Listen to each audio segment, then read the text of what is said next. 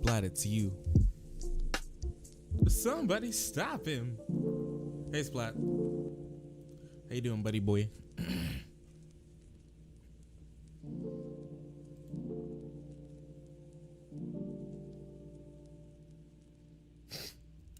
Please, somebody, anybody stop him. I'll do anything.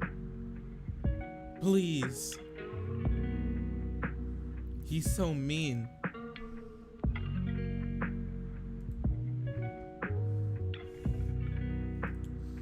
He must be stopped. What's good? What's going on, buddy? How you doing tonight? He's a real stinker. He's a dink. How you doing, bud? We're gonna be doing a little bit of memeing, and then we're gonna play some Gungeon actually after that. I don't want to get rusty on Gungeon. Doing good? That's good. It's always nice to hear you're doing well. I'm fine. I am fine. Life's been a little stressful, but I'm going. I'm definitely going.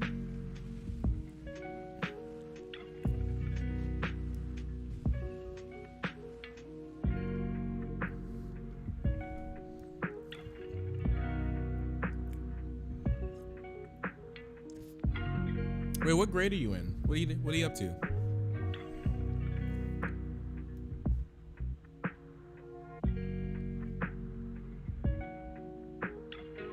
I'm in grade 10. Whoa, 10.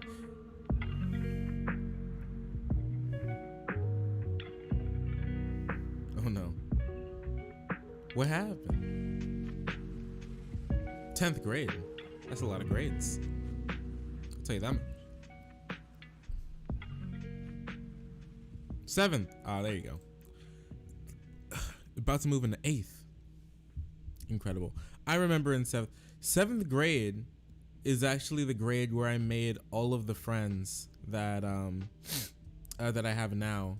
I'm rolling with the same friend group that I was rolling with back in 7th grade. So, not saying that's gonna happen to you, but it's been a good time. I'll tell you that much.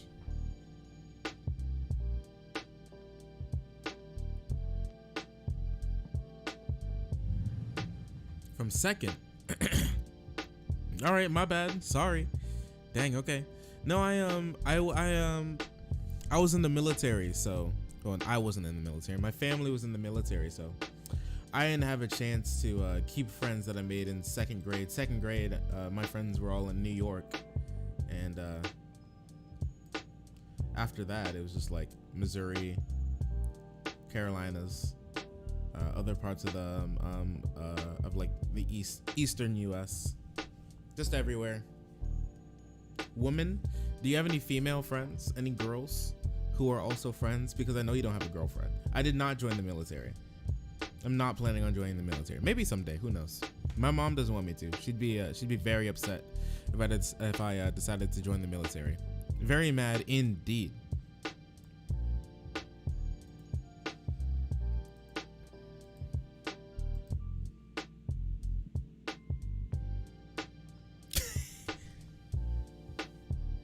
My bad. This is supposed to be the nice time where we forget about girls. We don't need any girls, okay? You don't need any girls. Heck a girl. Let me tell you. You know what you need? The love from your boys. That's what you need. You don't? All right. See, listen. Here's a little tip for you, okay? Welcome to Shark's dating advice. If you wanna make it 10 times easier to get a girlfriend, get some girlfriends. Bro, make those girls your friends. Make them actual literal friends.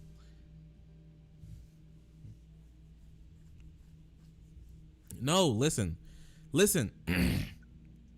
Make them your friends. You know why? Because girls always love a dude who's around other girls.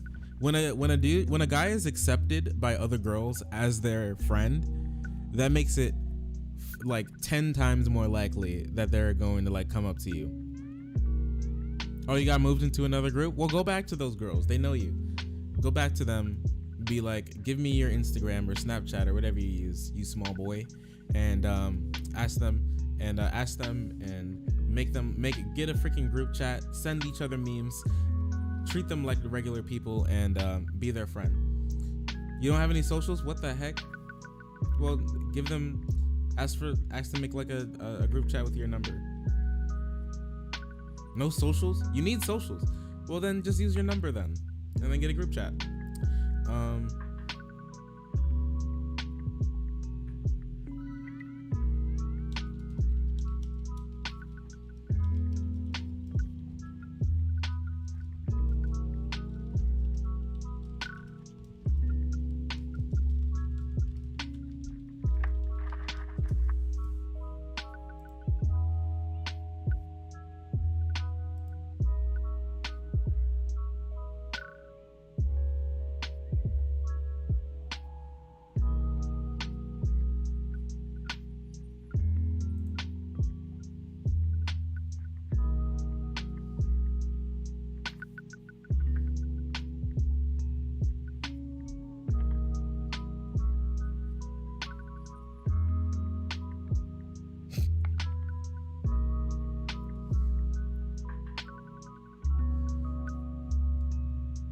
You don't have a number? You don't. I don't have a number. I don't have any socials. I don't have a number. I also don't have a computer. I don't know how I'm watching you. No, you don't have to move into the group. Like, find them in the hallway or like their other, or like before class or after class. Say what's up. Make them your friends. Or even even if you don't talk outside of school, just make them your friends. Eat with them at lunch or something. Make them your friends. No, dude, you need them. No, you need them. You need to make them your friends.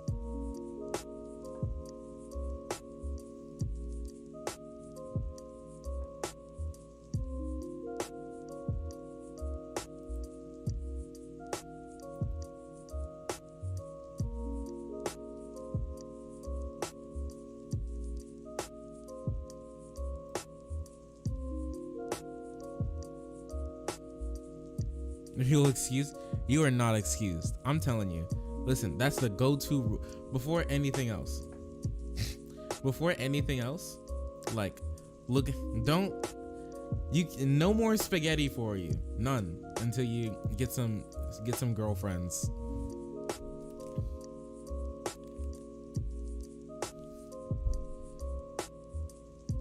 No, look, listen. This worked for me. Only Q1. This worked for me 100%. Like, once you start hanging around a bunch of girls, it becomes way easier. Look at this. Look at this, dude. Beware of the man with no female friends.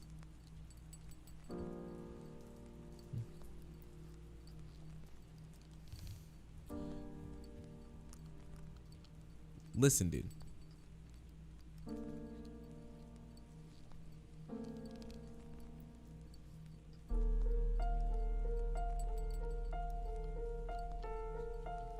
What am I trying to say? I'm trying to say that if you want to get a girlfriend, one of the easiest ways to do it is to just make any female friends.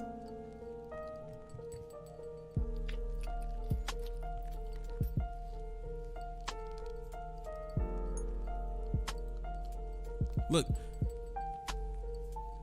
men get in attractiveness. Oh, get the heck out of my face. No thanks. Get out of here. I'm done. I'm tired of you. I'm sick of you. Men get an attractiveness boost when other women fancy them. Listen.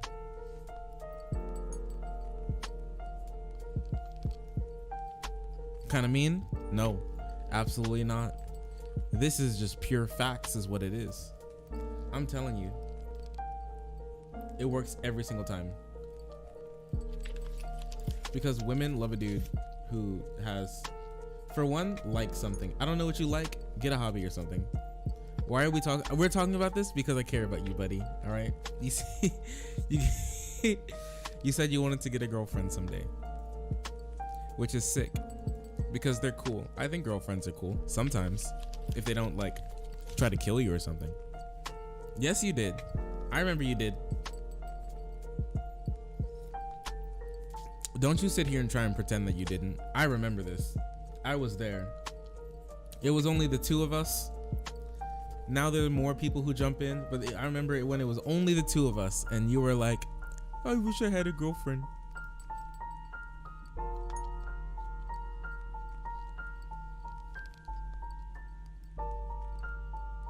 You don't want one?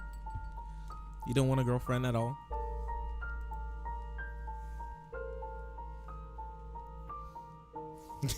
I never said that. Sure, check the logs. Clip it and ship it.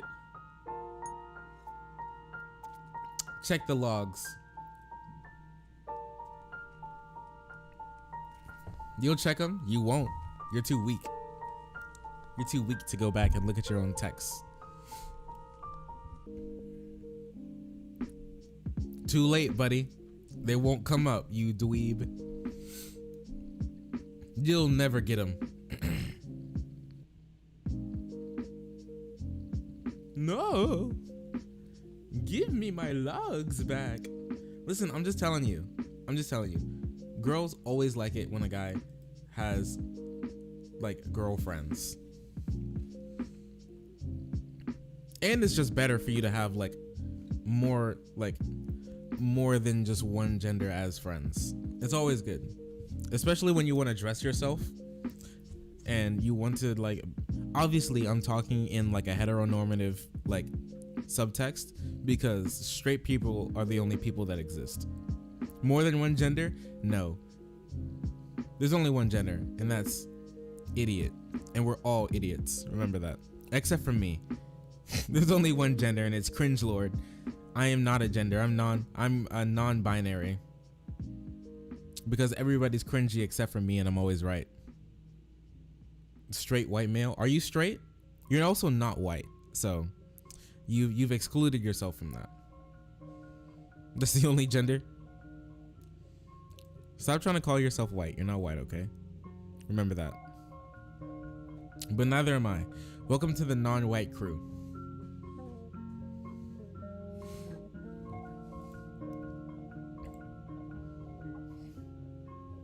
Dude, I'm not white. Dude, I'm not white, okay? I'm not.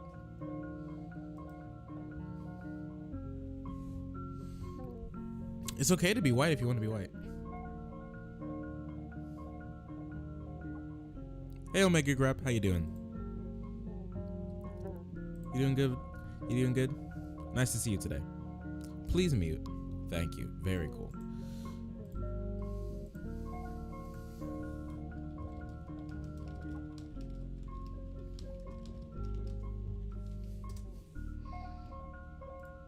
All right. Okay. I hope you're doing well today. I'm trying to teach Splat how to get a girlfriend. Welcome to Shark's Pickup School.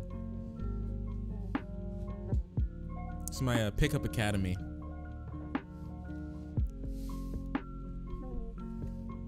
How to get into the psyche of girls, and absolutely don't listen. Listen, you're the one who needs to listen, okay? I've got it on lock. Somebody stop him. Brother, I will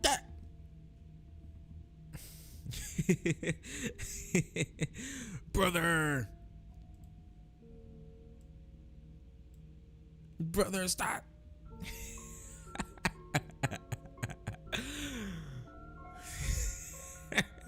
Those poor guys, they got cut down.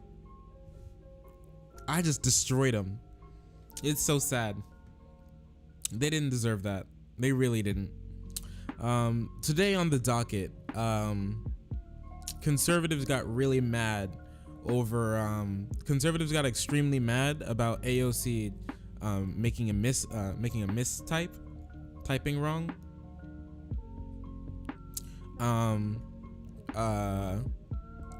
a white nationalist gets really mad about women existing and not listening to their husbands and being butt naked, wearing nothing but an apron, barefoot in the kitchen, constantly pregnant. So that's always fun. An Andrew Yang supporter gets on Bernie Sanders for proposing a federal jobs guarantee. That's always a good meme. And we're gonna be playing some Gungeon as well. So it's always some good stuff going on here. Always some good memes. Always. So I guess we'll start with the first one.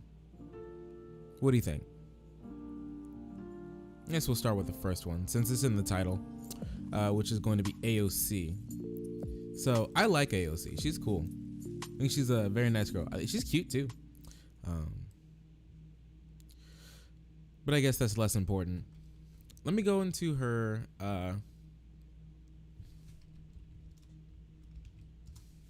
Let me go to her Twitter.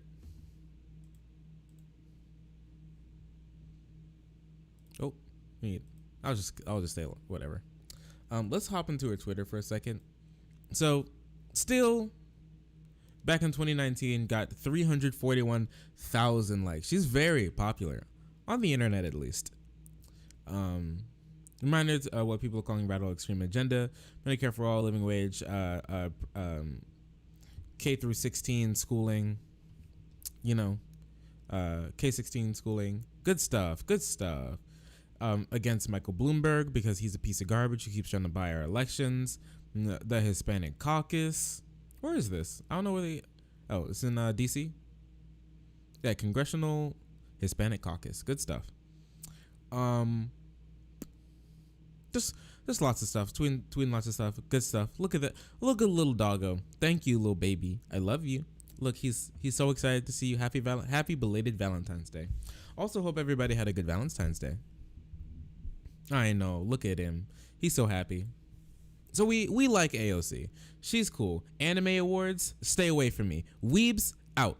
No weebs.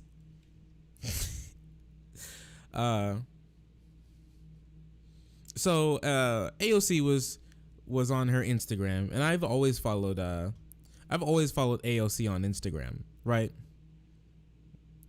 What going on? I'm talking about a Hispanic girl. You may I heard weeb getting kicked out. Yes, weebs are getting out. All right, no weebs in my community. Absolutely none. The foot fetish people, they can get out too. But if you're a furry, you can stay just a little bit, as long as you don't get any YIF fluids on my carpet. All right, I'm gonna tell you how hard it is to get out. It's pretty hard. We don't play those games, okay? Actually, my friend. Speaking of 7th grade, my friend had to share a locker.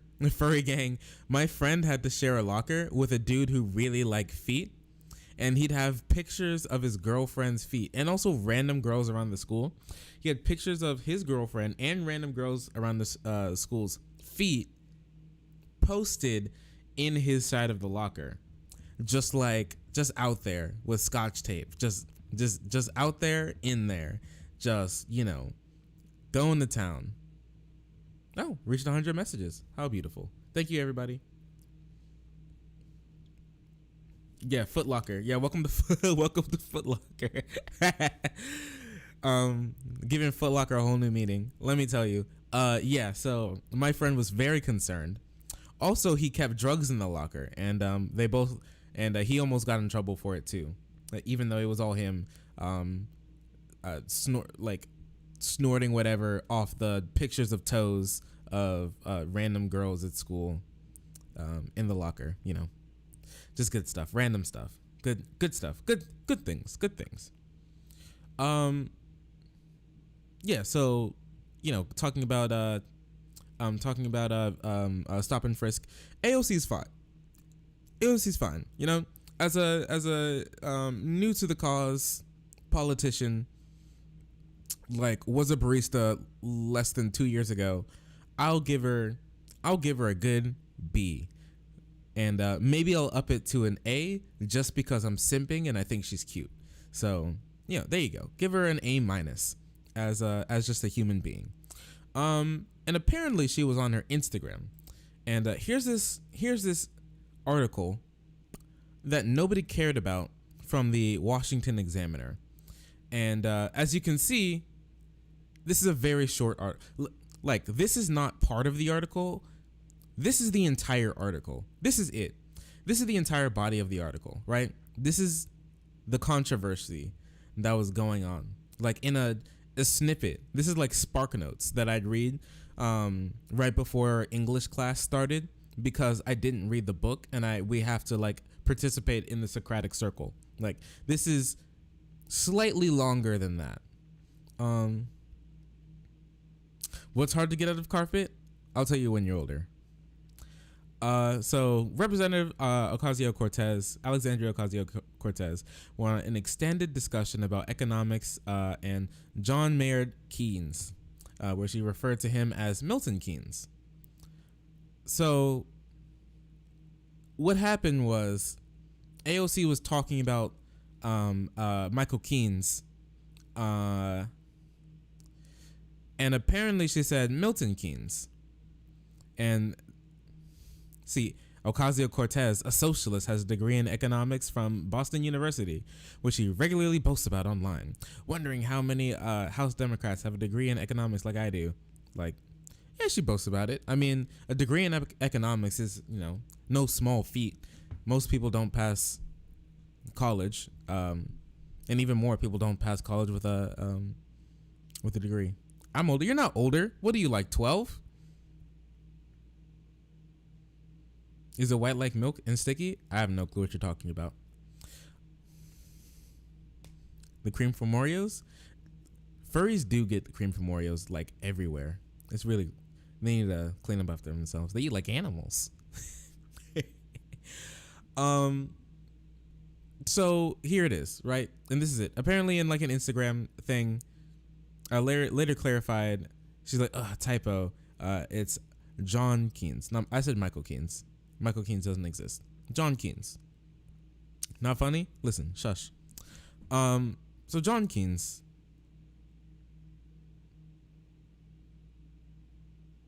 Very different. So yeah. So this is not a problem.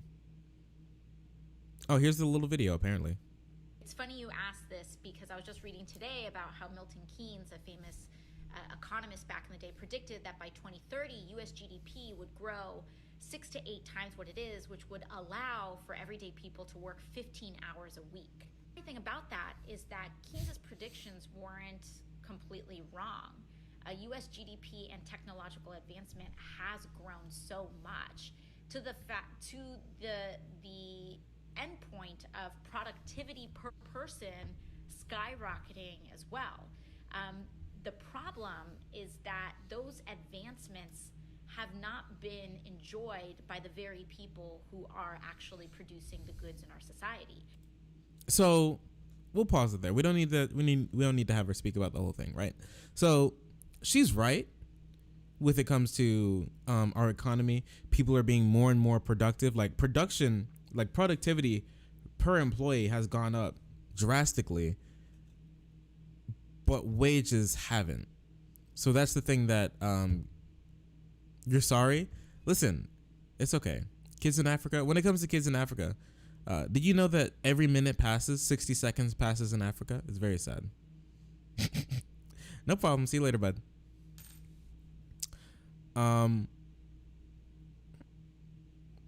So she was right there, and we're still talking about Keynes, right? Yeah, Keynes. Keynes couldn't have predicted how wages stayed so flat ever since the 60s. And that's the real problem. But obviously conservatives don't care about that because they don't care about people. And here's this guy. Here's Yeehaw Boy. Yeehaw Boy here has 239,000 subscribers. All the cum talk scared them away. Welcome to Cum Town. It's Coon? Yeah, look at him. Hey, this guy looks like my engineering teacher. in high school. I like my engineering teacher. He's a cool guy. Very nice man. This is not a very nice man. So here's him, this guy, who sees the typo from AOC and says that, oh boy, AOC creates a new economic system. So apparently this is AOC creating a new economic system by accidentally saying the wrong name of an economist. So let's see what he has to say. All right, guys, I'm breaking from the norm. I'll give you a little bit deep for you, but ladies and gentlemen, I'm positively quivering with excited reverence as I bask in the acres of shade cast by the monumental dome of Our Lady of the Woke Alexandria Ocasio-Cortez. I'm cringing already. So here's this thing. He goes off on most of this video is just filler of him acting super facetious and not talking about anything, like mouth running at 1,000,000 miles per hour and not saying a single damn thing. So he's just mad that it is time to AOC to resign. It's time for AOC to resign.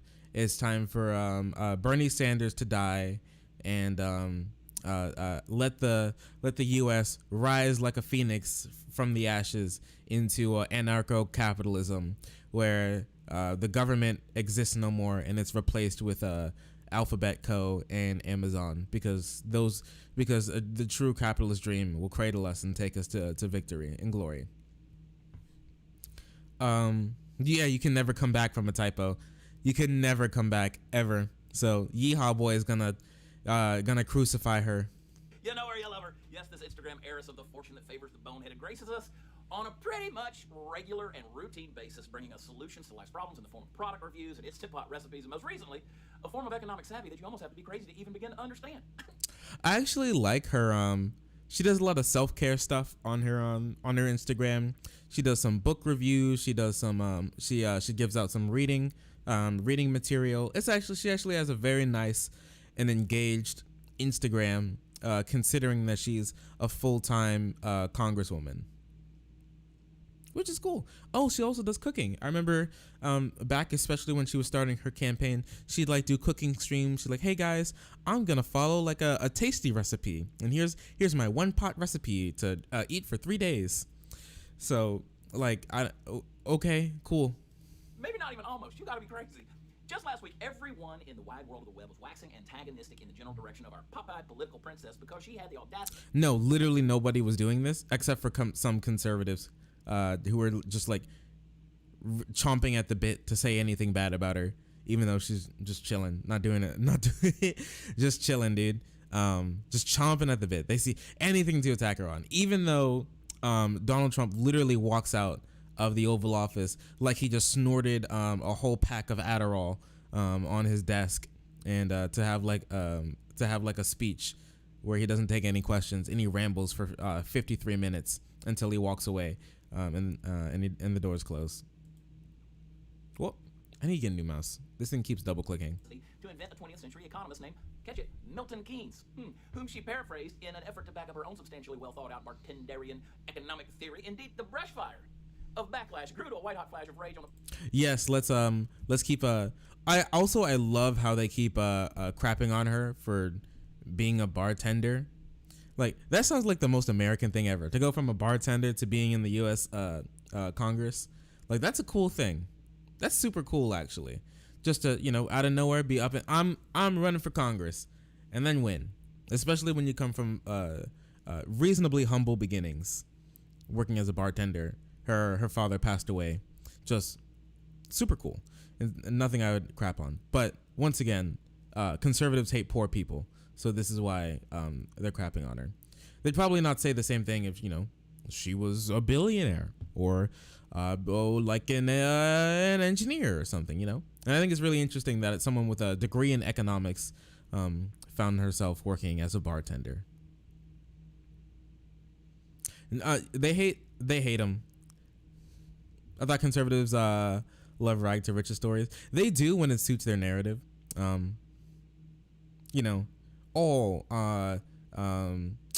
poor person were in central St. Louis was eating literal dirt and digging in the local park for worms to eat because they were so poor, then thought of an idea of like a device that calls worms to the surface and made $100,000 and now donates to Republican campaigns. This is true capitalism. Welcome to America, son. Welcome. Oh, brown lady go from working in a no-name bar to being in the U.S. Congress and sitting on the House Judiciary Committee.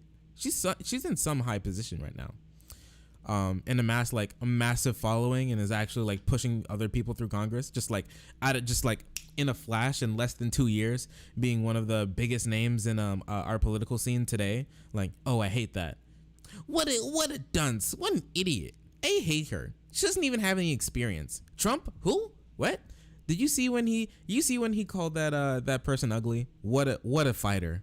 Part of the racist, bigoted, xenophobic, misogynistic far right amidst the furor of which they claim that she was confusing Ooh, more buzzwords. Funny meme. economist Milton Friedman and Jonathan Maynard Keynes.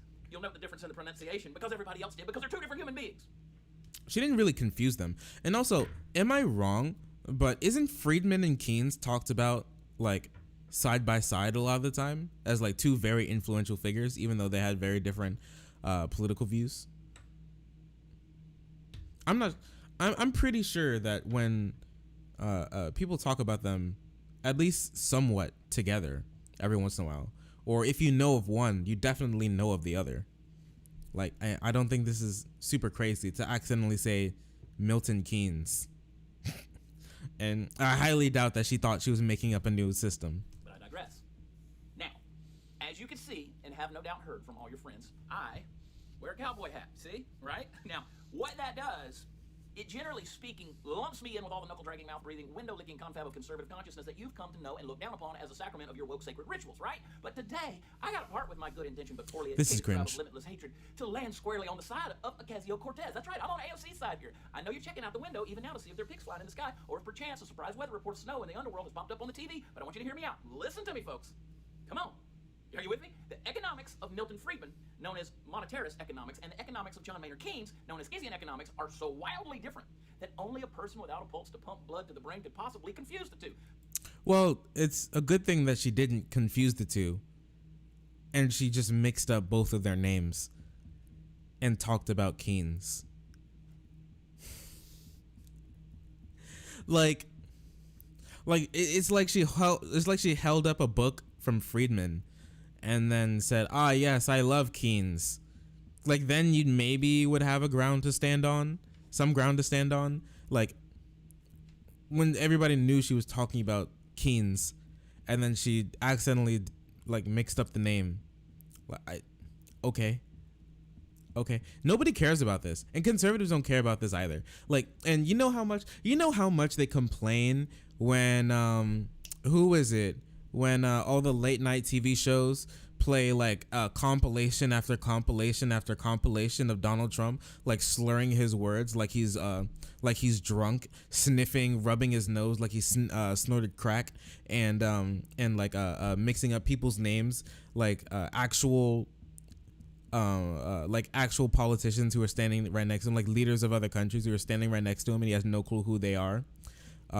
And they like harp on this all the time and get super mad when everybody calls him an idiot when he calls someone's name wrong again, or says, "Ah, yes, Puerto Rico, they have many problems like big wind and big water."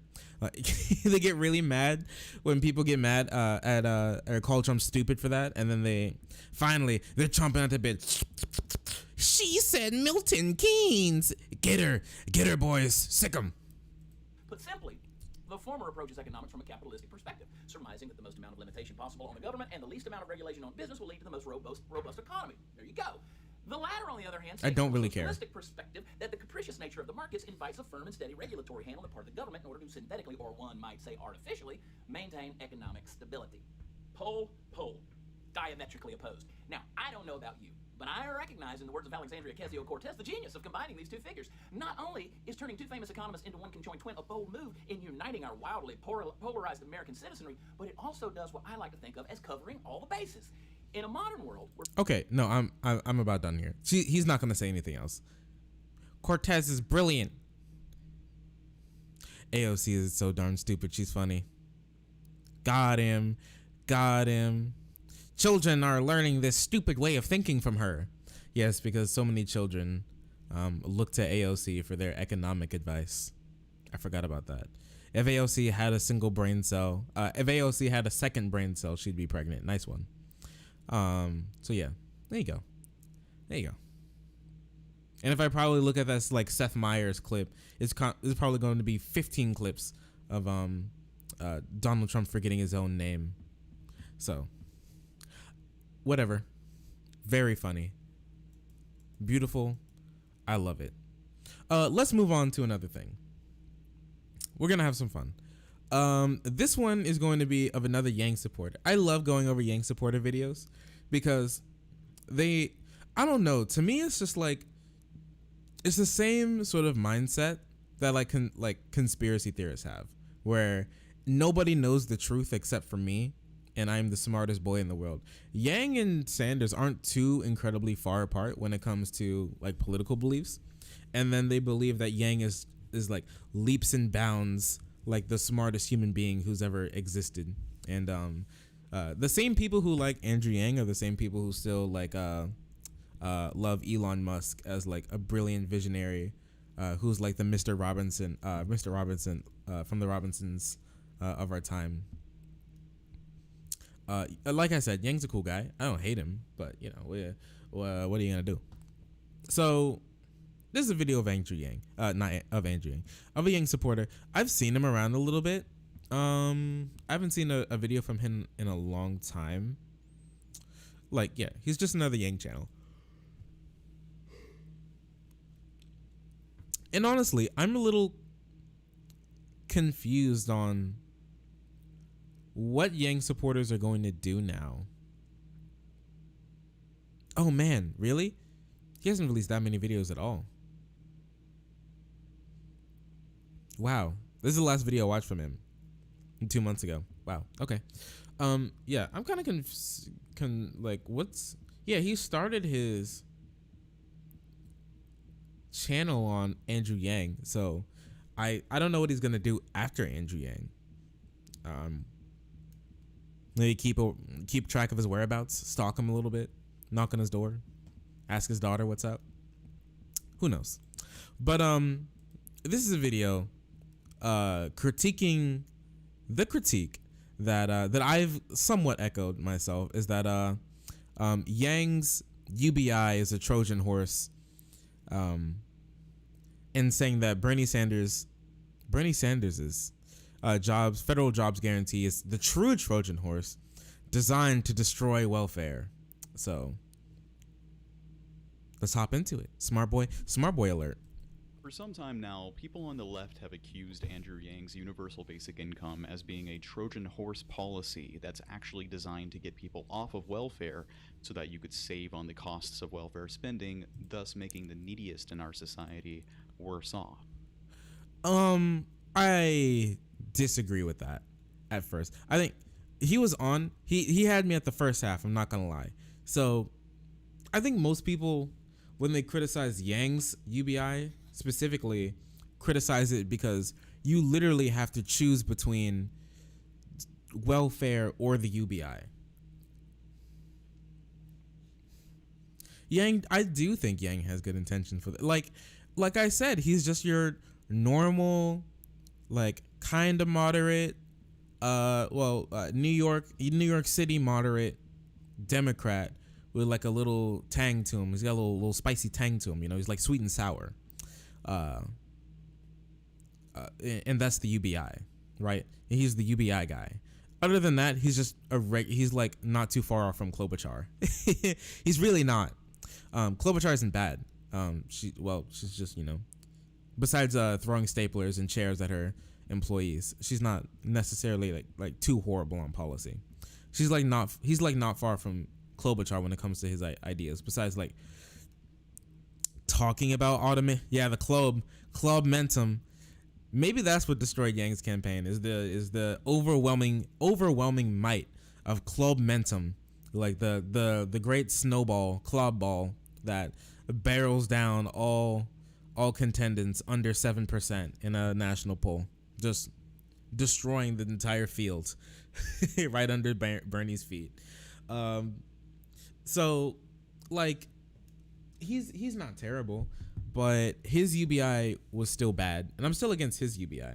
And the thing that we're going to see here is that I'm quite sure that he's not going to compare Sanders UBI, federal jobs guarantee, to something else that he's going to critique. So this starts on like a false equivalency. It already started on the bad foot while not understanding the actual critique, right? Like the problem people have with Yang's UBI is still that you have to choose between welfare and the UBI. You can't get both. You can't just, not everybody just gets $1,000 a month, leaving people. I think I would support a different UBI plan. Yeah. UBI seems to be fine, and to help people out a lot. If it was just like straight, even if we had like Bernie's plan and then Bernie did like, I don't know, even if it was like a much smaller UBI, like even smaller amounts of money, like even a couple $100, if it's not like $1,000 a month, even like a couple $100 would do a lot to revitalize the economy. I think it would do a lot. Just put money in people's hands and let them do as they wish. Like, still the problem with UBI is that most poor people who live in places where it's poverty, it's a lack of opportunity, $1,000 a month usually isn't enough to help you lift yourself out of that situation. Like, we still have places in this country that have a 30% social mobility, like statistic. So 30% of people have the chance of going from low class to middle class, and 30% of people have a chance to go from middle class to upper class. So like the places that they're in sucks money out of their communities. So I think a UBI would help dampen that, and I think a UBI would help, but I don't like Yang's UBI, and I think it'd be for UBI, even if it was like cut it in half, $500 a month, even $400 a month, $300 a month. I think most people would be very happy having $300 a month extra in their budget. I think that would help out a lot. But the problem still is you have to choose between that or your welfare. So I think that's he's not going to tackle that critique, which is something I think is very hard to do. So whether he's doing it like maliciously or subconsciously, he's still dodging the real question. So for a while now, I've talked about how if that's true of UBI, then it would be true of a policy like a federal jobs guarantee, which Sanders is proposing. The craziest thing about all of this is that there's actually a large group of federal jobs guarantee support. Well, no, because still you could still have welfare and you still have welfare and your job. What's up, Nero? Corvo Bianco Nero. What's up, bud? How you doing? Hope you're doing well tonight. Thanks for being here.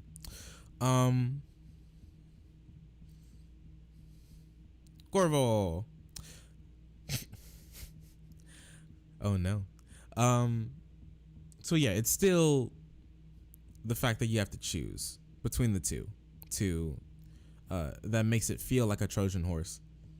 But let's see what he has to say. Supporters who believe that it would be better to have a federal jobs guarantee instead of our current welfare spending, and that in fact the way to get through to conservatives is to point out that the way that we get full employment is by doing away with welfare in favor of jobs. Well,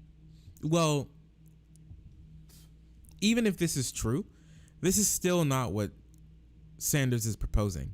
Like, if Sanders was proposing this, I knew he'd say it. I knew he'd do it. If Sanders was actually proposing this is a false equivalency. If Sanders was actually proposing this, I think he'd have a point. But he's not. And the problem is Yang was literally proposing you choose between welfare or UBI, which leaves, for one, single people at a much higher disadvantage than married poor people. And, with marriage rates dropping and people wanting to get married later, you leave more and more people out every single year who have access to a UBI that would actually benefit them And that's the problem with Yang's plan. Sanders isn't proposing, oh, you have a job or we get rid of welfare. Slavery in South Korea? I haven't heard about slavery in South Korea, but if there's slavery in South Korea,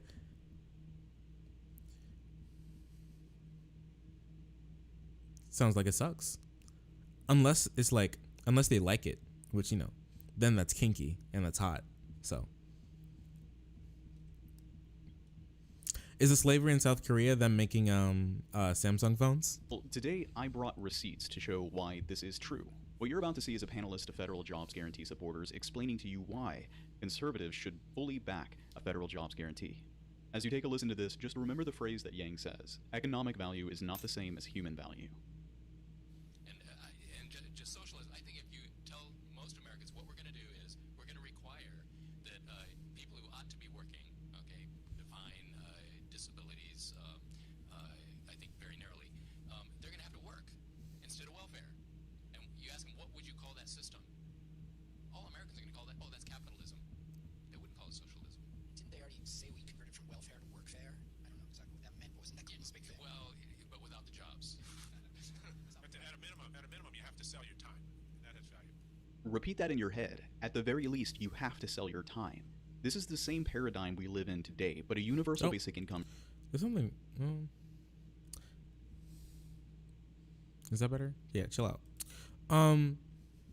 Yeah, so it's just a bunch of like people who wanted to do like take away welfare and then just have people work. So, okay, sounds like it sucks. Still not what Sanders is proposing. Basically, slavery of mentality disabled people. Slavery of mentally disabled people, and they kind of kidnap them and make them work for islands. What the heck?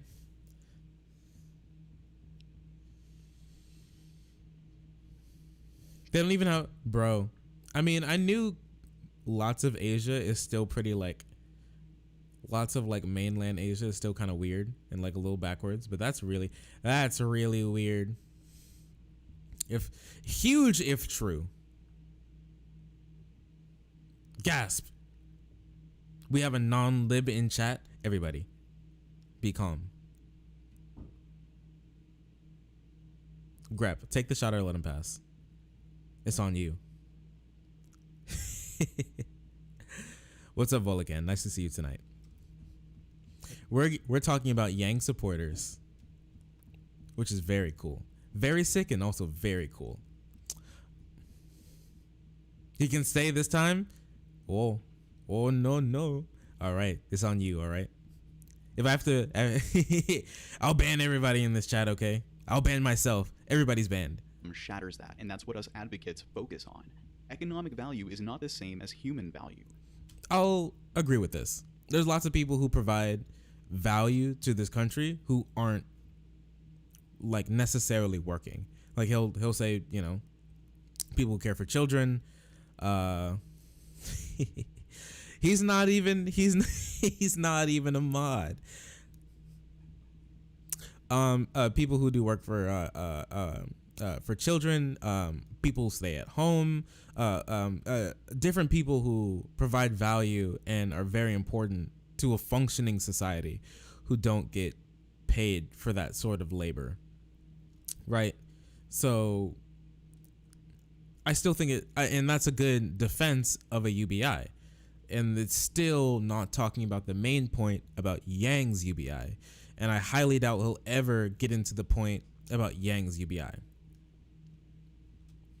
A stay-at-home mother registers 0 at GDP, but is providing an immense amount of value towards society. Thank you, buddy. And we cannot Thank you rely for saying on a what central I just hierarchy said to determine what is or is not a valuable use of time, or else we wind up in a situation where a stay-at-home parent makes 0, and Ninja, a video game streamer, makes $10 million a year. Hey, don't ever talk about Ninja Fortnite like that again, okay? Ninja Fortnite, every second of his time is worth $10 million to me, okay? I can't tell you how much I've learned from Ninja Fortnite when he plays Fortnite. I like his swooped back hair and when it is pink and he goes, ah, when he dies. It's very cool. No, I mean, I still agree with this, right? Correct a misunderstanding, because a lot of people do jump to this, that That's true. Ninja should be the only billionaire. Ninja is the only billionaire in my heart. He should also be president of the world. When the libs rise and the one world government finally takes over, and furries are out, 4chaners are out, and the revolution is finished. Ninja Fortnite will rise above all. We're going to guarantee that a job offer for anyone who's ready and willing to work. And then they say, oh, so they'll never get fired. No, we never said that. They don't show up, they show up drunk, they don't do their work, they're fired. Okay? Anything that a private employer can do to legally do to their employees, the employers in this program will do. Okay? And listen to the things that he just said there. He said anything that a private employer can do currently will still exist under a jobs guarantee. And I'm not sure how federal jobs run, but I'm pretty sure if you're like a bad worker, they'll still probably fire you. Yeah. And you know what? We'll still have welfare if they get fired. And that's fine. And I think that's fine. And that's still what Sanders is proposing. And still does not talk about Yang's UBI. Still. At this very... I wanted to... You know what? Maybe I can't talk to Joe Smithy or whatever, whatever his name is. He can't talk about it because he's like crazy and he doesn't listen to people. But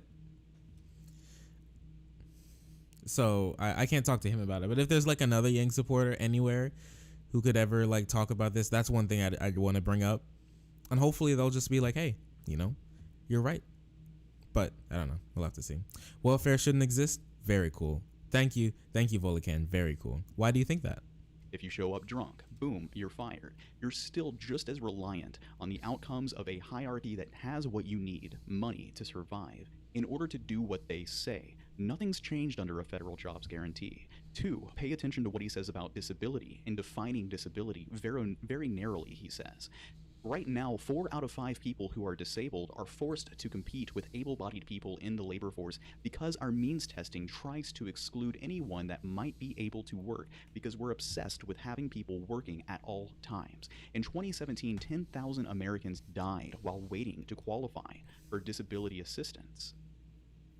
And look, so we're not talking about the government owning means of production.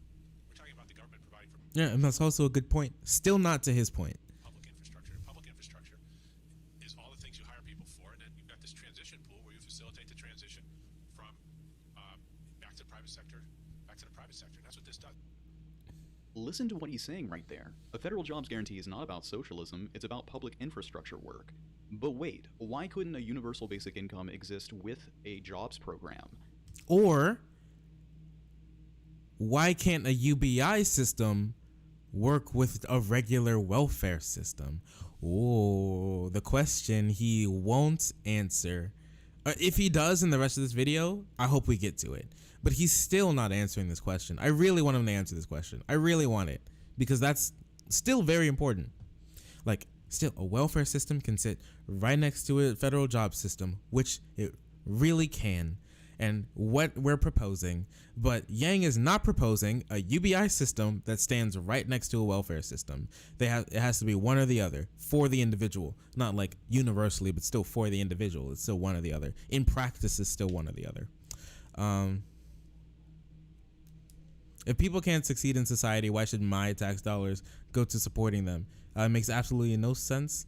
The thing is that the government should be doing is protecting the rights of the general. What? Your two points are completely contradictory. What are you talking about? Your tax dollars go to people who can't succeed in society because the government is protecting the population. If that answers your question. Provide for the common defense, promote the general welfare. Like, that's the government's job, and that's where your tax dollars go. If that helps, I guess. I hope it helps.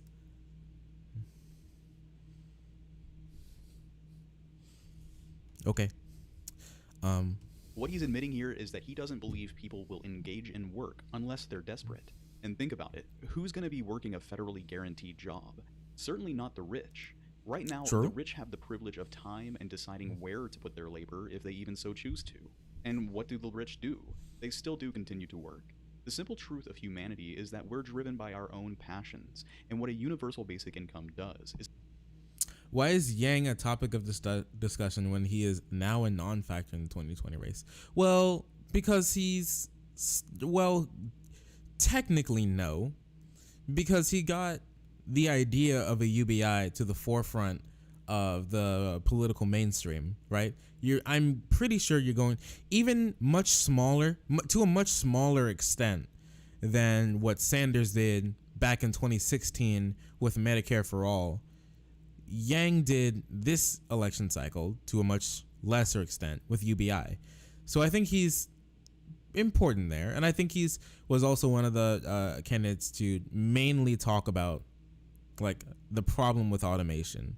He's like one of the only people who talked about like automation and like the future of the country with like humanity's labor standing by the automation of labor going into the future. Like, and so that's why he's a topic of discussion for me. And I thought lots of his ideas were interesting, even though I didn't like him necessarily as a candidate, or I like him anymore as just a person. You know, I mean, he's still a cool dude. I liked it when he pretended to come in one of his supporters' mouths with a champagne bottle in Iowa. That was very nice. It was very cool. This acknowledges that human value can exist in so many different ways, and not all of that value is rewarded by financial paychecks. I mean, and that's at true. the very least, a UBI means that there's $1,000 allocated regardless of any strings attached for you to express yourself how you want. But a federal jobs guarantee doesn't shift our paradigm at all. You're still just at the whims of a hierarchy.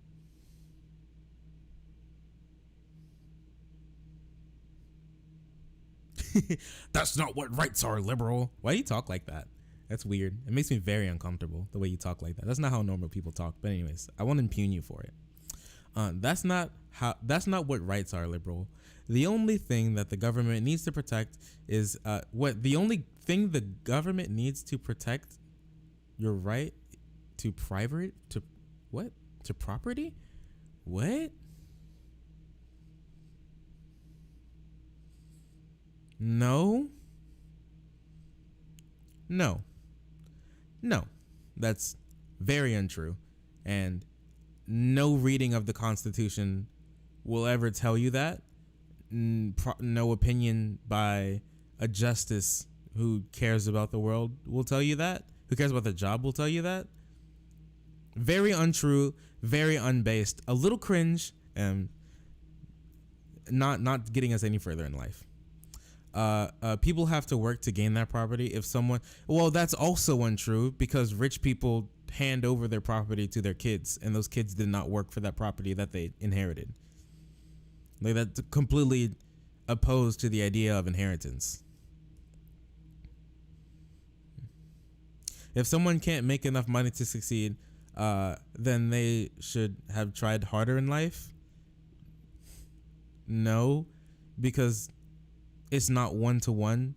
Just because you don't succeed does not mean that you didn't try hard. Like, for every Bill Gates, there's probably 100,000 people who tried to be him and couldn't, and put in similar, if not more, effort, and were just unlucky enough to not be him. And for every Bill Gates kid, there are a billion people who are born who are not Bill Gates' kid and inherits like massive influence over Microsoft and like billions of dollars just for being lucky enough to be the fastest swimmer to the egg. All you need in the world is a high school education and a good work ethic. That's incredibly false.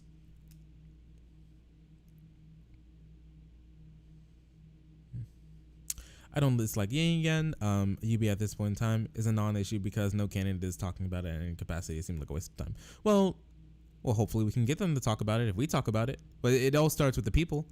It all starts with the people to talk about, you know. And I'm in this country, so I think UBI should be something that we at least talk about or maybe implement someday in some capacity. So I think it'd be important to talk about. I think not just because a candidate isn't talking about it doesn't mean that we shouldn't, or we shouldn't pressure a candidate to talk about it, because at the end of the day, they're not our boss, we're theirs. Why are you making excuses for people who don't work hard? Because you're making a false equivalency. Just because you don't succeed does not mean you don't work hard. You cannot find me any study in the world that will say that ever. You can't do it. I challenge you to do it. You can't, because that doesn't exist. Like, we don't live in a perfect world where effort put in equals effort that goes out. There's probably 100 streamers on this platform streaming at this very moment who have way more who are cooler than me, who have a better voice, who are way hotter, who have a better setup, who try harder, who stream more, who work harder, and have less viewers than I do right now. I have no clue how many viewers I have, but take how many viewers I have and bring it down to 0. And there's probably 100 streamers out there right now who are getting less views than me, who by all measures would be working harder, and they're not getting paid out the same. Just because you work hard does not mean you will succeed.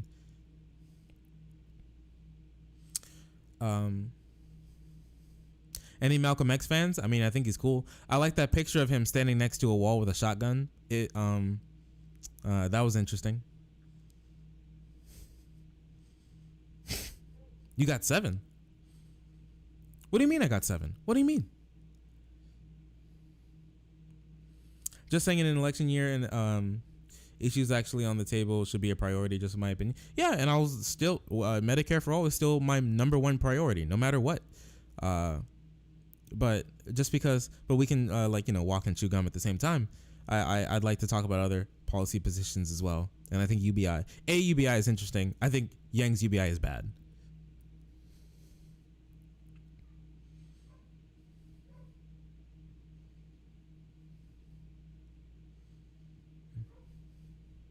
Seven viewers. Oh, I did. Oh, thank you everybody for being here. I really appreciate that. White immigrants managed to attain high levels of wealth when they immigrated here in the 1900s.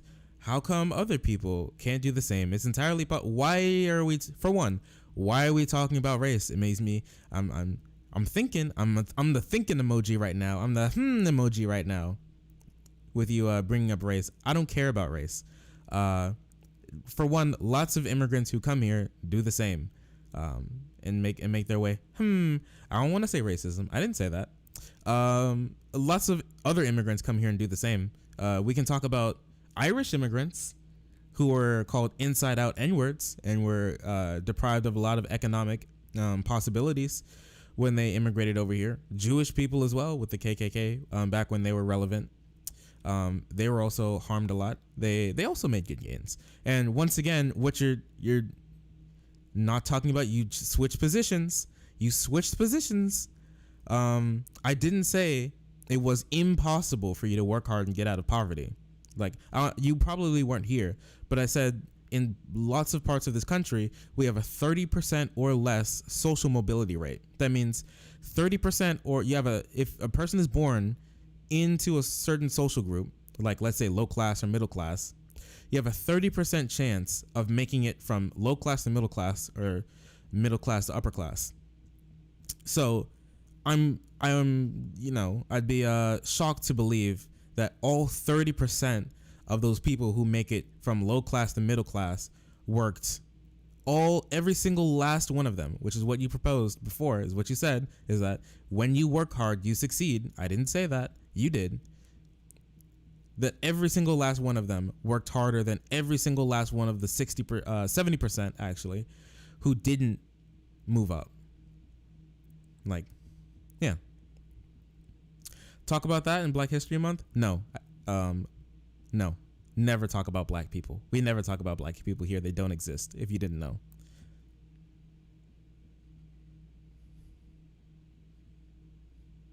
can you send me can you link an awesome Malcolm X quote? You can private message me it.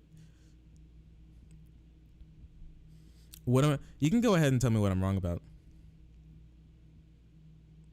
Yeah, Asians have the top U.S. per capita household, and Nigerians do the best in the country. Nigerians are the have the, what is it? It's something.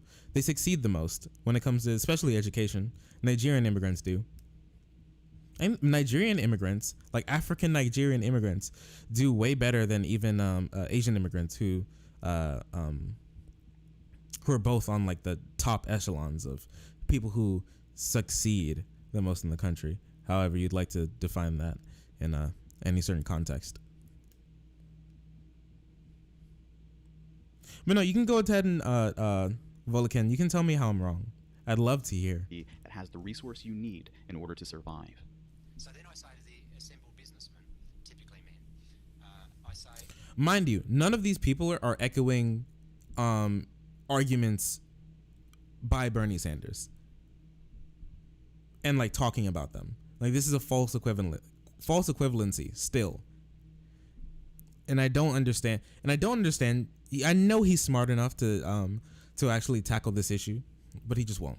well, what are they doing in the public sector? And I can get them to chant nothing. And then I say, well, are you happy about that? Whoa, buddy. All right. You can just talk to me, okay? Let's not call out furries, okay?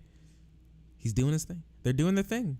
Don't be mean to people in my chat. It's okay. You can talk to me, bud. I'm here to listen. To say no, the bastards. And I say, wouldn't you rather them doing something productive in the public sector? And they say yes. And once you go through this logic, you can sneak up on them. And in the end, they become supporters of the job guarantee, doing community-based development work, doing environmental care services, doing aged care services. Because they would rather, their ideology and their prejudices would rather see them doing something than nothing. I think everybody would like that, but not everybody can, and we don't live in a fairy tale world where everybody will. We just don't. Yes, there are some people on our welfare system. There will always be people on a welfare system, if it exists, who exploit it. That's just how the world works. But I don't think we should impugn a whole system just because some people, some marginal amount of people exploit it, when we could help the vast majority of people who use it to help themselves. What are you talking about? You just came in here, shat yourself, and then left. Okay, good work, bud. Well, I appreciate you for being here then. Okay. Do you think that guy was oh no. I should have turned off my camera. I should have turned off my webcam. He probably took a picture. I'm going in this cringe compilation. It's very easy to persuade that. There you go. Case closed. This is a sneaky way to get people behind the idea of putting everyone to work. I'm completely against this type of ideology, and that is the true Trojan horse that I am afraid of. I believe that we need to be freeing up humanity as the fourth industrial revolution disrupts work as we know it. The #1 job in 29 states, truck driving, is at risk of massive disruption, and that should be a good thing. We live in a society of abundance, and it's time that we recognize that. A federal jobs guarantee is a submission to scarcity. It is a submission to the worst aspects of our work-obsessed culture can actually produce, and it furthers the paradigm of the poor and desperate, submitting to the will of the rich. I'd like to echo what I mean, I don't know about that, but a federal jobs guarantee seems kind of chill to me personally. I haven't heard many good arguments against it. I'll have to read up on it. Like, it's not a policy position that I care too much about personally. Still, he's yet to talk about the actual point, which is very unfortunate. I wish he did. I wish they actually came to grips with that point and we could actually talk about it, because I think that's very interesting, and I think we could come to a middle ground on that.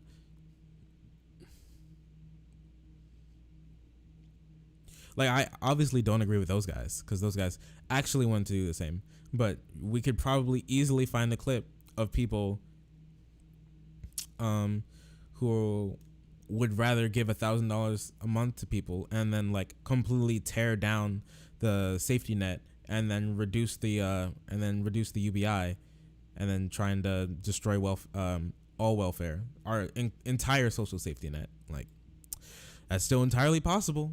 That's still entirely possible. So, very fun, very interesting, very cool. Ooh, a ContraPoints video. Guys, a ContraPoints video. A ContraPoints video. ContraPoints is uploading videos, and I'm all about it.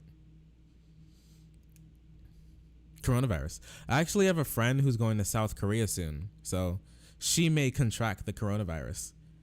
She may drink some bat soup and then get corona. Have you seen Wuhan's bat soup? It's actually hilarious.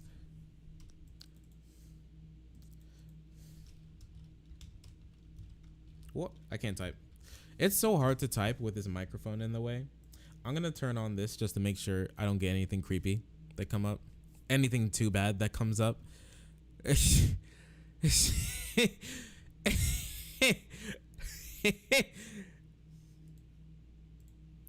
Ah, yes.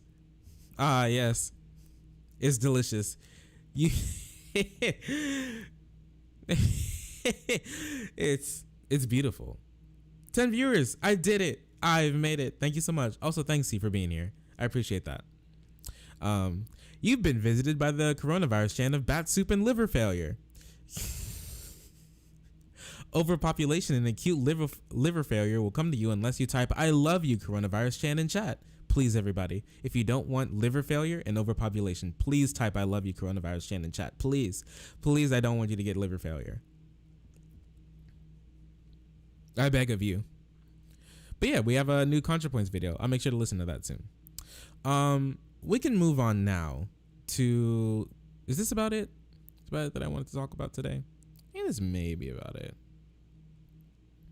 All right, we can move on now to this video by this dude called Way of the World.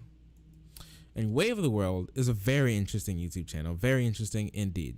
You know, what's wrong with white women?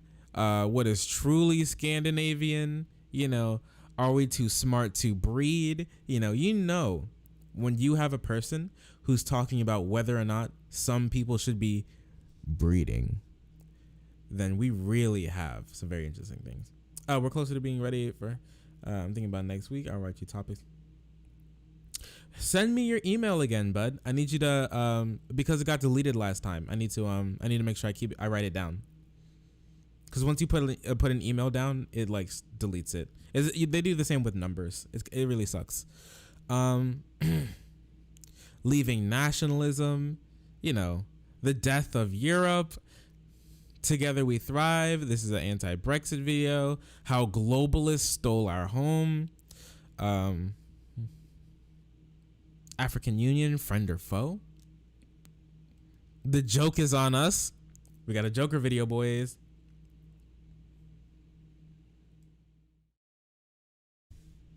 What, everywhere? Okay. Thanks, bud. I have to... Wait, give me 1 sec.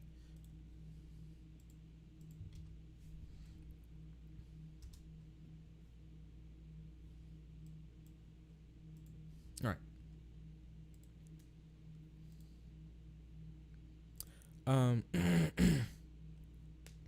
Where exactly is this group advocating for the total destruction of the welfare system? I haven't really seen it. That line from any rational people. No, you don't see it from any, like, thank you, I appreciate that. No, I'll email you after the stream, and then we could work something out. Sounds fun. You don't hear people talking about the total destruction of the welfare state. No one says that because you never get any votes, right? But you do hear people like Ted Cruz, like Mitch McConnell, like before, like Joe Biden, talking about how we need to make cuts to welfare, we need to make cuts to Social Security so we can save on the budget and pay for things like the military budget or anything else that matters less than a social safety net. in my personal opinion. So no, you never hear people, and hopefully we'll never get to the point where you can just come out and say we need to destroy welfare and then get votes. Mostly because most people in the country, well, a large plurality of people in the country will need some sort of welfare in some point in their life, and most people don't want to give that away, especially if they need it. So no, you never hear that. But this is a video that we're gonna watch. It's called "What is Wrong with White Women?" What's wrong with white women, guys? You ever just see a white woman and you know there's something wrong with her? You know, she's drinking a coffee, she's walking her dog, she's driving the car, and you're like, there's just something wrong with that white woman. Something's up, something's fishy. Well, this guy is gonna, you know, if you couldn't put your finger on it before, he's got it for you now. He's gonna tell us the problem with white women and women in general, mostly, but you know.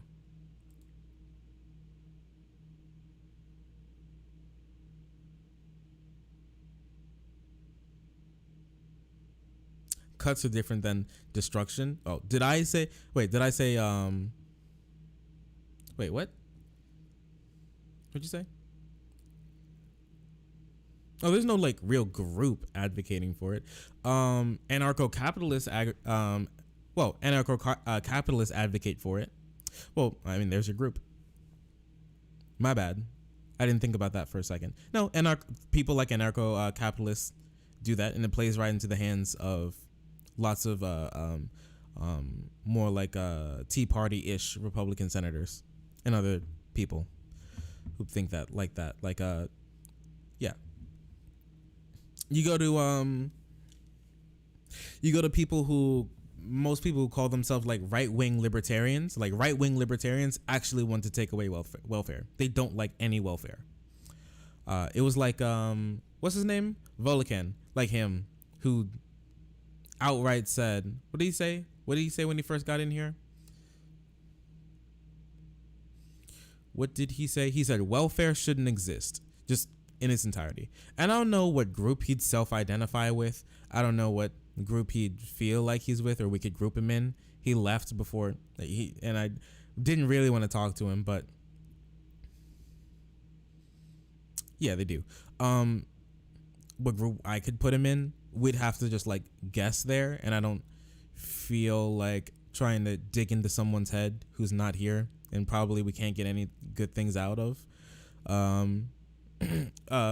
here. But people like right-wing libertarians and anarcho-capitalists, both groups with reasonably large followings that do not like welfare in any point. But yeah, back to this video. Let's hear the problem with white women, please.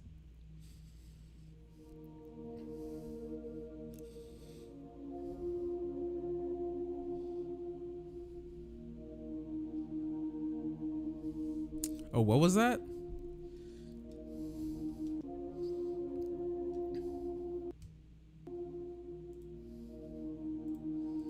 Oh, so apparently there was this TikTok. Apparently there was this TikTok here, and it's a white woman finding out my baby's gender today. And apparently she was having a baby, maybe. I'm not even sure if this is real. But let's for the point of argument, let's say it is real. And then she like TikToked herself going to an abortion clinic, and then making a meme out of like aborting her kid, right? Bad thing to do. I don't agree with this. I don't think that's very funny at all. Pretty cringy, unbased. So apparently this is the problem with white women. And I mean, obviously I think most people would find that objectionable, but of course, conservatives would take it as the destruction of Western society, or whatever this guy's going to talk about. After some things I've seen recently, I think we need to talk about white women again. Before I start, let me go through the 2 obligatory disclaimers. Number 1, no, I don't mean all white women. There are some brilliant and talented nationalist women. Hashtag not all white women, just you degenerate sluts. as well as many ordinary white women who simply love their families and nations. And I'm not talking about them. Oh, families and Number two, nations. Yes, men are also to blame for the decline of the West. But this video is mostly about the situation of white women and how to... Yeah, we're gonna be talking about white women again. Oh, guys, I know we were going to talk about the Jewish plot to take over the world again, but we have to spend some time to talk about the white woman and their help in destroying our society. Consider yourself to be right-leaning libertarian to some degree, although I disagree with a great many things in their platform. That being said, myself nor anybody thinks welfare should... Well, I mean, that's cool that nobody believes that welfare should be destroyed. I mean, I could say the same. Nobody I know has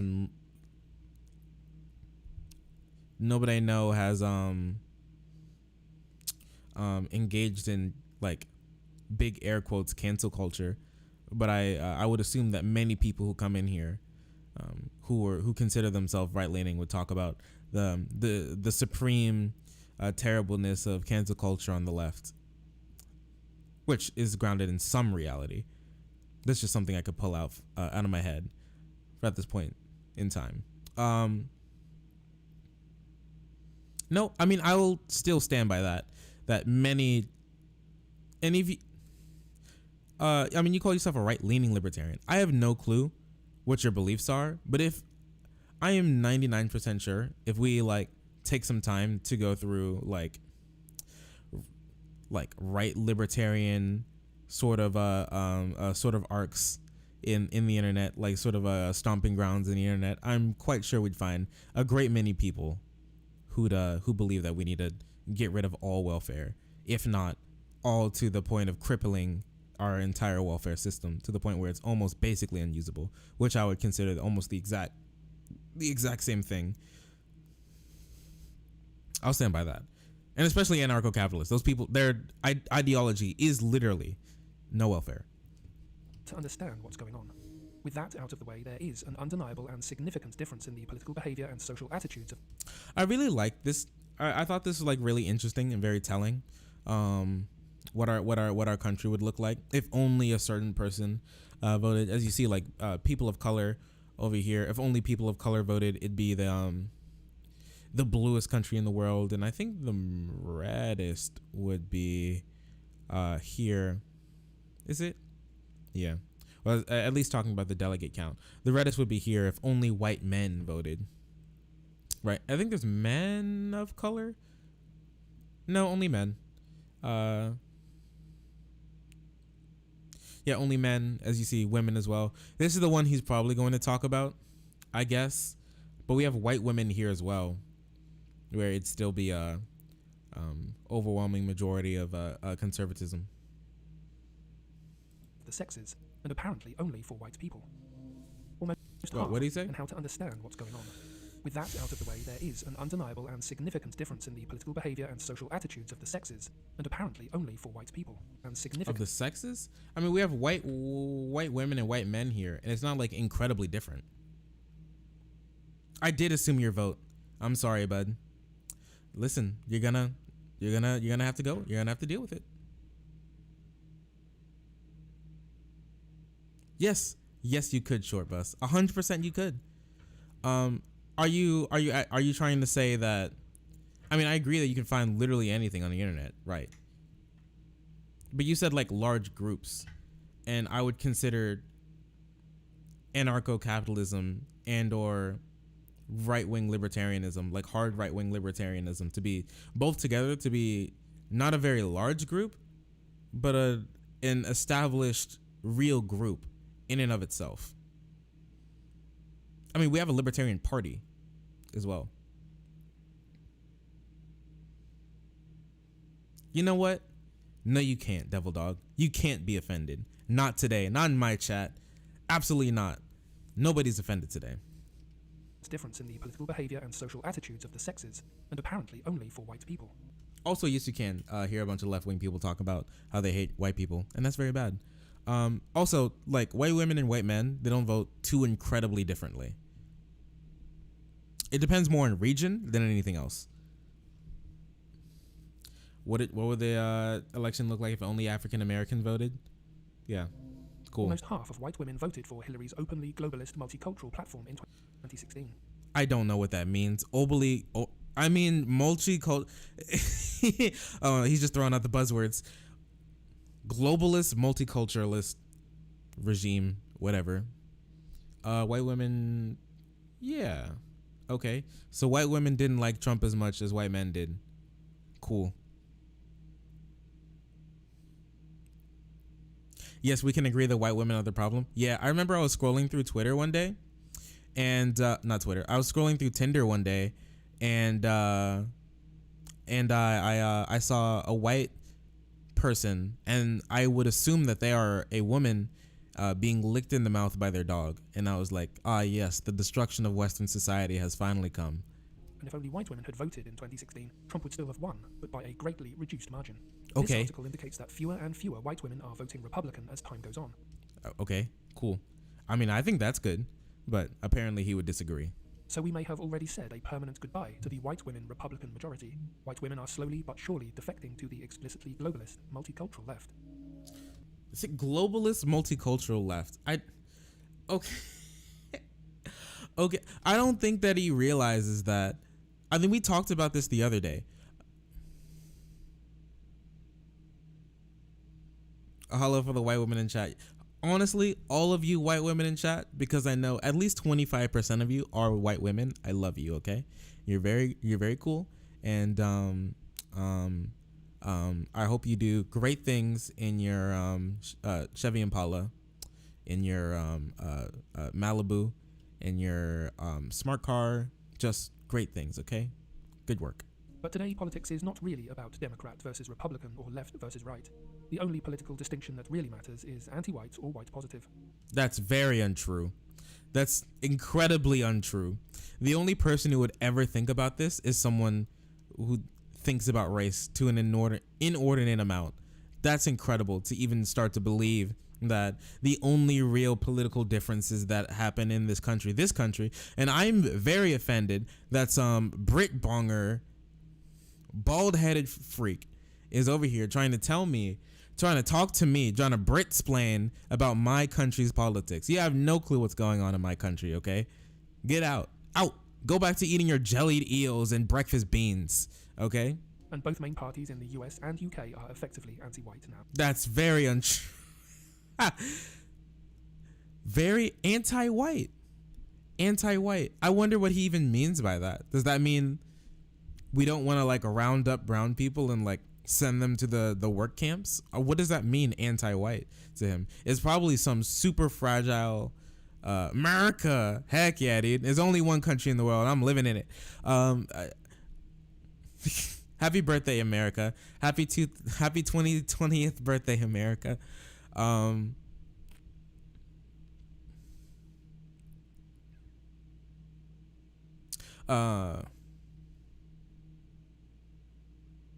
I'm saying generalized statements about groups of people is not a good thing, especially what you did. I don't think.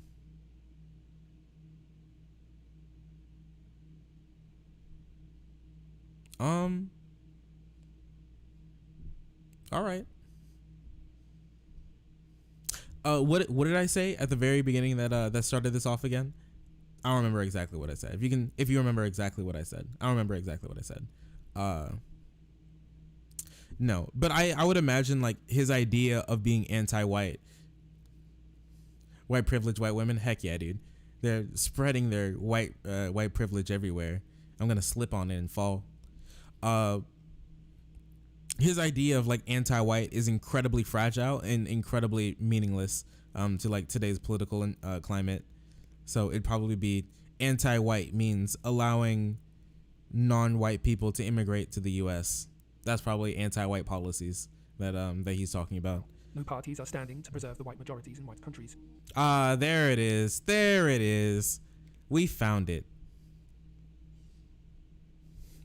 Jelly deals. And now we know what we Trump found it, actually bud. represents. Yes. We need to maintain the white majorities. If we allow brown people to come here, it is the destruction of Western society, because Western just means white. And We all know that brown people don't have society. i.e. legal and illegal third world immigration in unprecedented numbers. And many white women who voted for Trump are completely okay with this policy. I want you to watch this short clip. Wait, what did he say again? Legal and illegal to preserve the white majorities in white countries. And now we know what Trump actually represents, i.e. legal and illegal third world immigration in unprecedented numbers. And actually represents, i.e. Really? legal and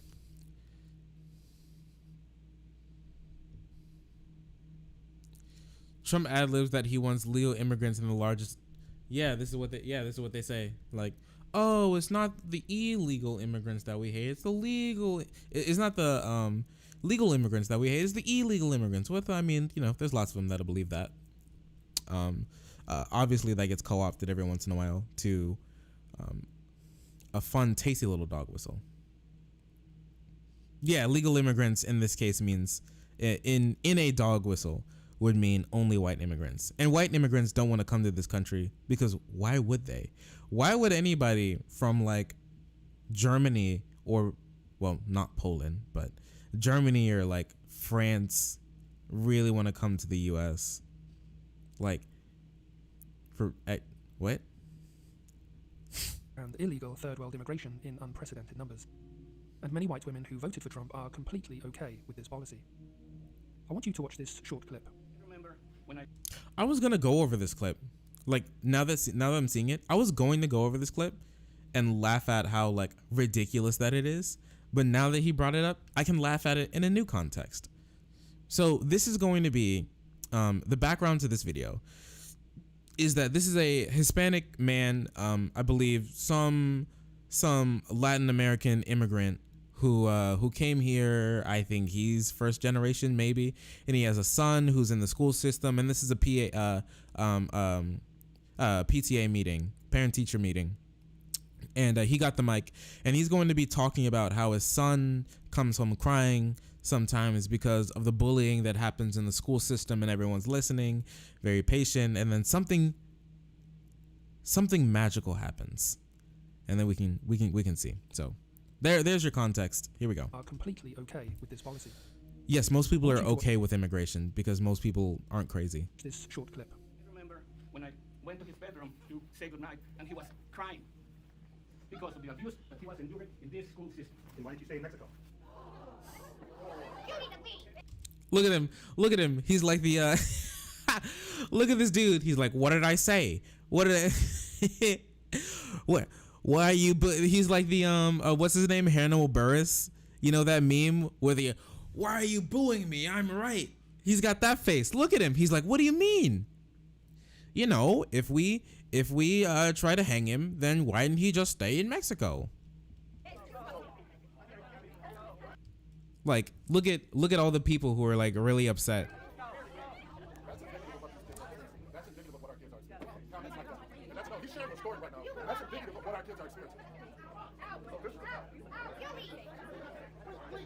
And everyone's trying to get this guy to leave.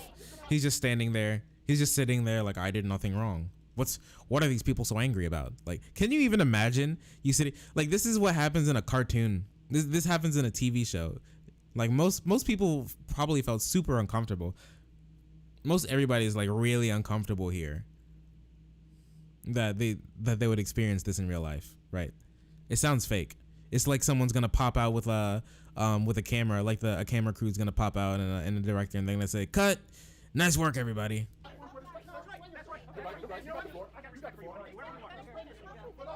What happened?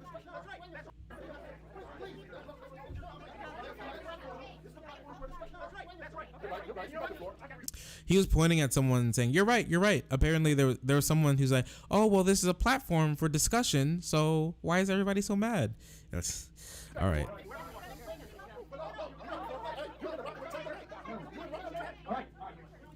Oh, he doesn't want the mic. He doesn't want the mic. He doesn't want to talk.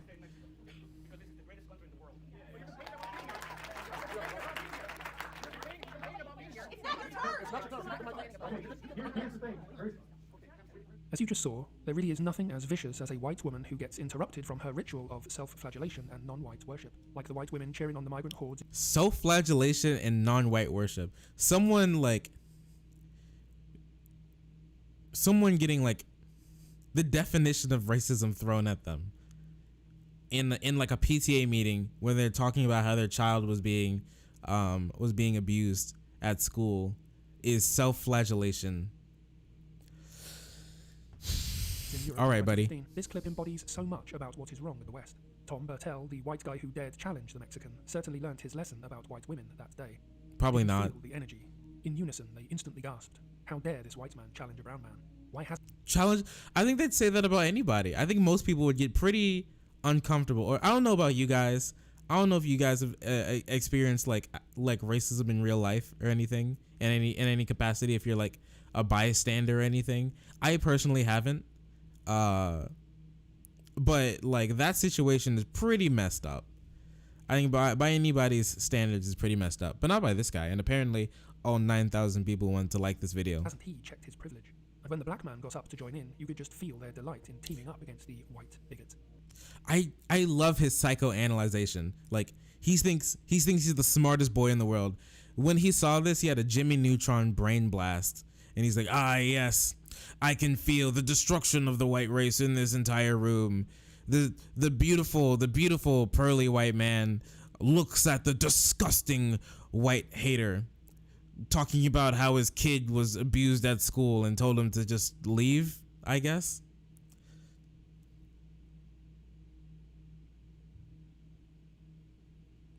They said some pretty sketchy stuff. I mean, maybe. No, yeah, I've never seen anything like this in public. Most people haven't, thankfully. We've done a pretty good job of making these sorts of people who believe these sorts of things pretty scared to speak up, which is good. I think that's good, especially in public settings like that. It helps build a community that's much more hostile to these sorts of beliefs, which I think is good. I'll stand by that. A lot of white women just love to side against their own kind. Selected participants here were the one that shouted, "You need to leave," the one who said, "Go." Do you think that? I think that most people.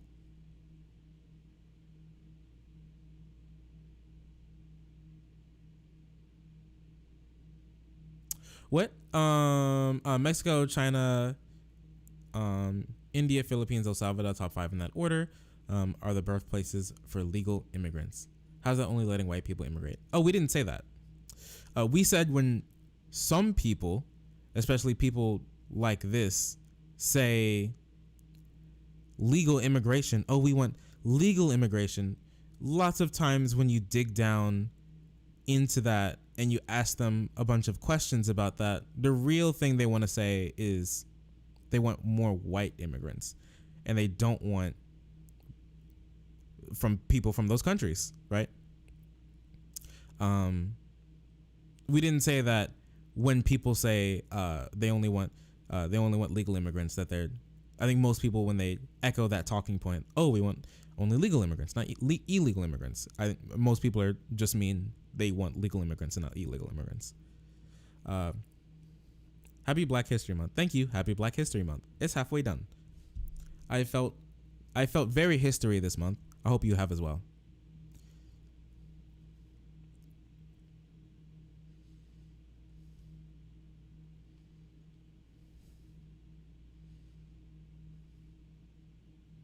Oh, it sounded like that? No, Omega brought up, if we can scroll back.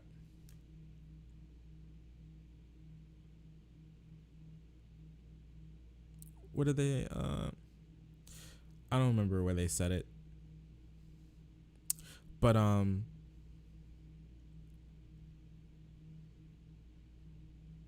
they were talking about how like when people say that, sometimes it's a dog whistle to say they only want white immigrants. Sometimes. In it, indeed, brother, in it. Yes. Make Black history. Every single day I'm living, I'm making Black history. I'll tell you that much. Go, go. The one who went apoplectic with rage, and the one that got right in Tom's face at the end. Eventually, Tom had his say and brought more unwelcome truth to this meeting, and this is the only short clip of it that I could find. Unwelcomed truth. Oh, I didn't know he spoke. Let's hear him. See, the fact that they didn't chase this guy out of the building is proof that people don't hate him as much, or they're at the very least here to listen to him, because the rules are you are listened to. I don't think many people expected someone to come here and be like mad at someone's kid being bullied, but you open the floor, let him have his piece. The only thing he can do is hang himself on his rope. And brought with rage. Let's slow it and down a one little that bit got right so in Tom's face at the end. Eventually, Tom had his say and brought more unwelcome truth to this meeting, and this is the only short clip of it that I could find. Try being white and walk in a black neighborhood, see what happens. And like this incident where somebody made a little tweet. Very tangential to his point. Also, black people aren't immigrants. I think 99 of black people here aren't immigrants. Oh, there it is. Yeah, that's when we were talking. No, yeah, that's when we were talking about. That's when we were talking about when I said white when people. That's when we were talking about when I said when some people say legal immigrants, they mean only white immigrants, and they just brought it up. No, we don't believe that when people say legal immigrants. No,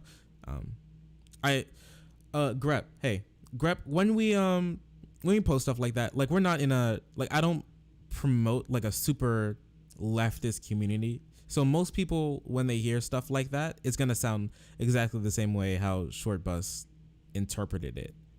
So I would suggest maybe explaining your point more, and I should probably do that as well, because I'm used to just talking to other left-wing people and we understand since we already gone through these points. So it's important to probably talk about it, explain more than just say. Because I like these people here, and I don't want them to get the wrong impression.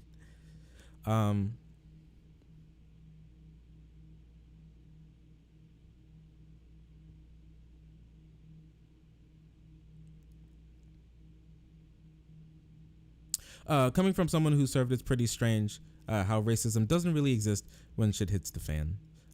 So one cares about skin color at the point of racism comes from people. What?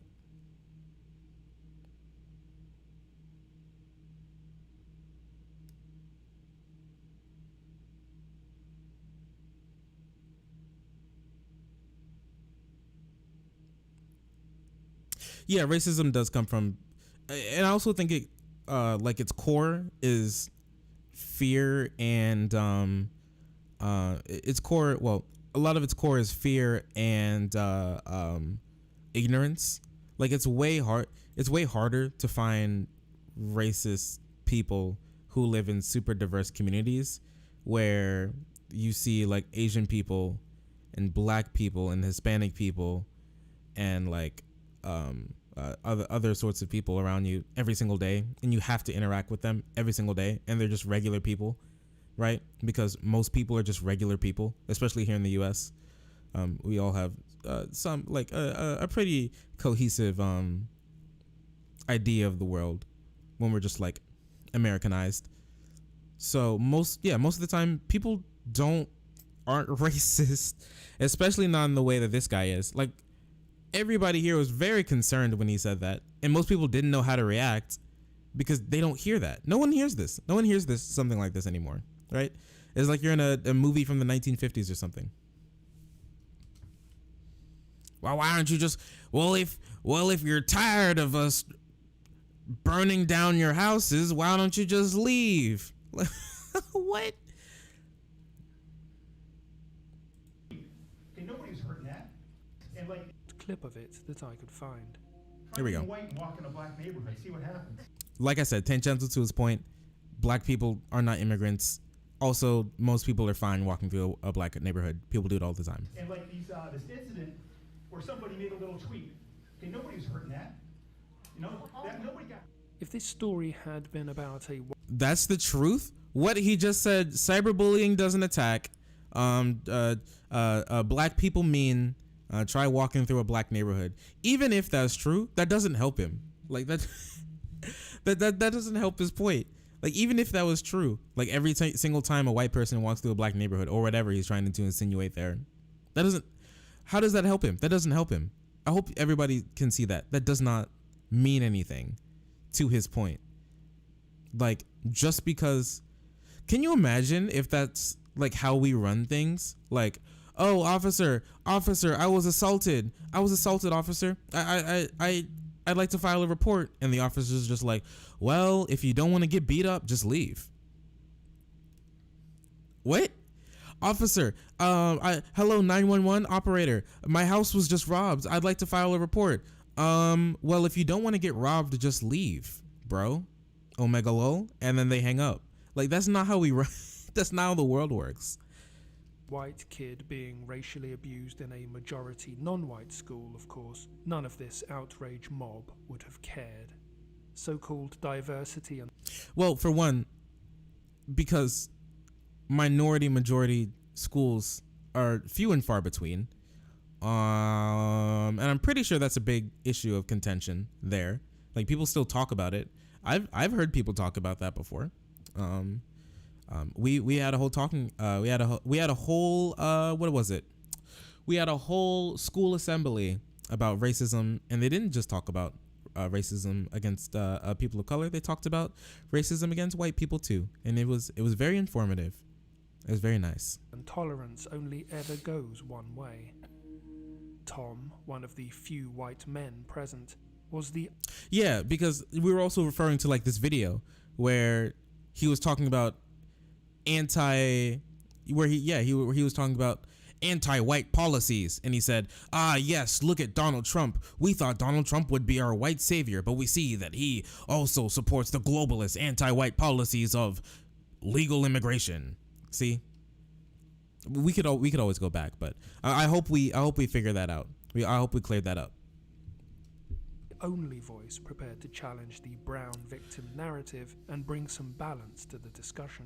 This is not balance. He's just a dick. I don't think anybody would look at this and be like, yes, finally, balance, perfectly balanced, as all things should be. Okay. He was the only one. I don't know who thinks children like this. And the reality of so-called diversity and tolerance. And can you imagine how absolutely mad this person would be if you're talking to him and he talks about, yes, look at all the black on or people of color on white crimes in this country, and it's like 2% of all race crimes, and then someone brings up, well, 98% of crimes in this country are 98% of race motivated crimes in this country are white people against other races, and he's like, how dare you derail the conversation about the destruction of the beautiful white race? Of course you liberal globalists would try to glaze over the fact that white children are being systematically destroyed around the world. You know, like, come on. Like, come on. No, this is not an argument that holds up. Perhaps these women will be happy when their grandkids are being routinely beaten at school for being part of the white minority. Oh, no. See, this is like the old meme where these people, they want to maintain a majority, and they give all these tangential reasons to their actual belief. And those reasons will be like, well, that's how it's always been, or well, that's how the country should be run. If you look at these random texts from founding fathers every here and there, when they talk about Anglo-Saxons, that means they want it only to be white people, and this and that, and the third. And then once you like hammer them, they're like, well, we don't really want to be minorities because look at black people, you know, and you know. And then they basically prove that that like being a disenfranchised minority does have a lot of weight that comes to it. It does. That's just a fact, and they know it, and they're just scared that if they're a minority, then the Browns will rise up and like set up white slave camps, just for the memes, just for revenge, I guess. Even though most people just want to live their life. Like in many other parts of the country, white flight happens for a very good reason. The problem comes when there is nowhere left for us to run. We have to be open There was and honest nowhere about white else for women's us to run. I haven't looked into like the idea of white flight. A lot of people, a lot of these types try to say it happened in Chicago, and it definitely wasn't because of like redlining and pre-affirmative action hiring policies that made it so white people in Chicago had the most amount of money and resources, and then the economy crashed in Chicago, so opportunity dried up, and so the only people who had the chance to leave and go to places with more opportunity were people with money, and those happened to be more white people. Like,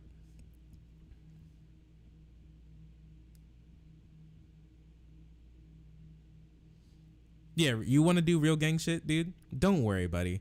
They love accepting white people into their midst. They'll give you a hug. They'll give you a paperclip tattoo. Everything's gonna be good, my guy. Don't worry about it. Don't let this guy get you down. If you want to follow in the footsteps, yeah, wholesome gangs, indeed. If you want to follow in the footsteps of Trippie Redd and shoot, what the hell is his name? The dude who like got arrested and then had to rat out literally everybody in his gang. What's his name? 6ix9ine, Tekashi 6ix9ine. If you want to follow in the footsteps of Tekashi 6ix9ine, brother, don't let this guy stop you. Gangs have no bounds, okay? They accept white people all the time. You got it. Special role in facilitating this process. They are virtue signaling white communities into collapse, and no other racial group of women is so at odds with its men.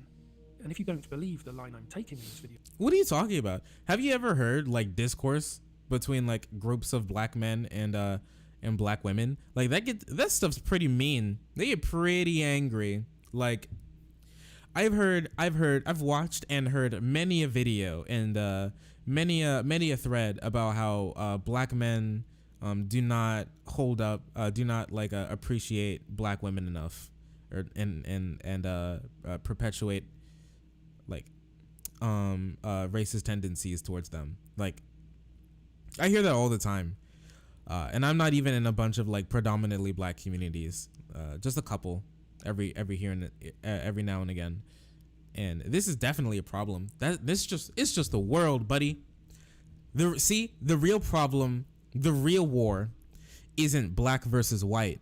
The real war is versus men versus women, and even to a smaller extent, the true war is gamer versus non-gamer. Rise up. Perhaps this next piece might convince you. Why liberal white women pay a lot of money to learn over dinner how they're... What? Why liberal women pay a lot of money to learn over dinner how they're racist. A growing number of women are paying to confront their privilege and racism at dinners that cost $2,500. That's really weird. That's really weird, but okay. I mean, if it works, you could just like, if you wanted to hear about like privilege and racism, you could just watch a YouTube video. Let's get the reality straight from the mouth of professional non-white victims. And let me quote from this article to explain. This is Race to Dinner. A white woman volunteers to host a dinner in her home for 7 other white women, often strangers, perhaps acquaintances. Each dinner costs $2,500, which can be covered by a generous host or divided among guests. The frank discussion is led by co-founders Regina Jackson, who is black, and Syra Rao, who identifies as Indian American. They started Race to Dinner to challenge liberal white women to accept their racism, however subconscious. If you did this in a conference room, they'd leave, Rao says. But wealthy white women have been taught never to leave the dinner table. Rao and Jackson believe white liberal women are the most receptive audience because they are open to changing their behavior. I haven't seen any studies on the the ability for the ability of women in general for the ability for like men or women in general, like their levels of accepting changing their ideas. I don't know if this is true. What's 20? Let's see. Let's say everybody joins in. What is that? Everybody would pay like $357 amongst all of them. I have no clue why they do that, but this is rich people. So I guess if you get a bunch of rich women who have nothing better to do and want to engage in like cringe virtue signaling to feel good, then sure. Really hate the left sometimes. Don't worry, I really hate the right sometimes. It's okay. Perfectly balanced. This is cringe. But I think people learning about racism isn't. So that's cool, I guess. What else was there? Rowan Jackson believe that white women are the most receptive because they're keen to changing their behavior. They don't bother with the 50% of white women feel. A lost cause. White men are never going to change anything. I mean, that's kind of racist. I don't believe that. This just seems like a really weird. Who's Regina Jackson? Let's see.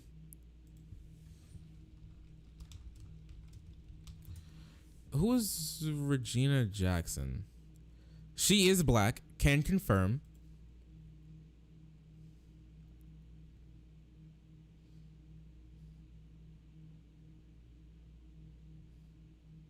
Chair of the Oakland Police Commission. Speaker, visionary, compassionate ambassador. This person's a no name. They didn't even have like a Wikipedia page. Nobody cares about this person. Okay. Co-founders Regina Jackson, who is black, and Sierra Rowe, I guess is a white. Who identifies as Indian American. So it's a black woman and an Indian American woman having like 7 white women pay $2,500 collectively so they can talk to them about racism. Okay. What Mueller, what's up, bud? Raging Mueller. I feel like I've seen you in here before. What's up, bud? What AOC do this time? She was talking about how what's his name? She was talking about how what's his name? I just had it up. We finished that topic, but AOC was talking about an economist, and she said Milton something. What? Let's go back. We can go back. Time to look through the history. Boop. Here we go.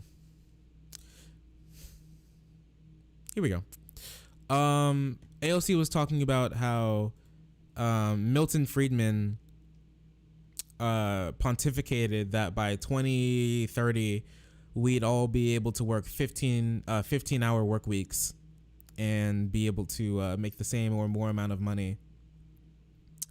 And she accidentally said Milton Keynes, fudging the name with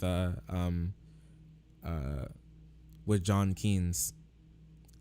And then people said AOC invented a new economic system because she messed up a name but got the quote right. So that's basically everything that happened. Who identifies as Native American? No, she identifies as Indian American. So she's like part Kamala Harris, because Kamala Harris is half black, half Indian, but she identifies as a black American even though she's like half Indian.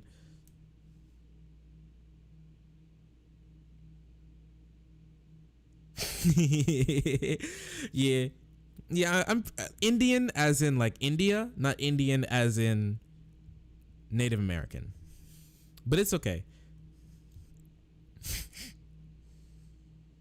I mean, no, not really. It's not really the same when we're talking about India, the country, and Native Americans as in the Native Americans, but same difference.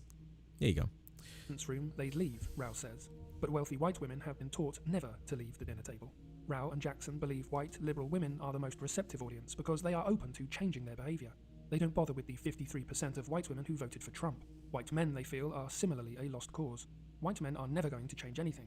If they were, they would have done it by now, Jackson says. White women, on the other hand, are uniquely placed to challenge racism because of their proximity to power and wealth. White women, on the other hand, are uniquely placed to challenge racism because of their proximity and wealth. Jackson says, if they don't hold these positions themselves, the white men in power, often their families and friends, their partners. Okay, so apparently what this is, and they're charging a very high rate to, if they were doing this for like free, or it was like $500 split between all of them or something, or like by one host. And this was just, now that he explains it, the more I'm more for it. It sounds kind of interesting. If it was like free or, you know, much less expensive, then I'd be more for it. It's just like wanting to talk to these people who they perceive as being an into the white community, to help sow the seeds of de-radicalizing people from racist ideology, which I think is all right. What's going on? This racist dinner event sounds pretty dumb though. SJW white moms paying out the ass to be lectured on how to be racist. Yeah, that's exactly what it is. SJW white moms paying out the ass to be lectured about how they're racist, or their families or people in there, or just racism in general. I mean, I don't know how this is destroying Western civilization. I don't know how learning about racism is what's wrong with white women. It just sounds like a bunch of women who have too much money and too much time on their hands want to spend a bunch of money in this. Like, you could probably get a better like time versus money expenditure by watching a YouTube video. But I mean, if it's cool, and if these people are good speakers, like the Regina Jackson seems to be like a good public speaker, I guess. So having like an actual public speaker who talks about these issues, like actually talk to you over a very personal setting, like a dinner, seems to be something that would reach people, I guess.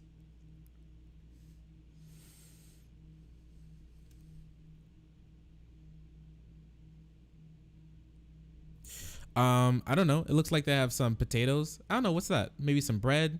They got like a gravy boat. They have black plates. It was around Christmas. Look at all those books. Maybe they paid for every single one of those books. I don't know what's for dinner. It's probably just what I'm guessing is that their goal was to attract rich white women, not just your regular old white women. They wanted to attract rich white women who have $350 to spend. So the price tag most likely is just so they weed out people who they don't think is their target audience. It's the same way you make like a premium product. Like, poor people are probably not going to buy Supreme. Poor people are probably not going to buy Bape. Poor people are probably not going to buy like some other luxury good. I feel and if they feel that's their target audience, knock yourself out, buddy.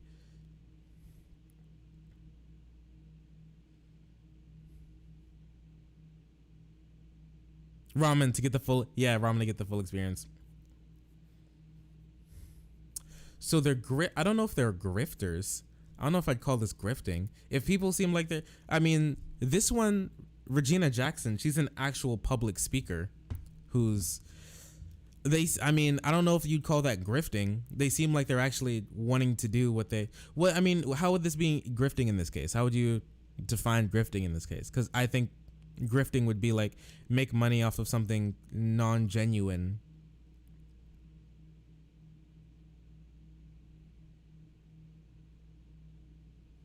Well, there's two speakers. I guess the other one's on the other side of the table or something. Yeah, they did say it could be paid by everybody collectively or one very generous host. So I guess sometimes just one person foots the bill and brings all of her friends. Jackson says, if they don't hold these positions themselves, the white men in power are often their family, friends, and partners. Clearly, these race hustlers. Okay, so yeah, that's their goal. Their goal is to reach white men through white women who tend to vote more conservative, and conservatism tends to be the one exporting things that can be called racist ideas, in my opinion. I think in general parlance, I can stand by that. I'll stand by that. No. So yeah. Okay. Cool. Very interesting. I don't care about this. If they want to pay $1,200 for a public speaker to come to them over dinner and talk about racism, sounds cool to me. Or you could just watch a YouTube video. Understand that white women are the weak link. They have perfected a lucrative shakedown, a way to subvert white families.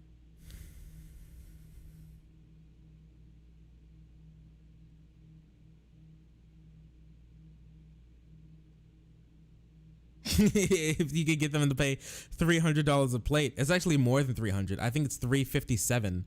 If you break it down between 7 women, so it's like almost $360. You could buy a Switch and Breath of the Wild with that money. So they're getting a bunch of SJW wine moms, beautiful, to shell out plus $300 for dinner so that Karen can go back home and nag the hell out of her husband until he flips his shit and takes it out on the whole family. I mean, we can only hope that he doesn't beat his family, but you know, I guess if his wife coming home talking about how someone told them about like the nuances of racism in our society can make dad drink the angry juice and beat mom, then 'tis life, my boy. Yeah, if I could get a bunch of people, if I could get all of you guys to pay $300 for being here, so I can talk to you so I can ramble about this video for the next like 20 minutes, then hell yeah, I do that. Fuck a Bernie bitch. There's a girl I'm talking to and she likes Bernie Sanders. If that's what you mean by a Bernie bitch, she's really cute, so I would fuck a Bernie bitch. You're right. I would. Will there be cornbread? Maybe, I don't know.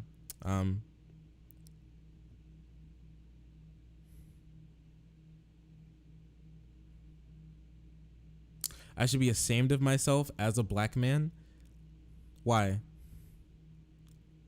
I'm chilling, dude.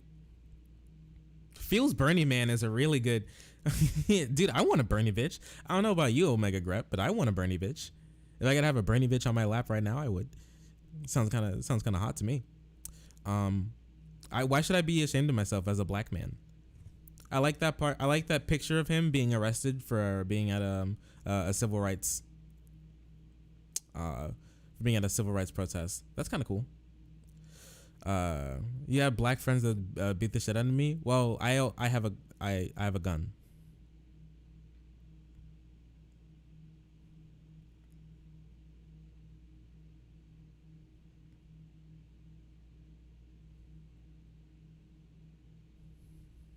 Why are you back here? Do you want to follow, Joe? Do you want to like drop a follow so you know when I'm going live so you don't miss anything? If you're just gonna like come here every day, or do you just want to find me? I won't be in politics every day. You're down with them, dude. Especially if they got like, I don't know about you, if you're like a more boobs guy or a more ass guy. For me personally, it's the thighs. If they have nice juicy thighs, that's what I'm about. Like they can be like boobless, right? If they look like Mei from Overwatch, I'm down every single day of the week. Thighs are that's it. Physical threats. You have friends that would beat me up? Why do I care about your black friends that would beat me up? Why do I care?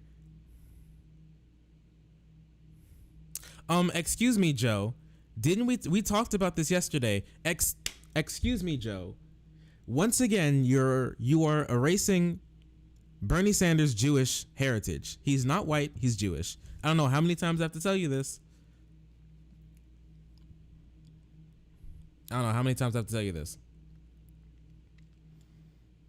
I have a couple black friends. I went to IT. I have a certification in information technology. I had one other, there was another black guy in there. He's in marching band. His name's Michael. He's a very nice guy. I'm in a group chat with him. Very kind lad. Other than that, I don't really have too many. Well, I have one. She's a friend of the family. She's black. She's nice. She's staying with us over the weekend. You're a boobs guy? What the heck? We have the pure dichotomy. The dichotomy of man. Wait a second.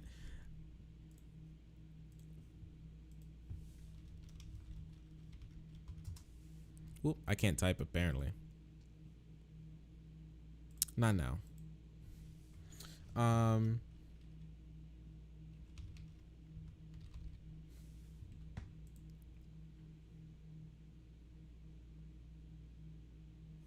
right, here we go. I found the video.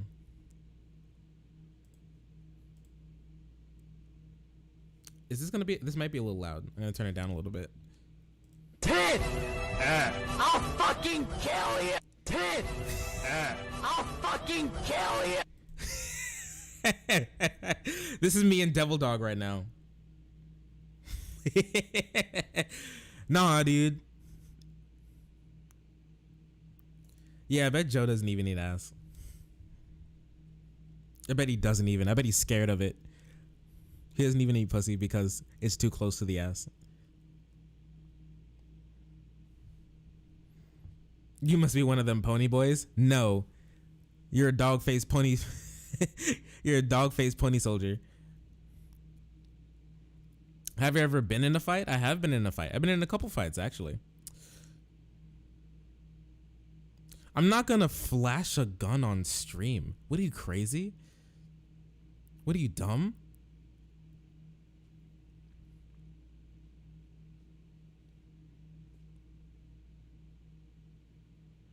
You only eat ass if you get in there with a bottle brush first. No, you just have to trust them. You go.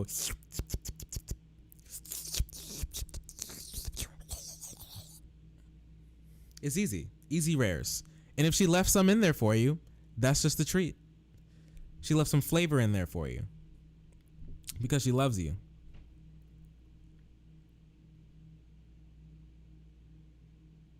Why are you so mad? You get more and more mad every single day, Joe. Do you have like any hobbies? I want you to not be mad. Why? You can chew it for her. That's free food. Eat ass, skate fast.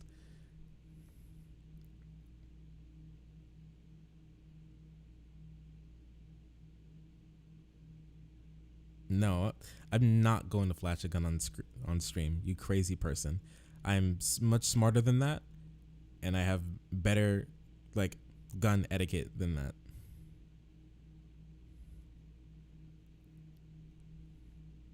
Yeah, that was Ben Franklin who said stay strapped or get clapped.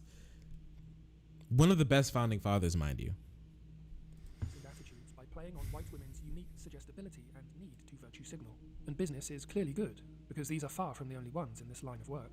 No doubt most of you will have seen this monstrosity. All white people are racist.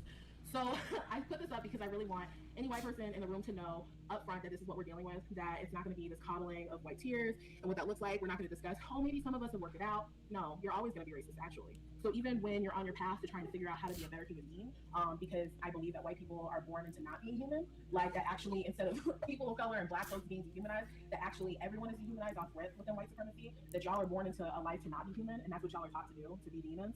No. What the fuck?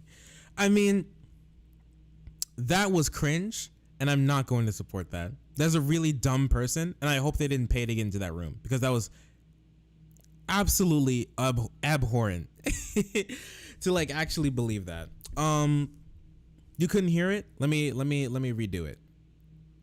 It must have been a little quiet. Let me turn it up a little bit. Can I turn it up here? Let me turn it up here just a tiny bit. And then here a little bit. The audio was really bad. Line of work. No doubt most of you will have seen this monstrosity. all white people are racist.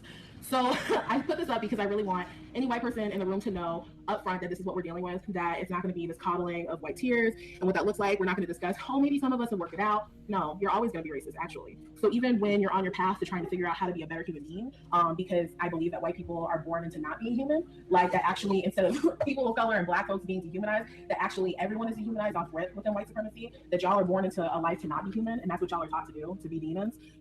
So yeah, hopefully that was easier to hear. No, that, I mean, good luck. I'm gonna need it. Hope you don't despair after that old white socialist loses again. I mean, I don't know, whatever.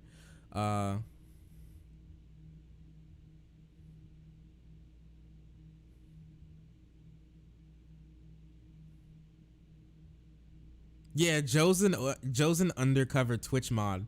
He's trying to bait us into getting banned. He's ban baiting us. Joe is the little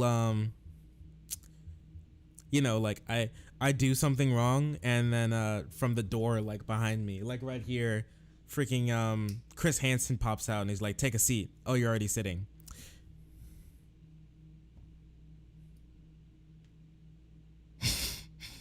I don't know. Joe, he's just very angry all the time. I hope he gets better.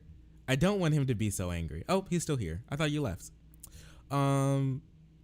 Anyways, back to this. Yeah, I don't condone that. That was very dumb. Like, white supremacy has many shapes and forms, but to say that white people are all race, I was at first, she had me at the first half. I thought it was going to be like she comes out with a super inflammatory statement where she's like, all white people are racist, like a book cover, like a grab your hook sentence where you're like, all white people are racist, and then she like elaborates on it and she talks about how no, not actually all white people are racist. She had me at the first half. I was open to, like, I gave her the benefit of the doubt, but she's just dumb. So that's very unfortunate, and I hope all of those women didn't pay to get into that room, because no, not all white people are racist, and white people in general, and white people in general are mostly okay, I guess. People in general are mostly okay, I guess. You're 24? Brother, I'm 21. You know what?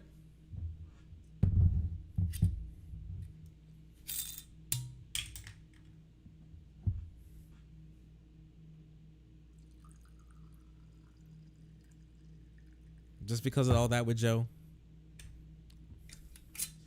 I need a shot. I have some lime juice.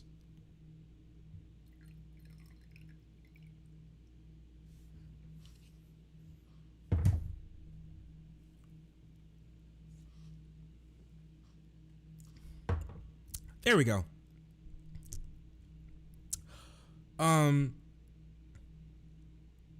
Old school rap is fun. I think there's lots of rap today that's just fine.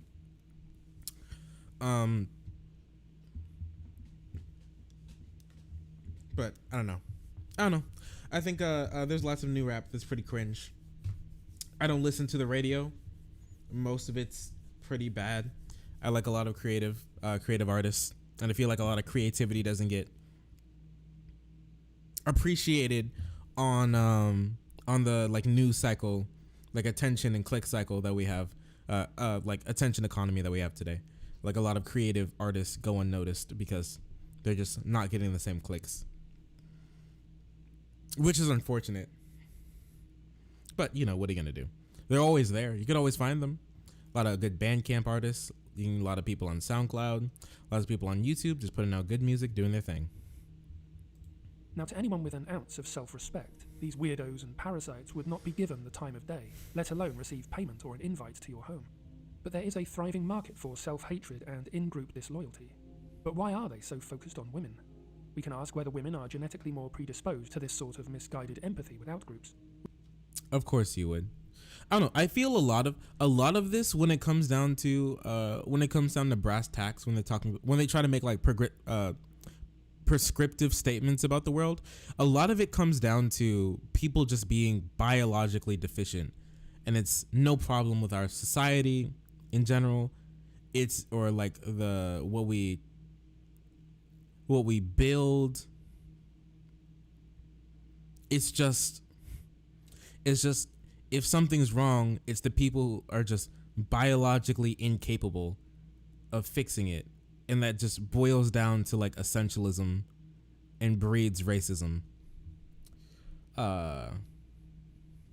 White women need to season their damn food. It was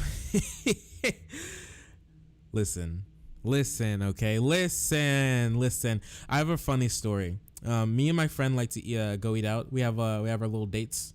Little boy date. All right. We go eat out. We go hang out sometimes. We go skateboarding every once in a while. Lots of our friends, we do this. Just to get a nice break out of work, take a weekend or two, hang out with each other. Just like back in the good old days in high school. So I was hanging out with my friend. We went to, I know, right? Very cute. We take pictures for Instagram and everything. So we were at Red Lobster, right? Chilling as boys do. Got the tax return, big bucks. So we went to Red Lobster, and we were like, what are we gonna get at Red Lobster? Obviously, lobster. But more obviously, we're going to get dumplings, because of course you get dumplings at Red Lobster. That's exactly what you do. So we went to go. So we ordered them, and it came with it said on the things like, hey, it comes with a spicy sauce. So that got us talking, haha, white people don't like spice. White people can't handle spice. Haha, funny meme. And our waitress came back with the food, and she's like, be careful, guys. It's really spicy. I couldn't finish a whole one. I hope you guys enjoy. Let me know if you need anything to wash down all that spice. And then she left, and we tasted it, and it was not spicy at all. There was just like a little bit of pepper flake in there, and that's it. It was my friend's also white, mind you. So it was just really funny. She was not. She actually looked scared when she brought it out. That, and I remember at work, this woman wanted a chicken sandwich. She looked scared. She like wiped her hands off after she touched the plate. Like, and there was no sauce on the outside of the plate. Like that type of scared. Yeah, it was really weird. I was uncomfortable. But like I remember at work, this woman asked for a chicken sandwich, and she asked, "Hey, is your chicken sandwich spicy? I don't do very well with spice." And I said, "No, ma'am, we don't have a spicy chicken sandwich." And then I brought it out to her, and then I was just like cleaning a table, doing my thing, and then I come, and then she stops me while I was walking back to the counter, and she's like, Sir, this chicken sandwich, it's spicy, sir." I'm like, "What? Ma'am, we don't have a spicy chicken sandwich." She's like, "No, it's burning my mouth as I speak." And she started like chugging her water. And I asked my manager, like, "Is there spice in this chicken sandwich? Because I don't eat chicken like that. I rarely eat chicken. I've never eaten chicken from my work." And she's like, "No, we put pepper on it though." And we had to like get her a whole refund and say sorry and everything. So not a meme. Every once in a while, it's just white people can't handle spice, I guess. I'm not very good with spice. I don't like spice most of the time. Yeah, she might also be sensitive to pepper.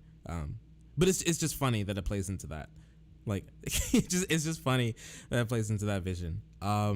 I don't like spice that much. I think most of the times when people like spice, people who like spice, like spice, are just like clout chasers. That's my hot take. People like spice are clout chasers. Most of the time when something's really spicy, you don't taste anything besides spice, and that's it. It's just hot. It doesn't taste good. It's not interesting. It's just spicy, and I don't like it. If it tasted good, I'd be fine. Like, we have a very mild hot sauce at my house, and I mix it with some butter and make hot wings every once in a while when I like fry up some wings. That is, mucho grande. That is very good, but it's not very spicy. Spice chasers are just as bad as vegans, and they'll shame you. Like, they'll dip their chicken wing in like the bottle of ghost peppers, and they'll sit there like, you guys don't like the spice? It's delicious. Like, dude, chill. Okay, jeez. Like, no, I don't like that. I would like to taste the food that the spice is on. They can't. I know for a fact they can't taste anything. They probably burned all of their taste buds away after all their spice chasing. Of course you love spicy food, Splat. Heck off. People who like spice just like to see. I think that's where the real. Maybe it's just kinky. You know. Maybe they just like it after they go to the bathroom afterwards. You know, like the chase. Like the real excitement doesn't come when you eat it. The real excitement comes when it comes out. That's when the battle begins. You know, when you eat it, you win the war. But we see who really wins the battle in the bathroom afterwards.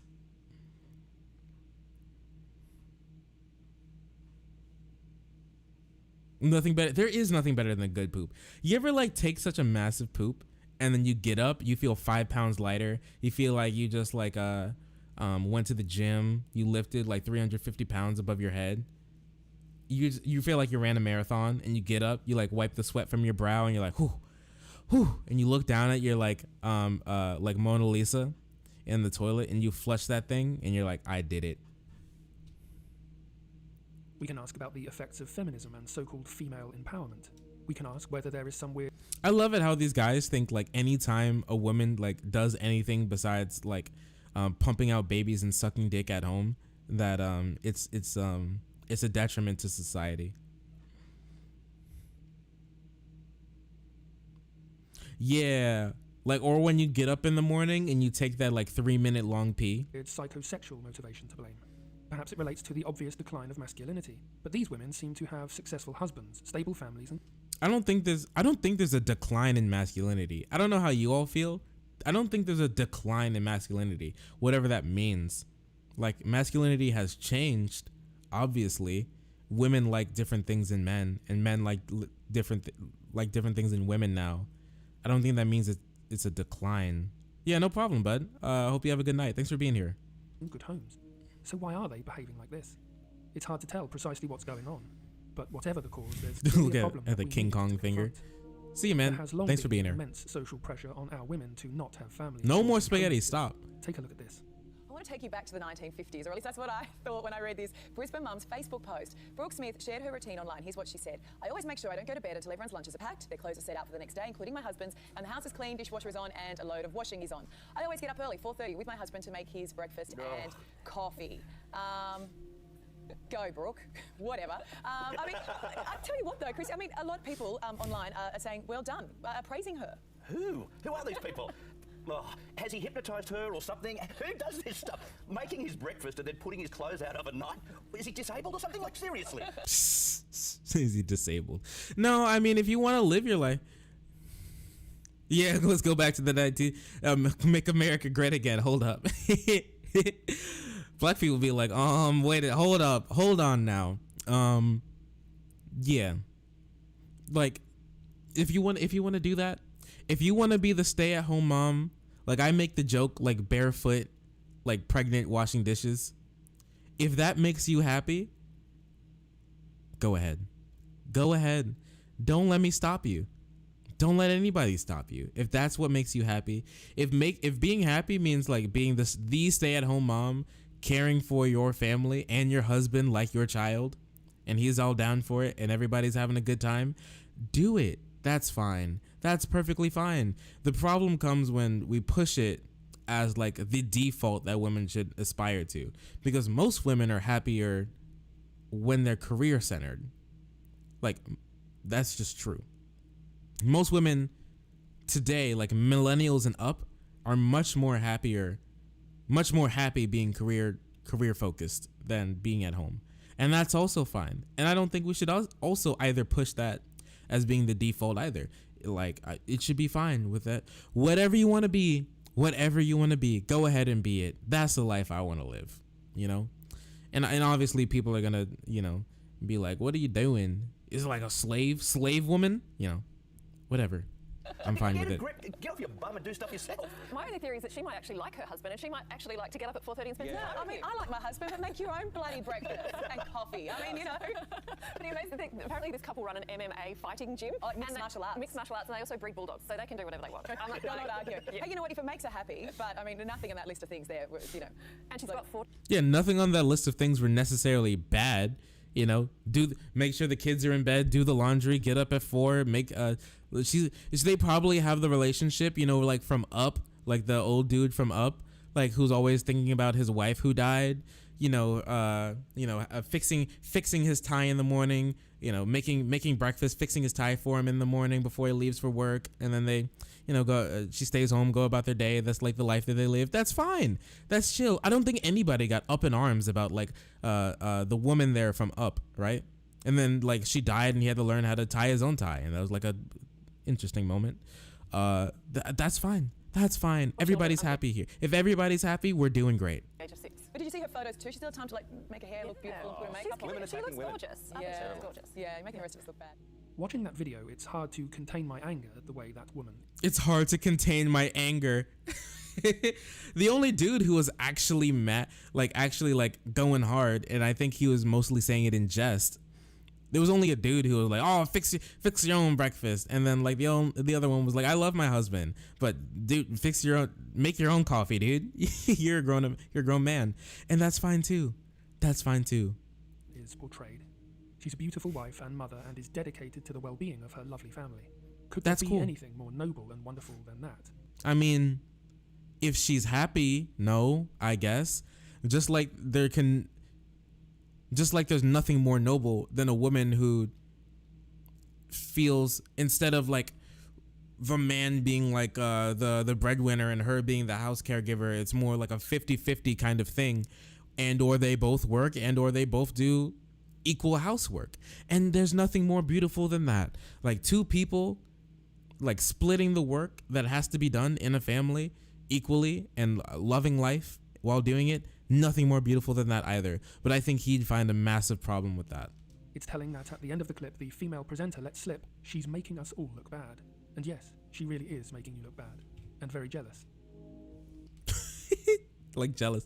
I don't think anybody's jealous. I don't think anybody goes home and thinks about this video like, dang it, you're a piece of shit woman, making me look bad right now, waking up at 4 a.m, fixing coffee for my husband. Like, no, everybody's fine. They live their own dang life. Obviously, a non-white woman would never be featured in such a hateful piece as this, because this is just more anti-white propaganda.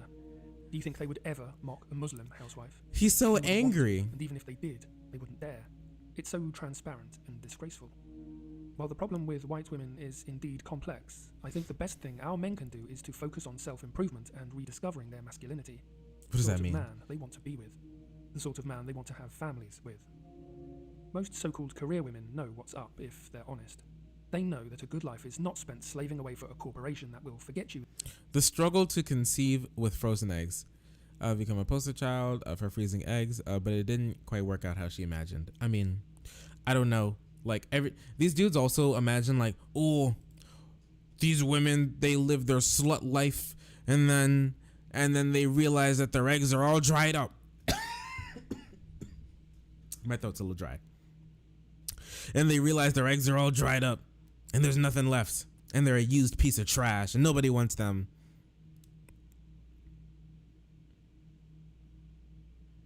I hate it. I don't know what you guys think. I was hoping Taco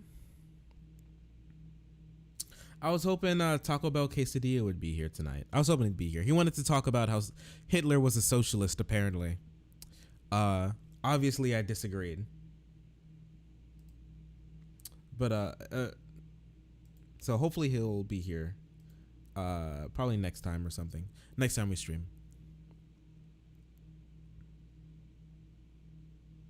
All right. That's about all I got. If anybody's got anything else they'd like to talk about. Airwaves are open. I think I want to play a little bit of Gungeon. I haven't played Gungeon in a little bit. Sounds fun. Yeah, I don't necessarily want to go back to the 1950s.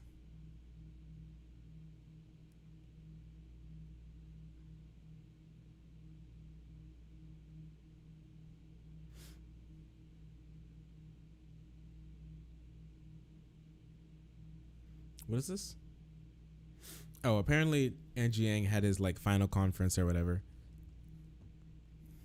And lots of people said goodbye. See, we care about Yang a little bit, I guess. At least when he leaves. Everybody loves to watch him leave.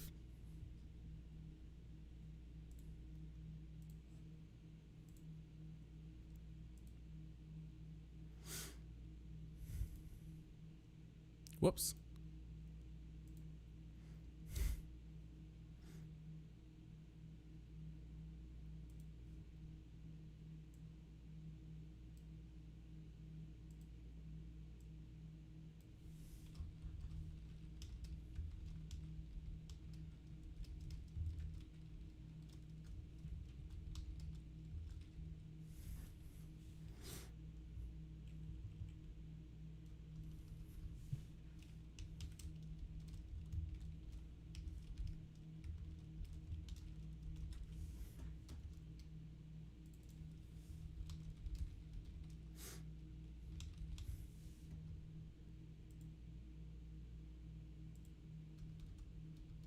Oh, can I spell?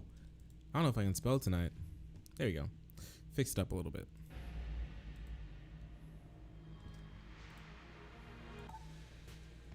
Yeah, I haven't played Gungeon in a little bit. Let's have some fun. What's the worst that could happen, eh?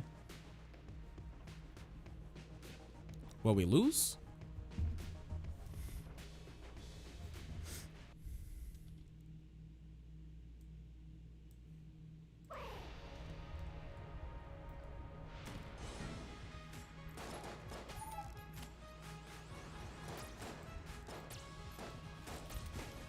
I'm so freaking good at this game.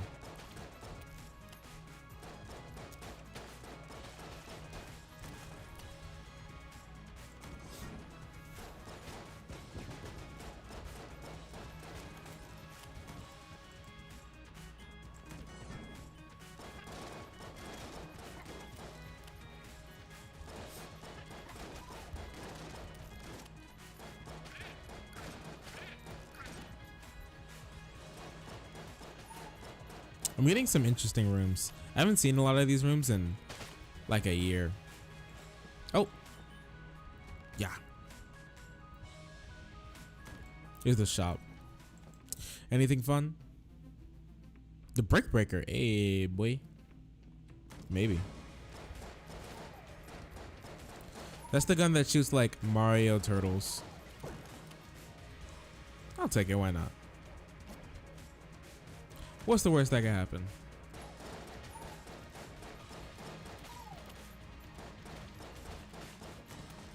Got him. Nope. We can teleport. I may be going down to the oubliette this run. I'm not sure. We're gonna see how it works out with keys.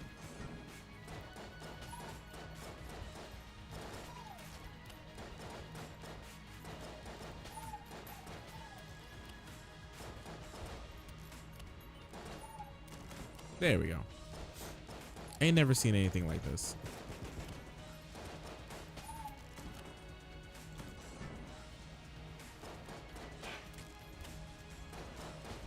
Oh no.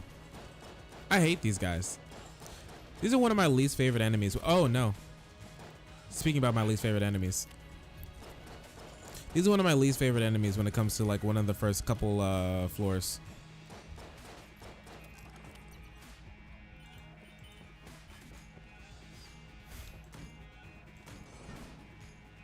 But I'm glad we had a good talk, you know?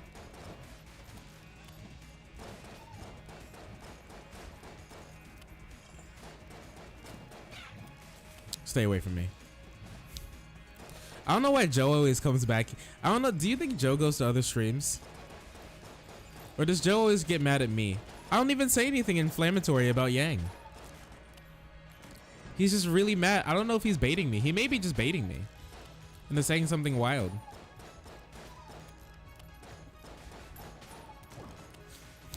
Whoa. Thank you. I don't want that. Or do I? Nah.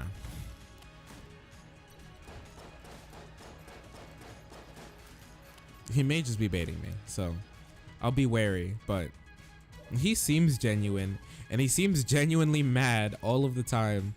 I'm not sure why.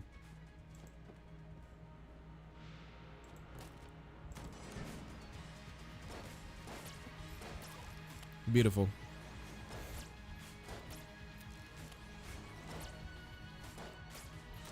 He was even mad when Yang was just running and doing his thing.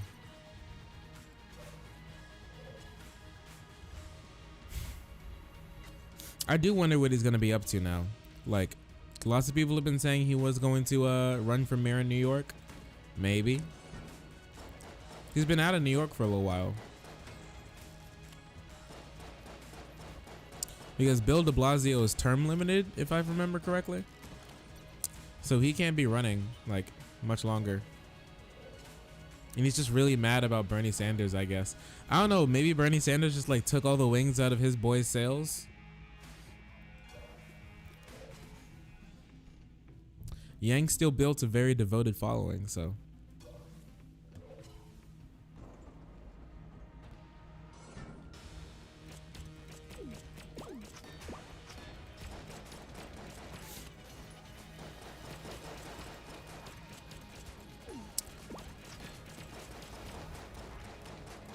I didn't have to blank there.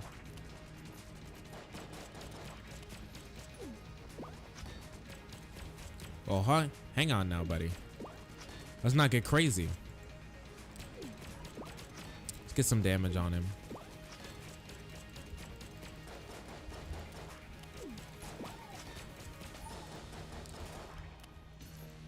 Whoa. I think we can kill this guy. There you go. Sorry, bud. And we didn't even waste too much ammo.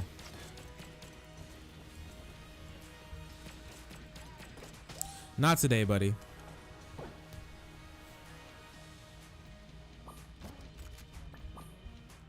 Maybe we can just make this a quick run. Just blitz through this whole thing, eh?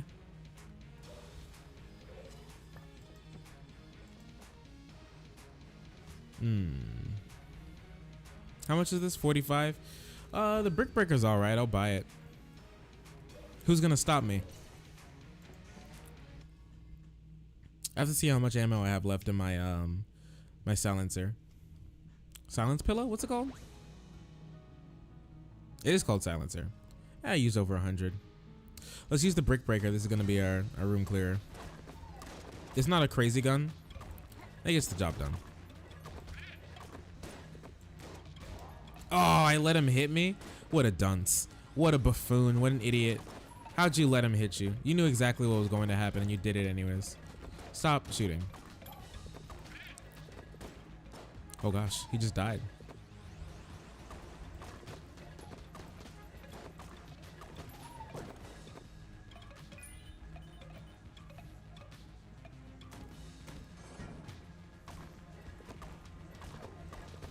Kill him. Did I get that key? The answer is no. Whoa. Where'd the key boy go? He just ran off. I thought I caught him.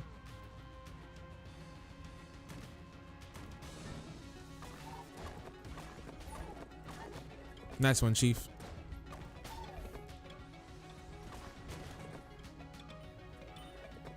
Oh, that was the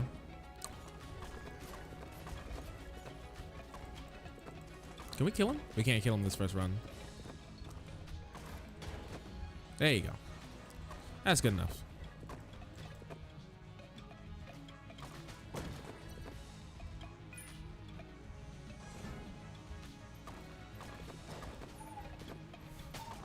Oh, here we go.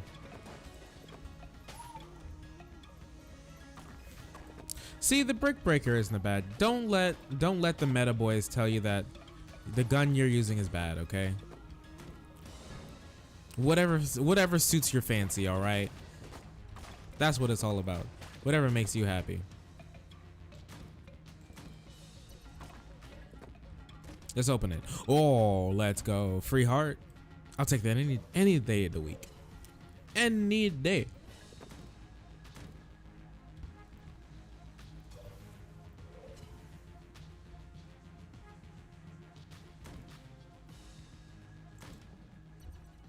Oh, you're still alive. Yes, I'm still alive because I'm the greatest freaking gungeoner in the world, bro.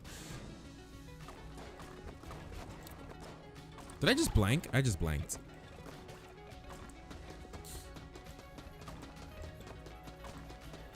Did I miss? I missed. Why am I so bad at this game?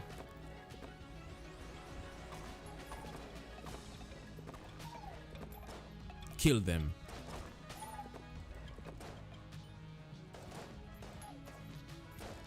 Man, the hegemony carbine sucks. Man, this gun sucks. It's so bad. I hate it so much. There are so many things in this world I would have gotten. I would have loved to got instead of the hegemony carbine. Oh my gosh.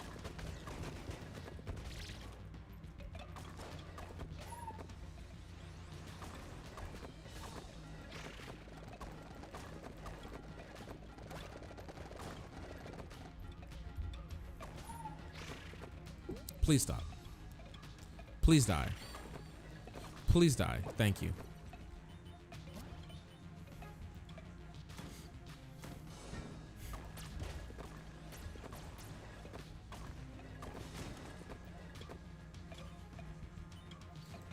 Get me out of here. What are we gonna be using? I think I'll use the Gorgon. I'm not allergic to that anymore. Let's go, boys. You can't stop me. I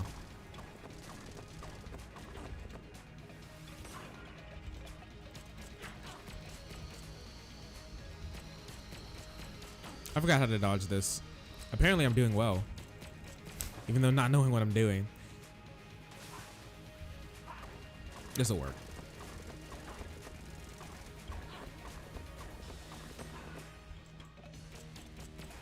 Just some free damage. Oh, thank you. That blocked that bullet for me. My Guanstone. You can get the brick breaker back out.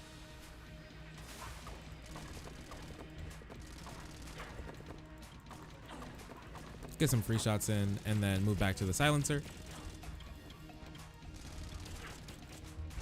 Oh, come on. I got hit at the very last shot. I could have gotten another heart for that. I could have gotten another freaking master round.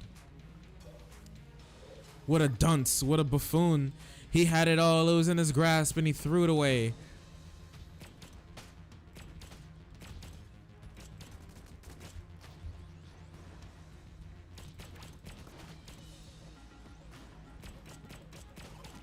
There you go. That's how you take out a bat. I love the silencer. It's such a good gun. It's like actually a really good gun. All memes aside.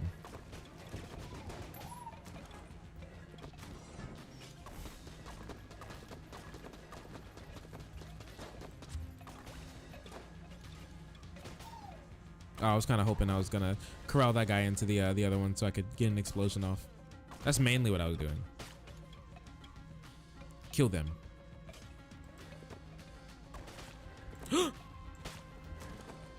I thought he died. He did not. Oh, the balloon gun. I really like the balloon gun. I really like Gungeon. I love this game. I was going to get a balloon gun tattoo, like somewhere. I'm not sure. It's just like a really cool looking gun. It lets you fly. Oh gosh. Yeet. It lets you fly over gaps as well. It gives you float.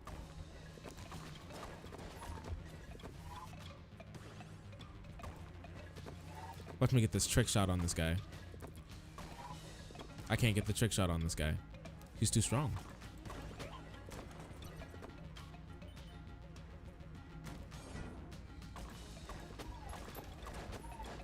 Help.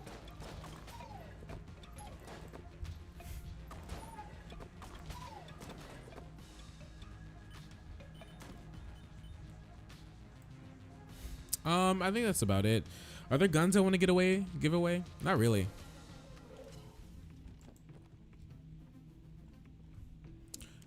Oiled cylinder. I think oiled cylinder is just faster reload. Not something I really care about right now. How much is it? I have 60. Why not?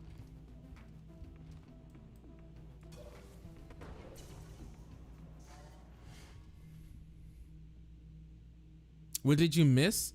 We talked about how black people may not want to go to the 1950s. You know, they just may not, you know. Maybe out of personal preference. And we finished the video about the white guy crying about how white women care about black people sometimes. And that's mainly it. That's about it. I finished I didn't have anything more political to say. So I'm just open to whatever. Like I said, airwaves are just open. So I'm open to whatever. If you had anything you wanted to talk about.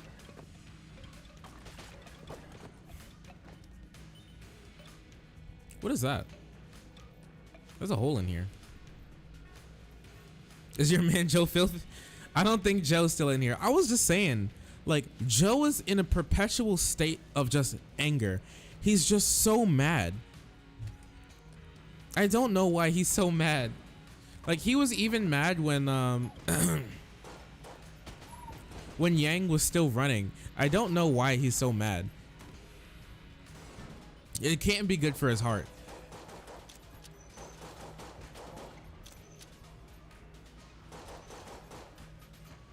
Politics is just not good for some people. I'm telling you, dude.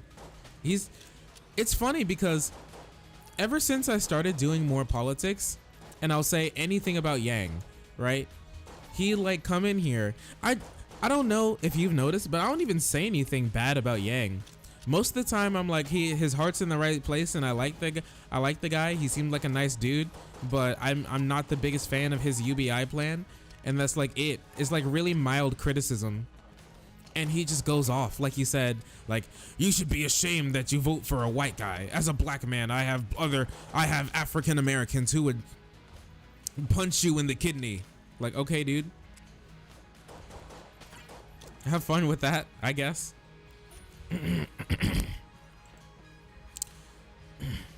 Just constantly angry. Constantly. Like, that can't be good for his health. His doctor has to say something about it. Where is this? Where are you? Hey, free heart.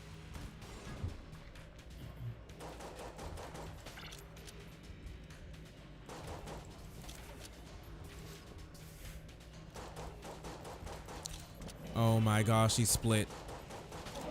Hey, let's go. Free hit. Oh no. There goes all my armor. Ooh, free ammo. Let's refill the silencer. You feel it on a spiritual level?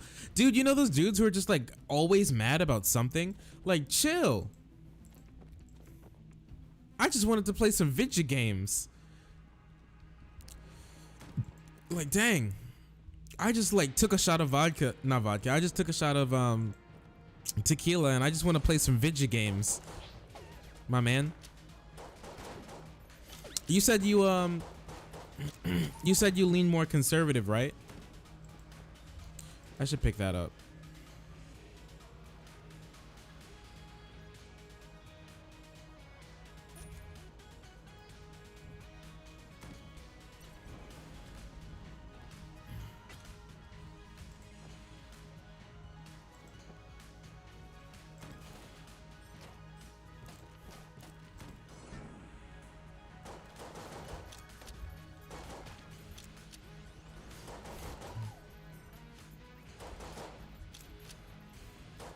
Yeah, all right.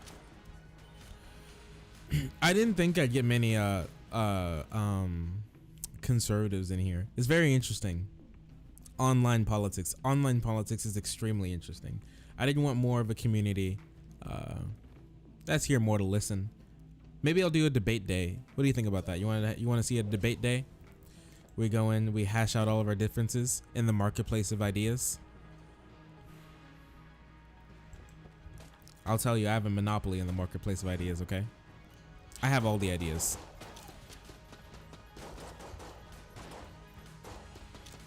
I'm the Standard Oil of ideas.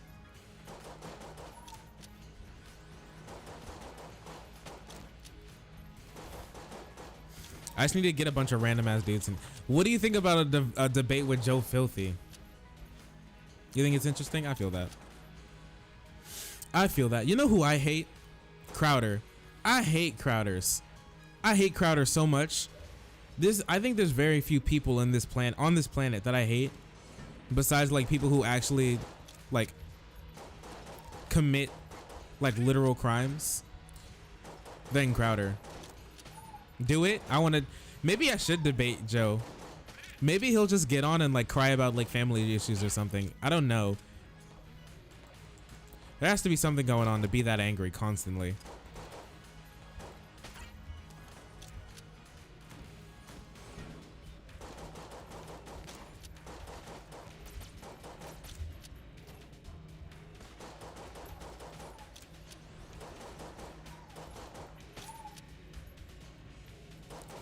Oh, he killed his brother. I mean, I have to delete it. I don't want to like dunk on like actually mentally disabled people.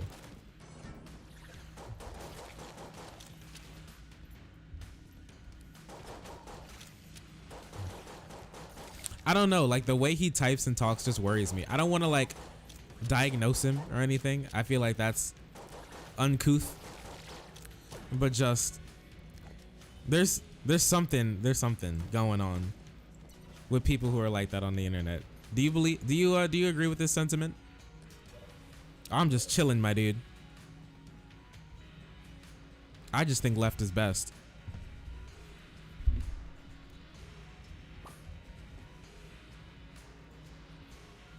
It's hard for me to get a read on you though. I don't know what your political prescriptions are.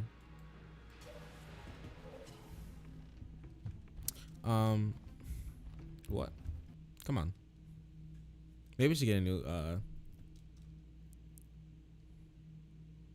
maybe we should get a new keyboard too. Short Bus. I know Short Bus said he's like libertarian. I have no clue what that means. I'm left-wing libertarian. I don't know what like right-wing libertarian always sounds so weird to me. I've never understood it. Gives white people a bad name. I don't know about white people. I think he gives like Yang Gangers a bad name.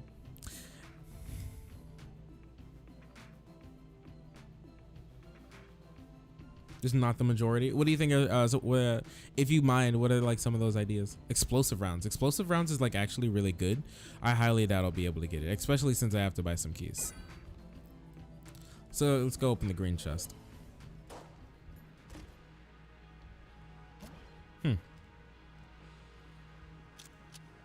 Oh, I'm so fast. He's so quick.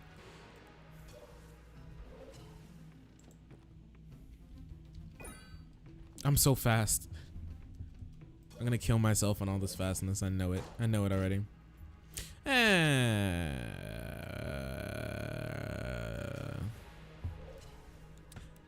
That's how I feel about picking up the mahogany.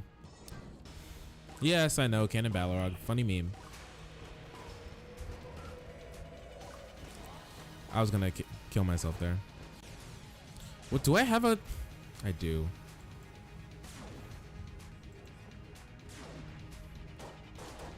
Where is he? Can you stop rolling for like 1 second?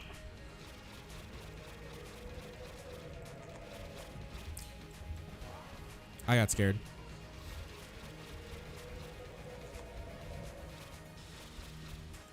Oh yeah, I forgot you have to get close with this gun. I hate that. But I love it. I love this gun so much.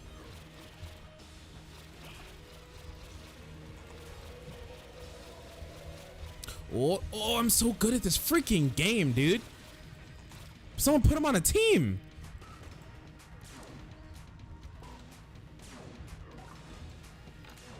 Oh my gosh, she bounces so hard.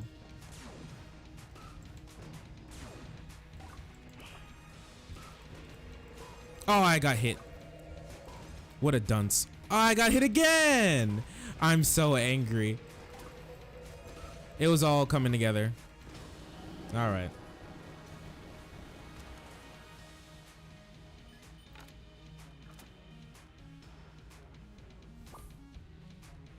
Left has to be the best though. Because there's nothing else it could be. It rhymes, so it must be true.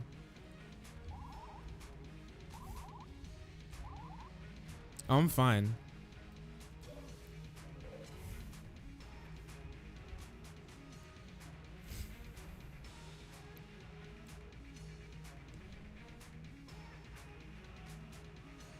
Oh yeah, you're the, I don't know, it's just mostly, you're just mostly gun control, right?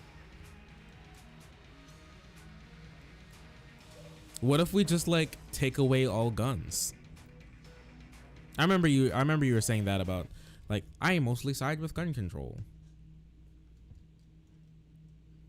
I don't know, what I don't like is like lots of those other dudes really harp about like apparently, I hate like the conflation between free speech with the government and free speech with a private entity. Like, I hate that so much.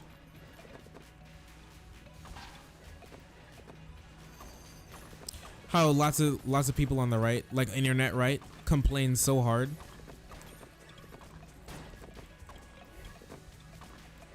Get mad at like affirmative action or something, or oh, finally.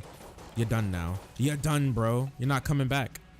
Get mad at like affirmative action or something, or hey, wait a second. I gotta focus.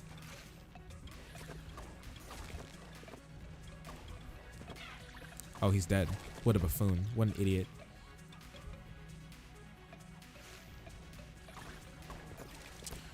Or like laws saying that or like uphold laws saying that like you can't, that you should be able to deny someone like baking a cake or whatever, and then YouTube bans some like, and then YouTube bans like Nick Fuentes for saying the Holocaust didn't exist, and then they get all up in arms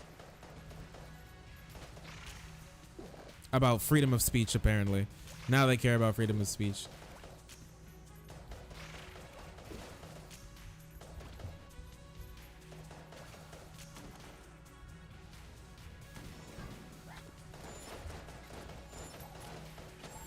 Oh, this gun really sucks. What about the man,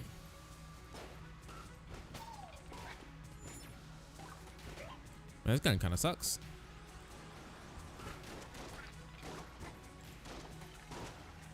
I have to hit you 3 times? No, that's cringe.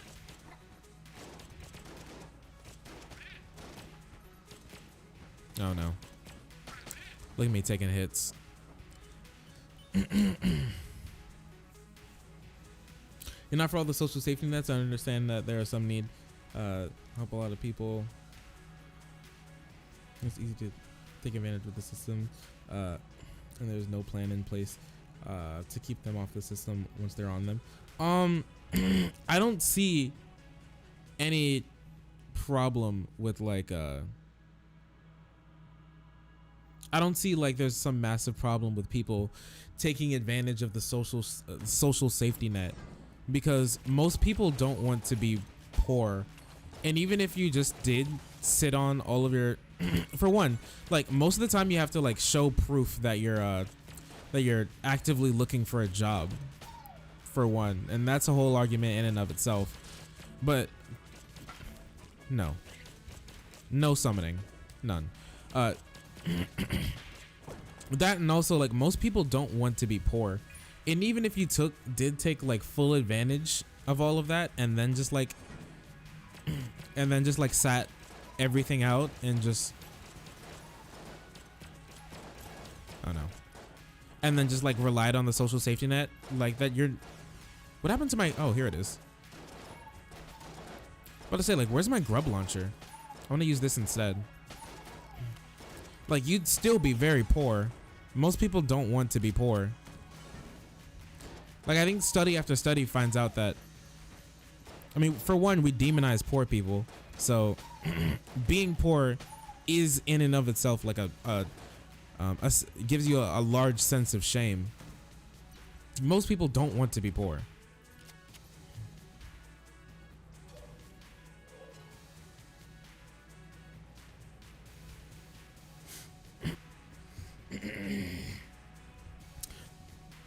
Like getting to a position where you no longer need them. That's the idea of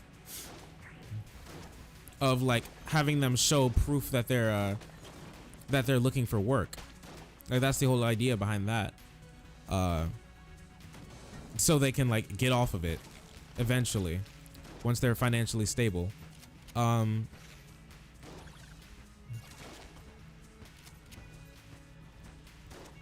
No, don't burn me. Oh my gosh, there's so much fire everywhere.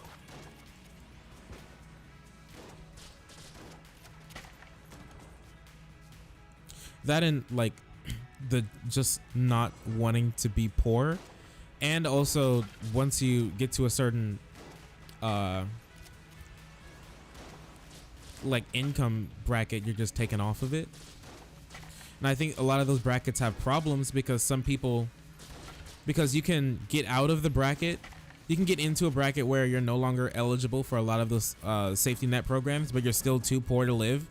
And then you become poor again, and then you're gonna have to get back on the system again.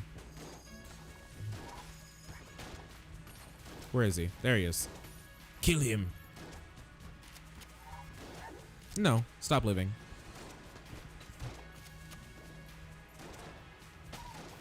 Yeah, just like, I think the biggest issue is most people just don't want to be poor. Like people want disposable income. People want to like go on vacations. People want to, you know, have nice birthday parties and treat their friends to a night out, or like their significant other to a night out.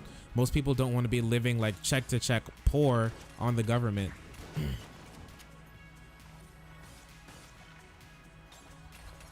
I think you'd be hard pressed to find a massive contingency of people who want to do that. I think many studies, I don't remember them exactly, but I remember reading lots of studies that are like, people don't want to be on government assistance. It's not very nice.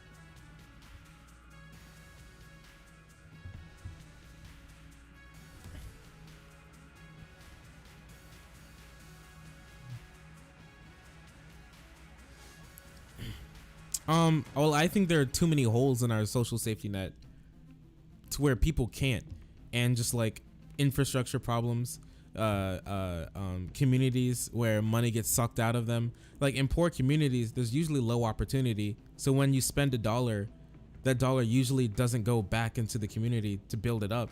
That usually doesn't happen. So you're just like throwing money out of your community. The money is always getting drained out of the community. I don't know what you mean, like push them to get to a more stable position. I think we already do that pretty well.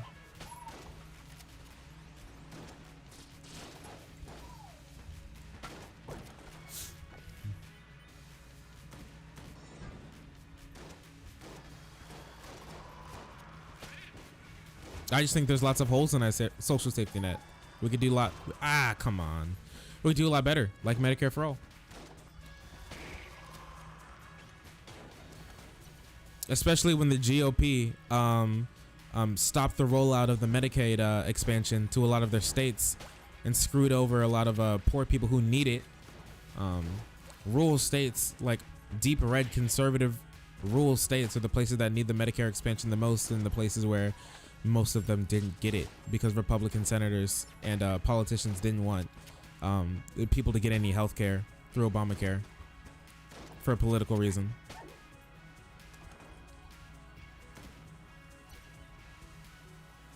Why not? It's whatever.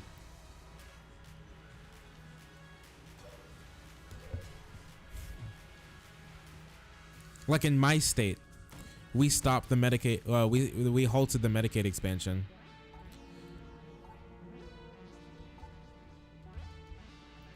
when it was rolled out because of a political partisanship. People died because of that. Just to one up Obama. It's a good song.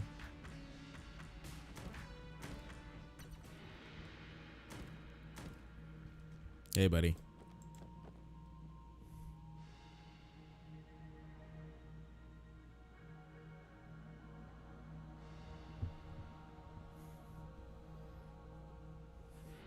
Too much money on health. I think you spent too much money on healthcare already. We already spend twice as much as other nations on healthcare. 70% of people work paycheck to paycheck. We do spend twice as much, over twice as much per capita on healthcare than any of our European sister nations. We get worse outcomes. We have a lower life expectancy. So it seems like no matter this is the wall. I know it. I know it's the wall. It's the wall. It's the wall. I know it. Over here, I know it's the wall. I hate it so much. I don't want to fight the wall. I don't want to fight the wall.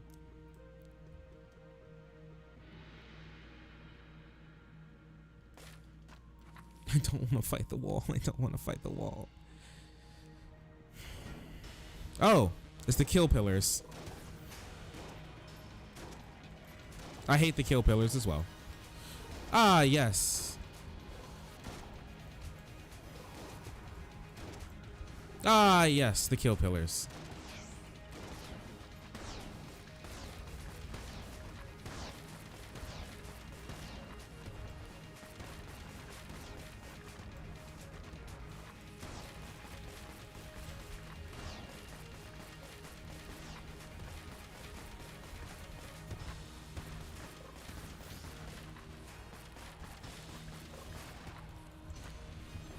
That was very needlessly close dodge.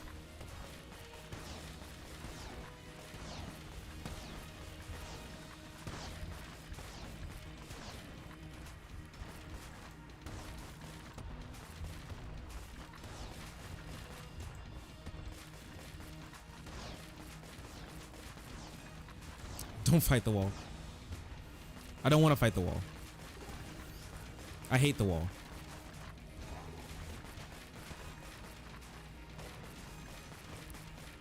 And the wall hates me if it means anything.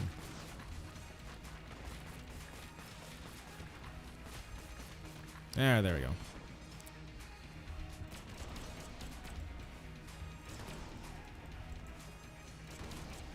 Hey, going to the final chamber with half a heart.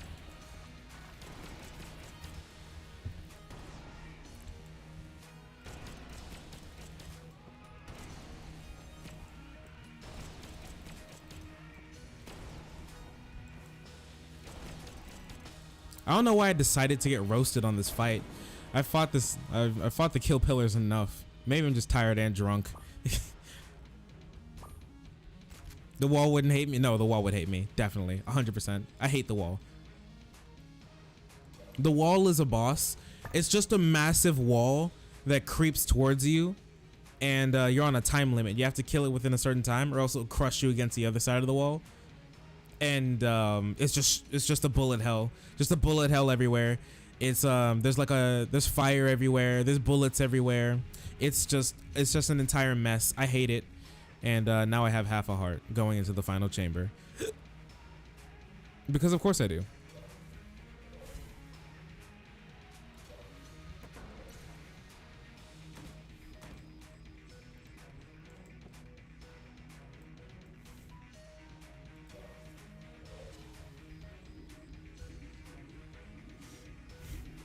Yes, give me a reward.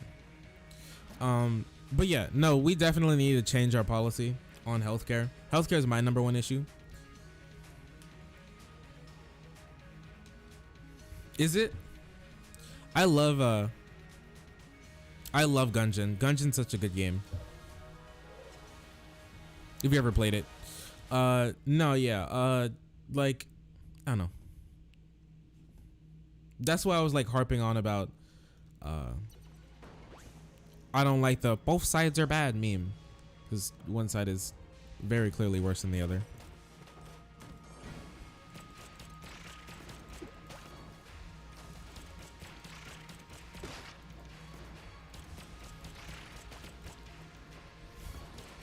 Oh, you never heard of it?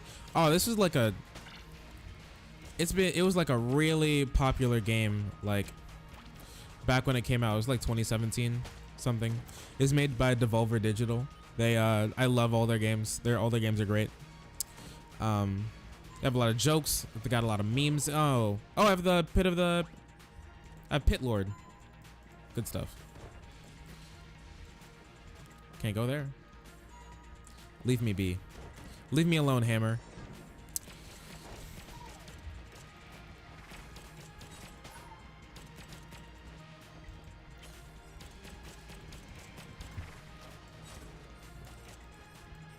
What?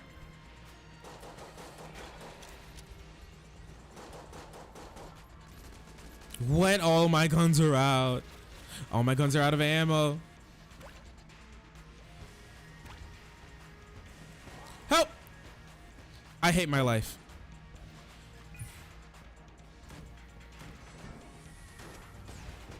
No, it's a great game.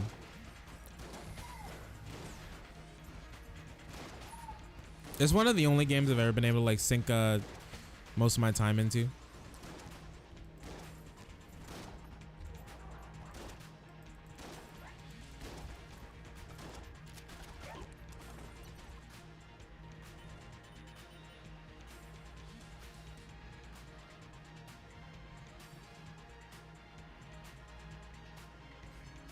If the ladies, like if women only voted or something?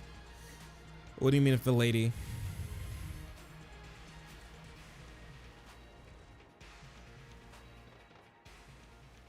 Or you mean the left? I don't know. Wait. Oh, that's a mini boss.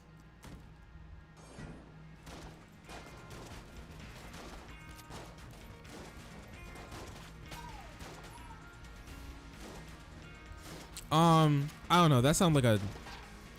Do you mean like far left or what do you mean left? Who left? I want my Gabloon gun back. Yeah, no problem.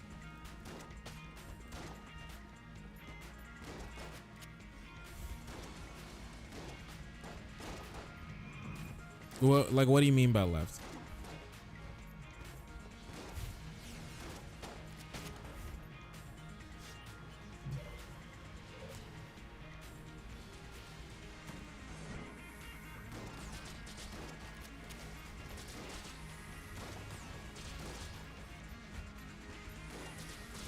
Because I highly disagree with like putting together like in general the left, whatever that would mean, and like the far right.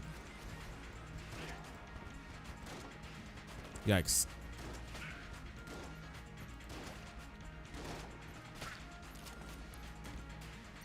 The far left, well, that's like an instant buy. That's all I need. I don't know. What do you mean by far left? Do you mean like actual literal socialism or like Bernie Sanders? No, I don't, in between far left. What do you mean by far left? Because in like the American context, in between far left and far right is just like the right. Because the far left is like Bernie Sanders and AOC.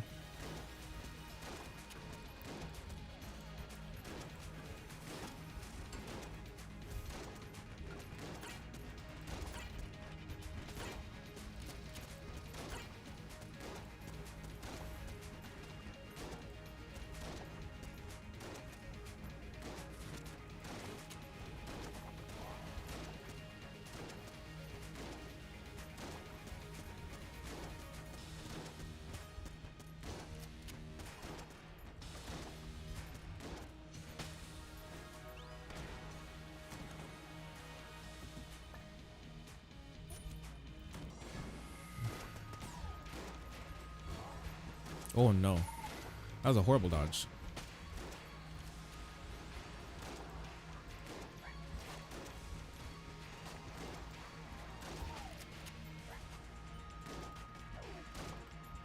If you mean like some, I don't know.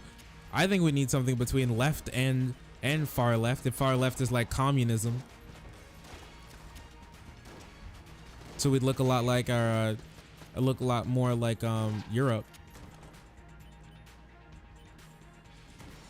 because they're doing way better than us right now.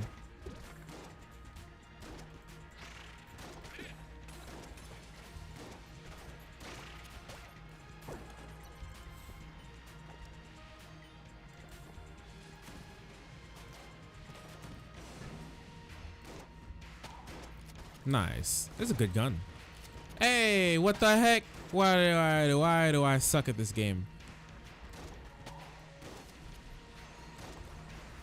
No, this is not good. Some may also call this bad. This is not good.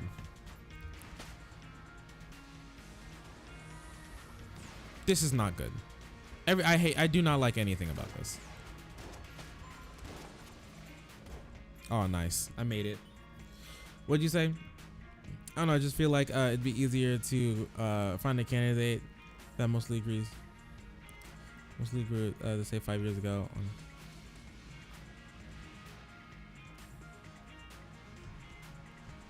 I don't know. I like I said, I still don't know any of your, like, many of your political prescriptions. My for me, I don't think anybody, you don't find anybody you mostly agree with. I don't know what you believe in then.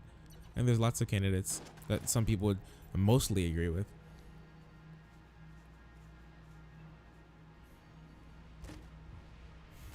Commando, let's go.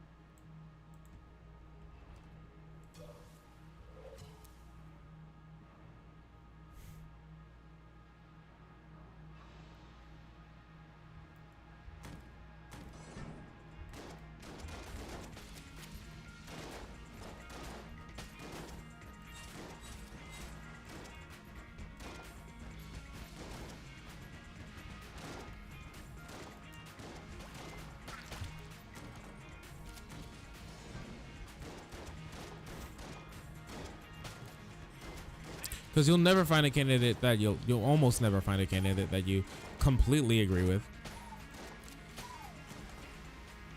No one's ever you specifically, but I just find it really interesting that you say there's no one you mostly agree with at all.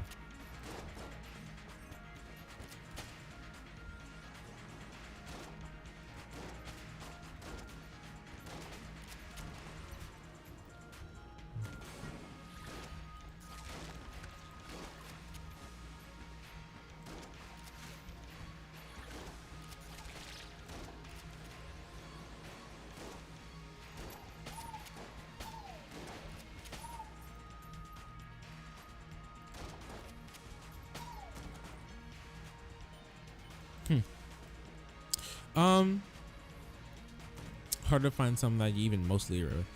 I don't know. I mean, yeah, we're being more polarized. I think that mostly came from just like complete stagnation of our government for the last like 25, 30 years. Like almost nothing's been gotten done.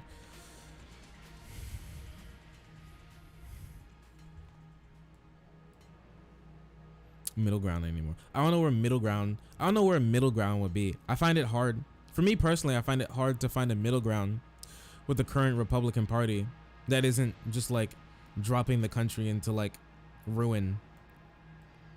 And I don't say that like hyperbolically.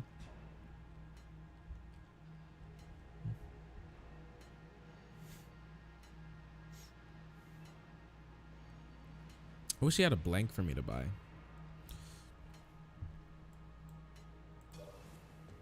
Like when we have the party like literally trying to go to some states and institute things like literal poll taxes or what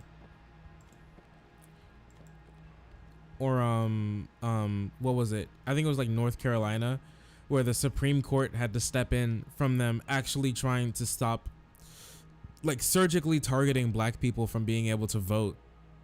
And those are actual ways that people are being hurt in the country. Or even in Georgia, where that's happening, or where we like increase like actual concentration camps and lose people and people die in police custody when they cross the border, even if they're crossing the border like big air quote illegally. Yeah, it's just hard for me to find what we would call like a middle ground there on those sort of ideas. Really? The first one.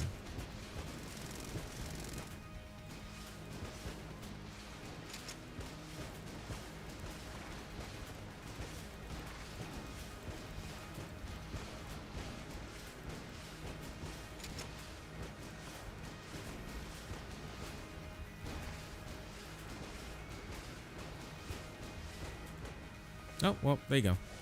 The end.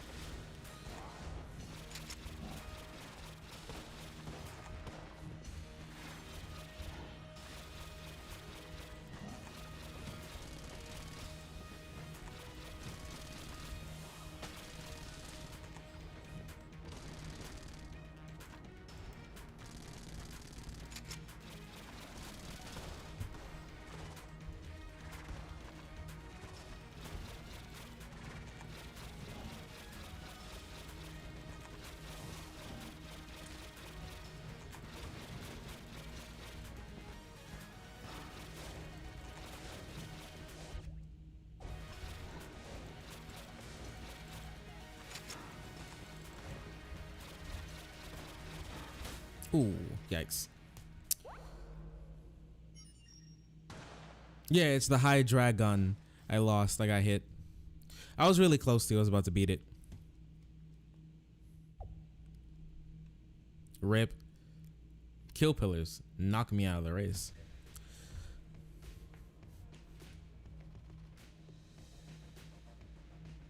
Tend to decide more of the right on gun control or something.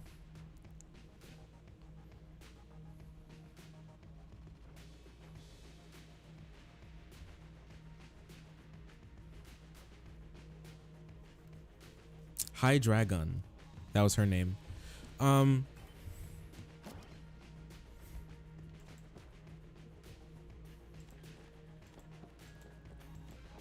don't know. I think our gun policy is still pretty legal and fine.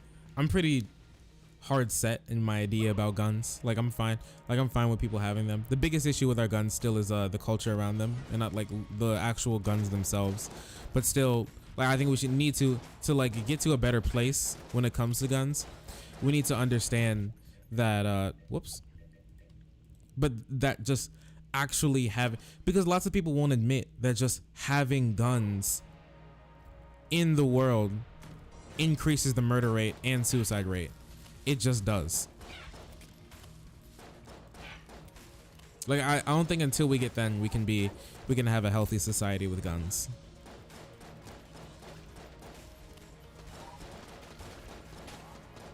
Wow.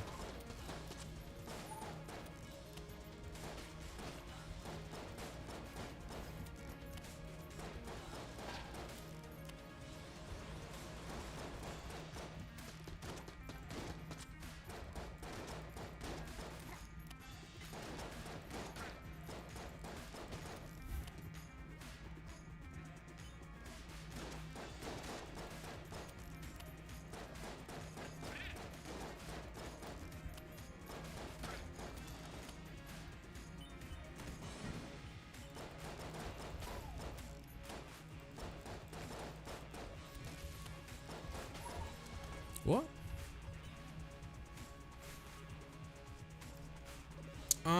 Yeah, in some places, mostly because they don't, well, I mean, yeah, sure, in some places, mostly because they don't care to like tackle the core issue of guns, which is mostly poverty and mental health.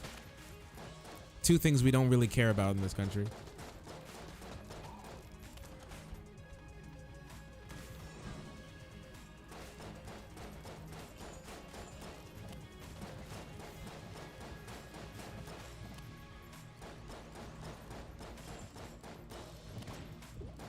Ah.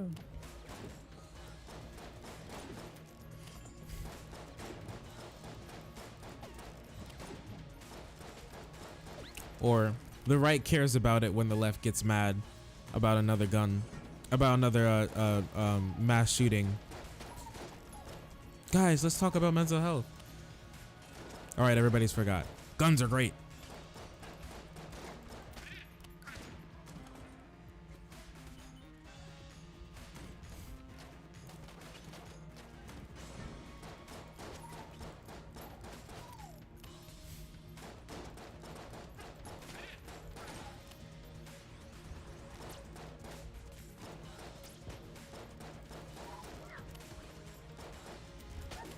Like, I think it'll be okay not being able to buy like an AR style rifle if we make sure that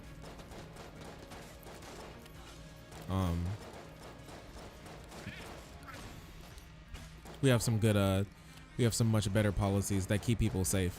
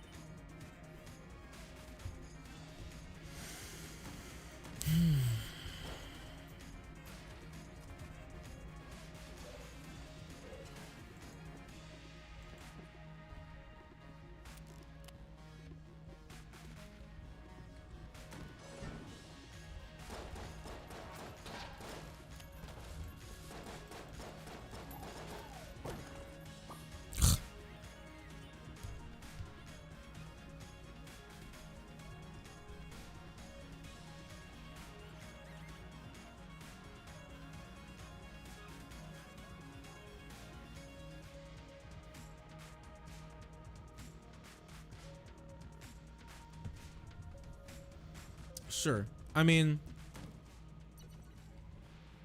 are there any other issues? I personally don't care about the gun issue that much. If that's like your only driving issue, really. That's like not something I care about too much. Seems to be fine. We'll still have a First Amendment.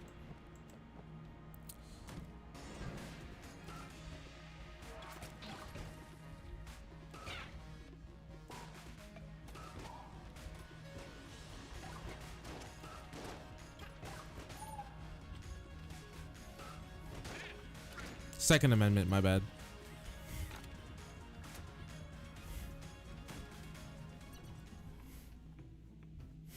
I mean, we still do have a First Amendment. Galactic Medal of Valor. I think that's really good.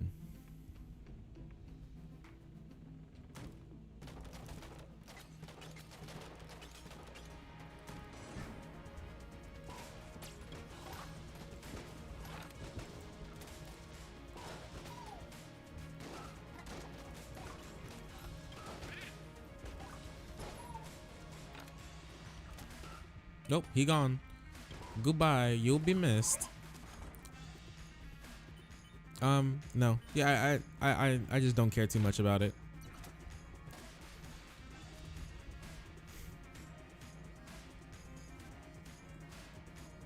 And that's not something, even if like the left was still for banning like all guns, I can't like see myself going right because of that. They're like way more, I think there are way more pressing issues in this world than that.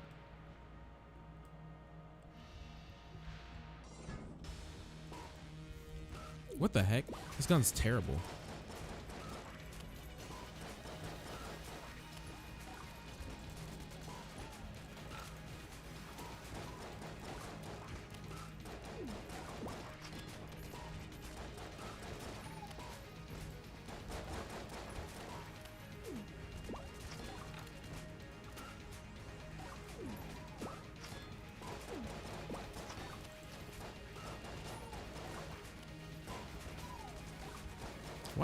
Why are you over here? At least you're all in the same place now.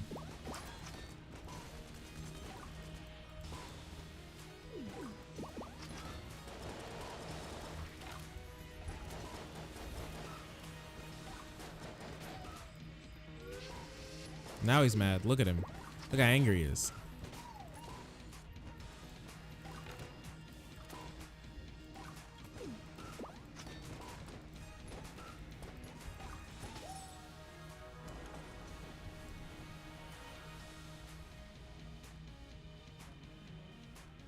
going the wrong way with social safety nets. We need more. I think we need more social safety nets. Our safety nets kind of suck right now.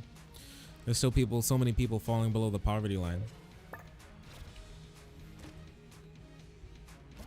Our economy sucks in general, but our social safety nets suck as well. People fall into like eternal abject poverty. I can just buy Medal of Valor, just like barely.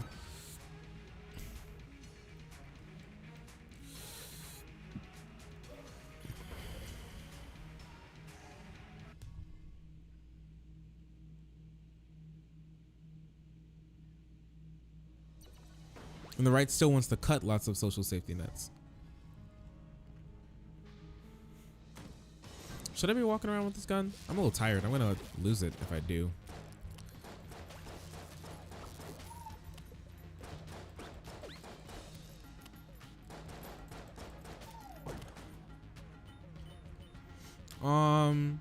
I mean, sure.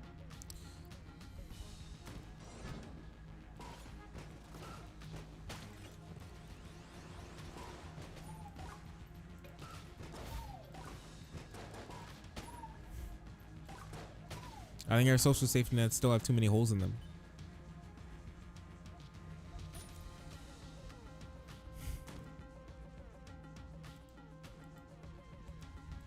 Oh.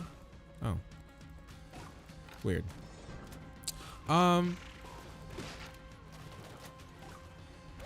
Even if they don't have the right idea, I think the left still will.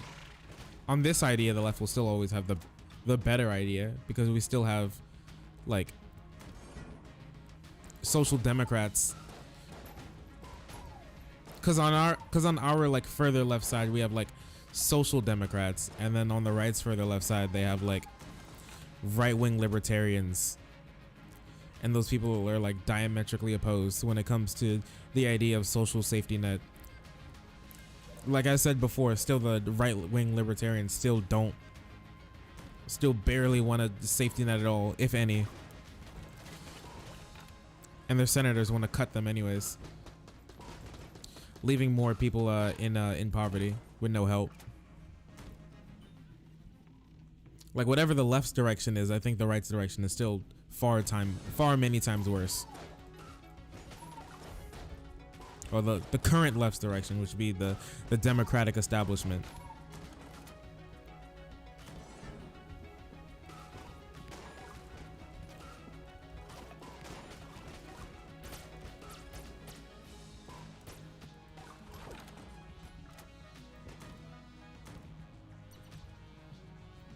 Like a Bernie-crat type of way is still far preferable.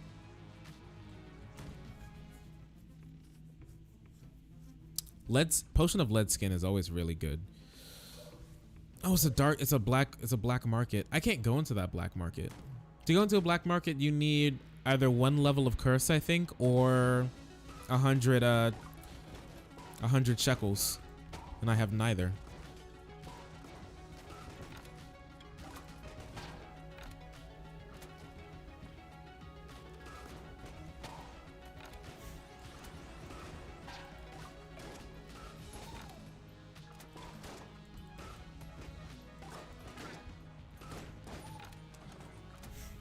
Like voting rights. Like, geez, the right is so bad at voting rights in this country. I'd kill to have a right wing like they have in like the UK. Like, yeah, they suck, but they don't suck like ours sucks.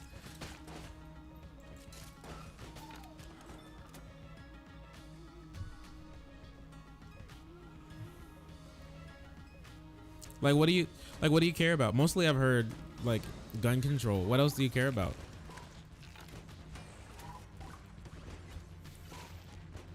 I don't think that's anybody's big issue. Well, I mean, the right isn't, so.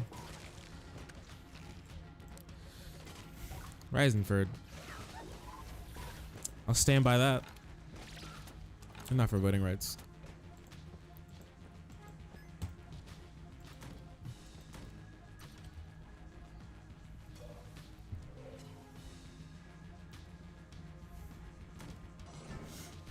See, that's good at least.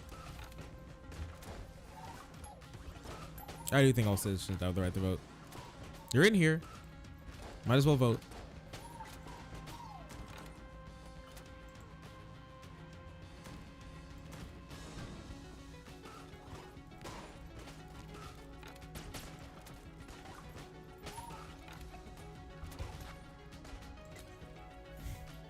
Like, I have some family in Georgia, and I remember when Ryan Kemp, I think that was his name, who was running for Senate or something in Georgia against Stacey Abrams, if you remember that big race. I remember he shut down one of my cousin's like voting precincts like a day before the race was going to get started. And then they barely publicly announced where the next one was going to be. Like, that should be illegal, but it's not. He got away with it.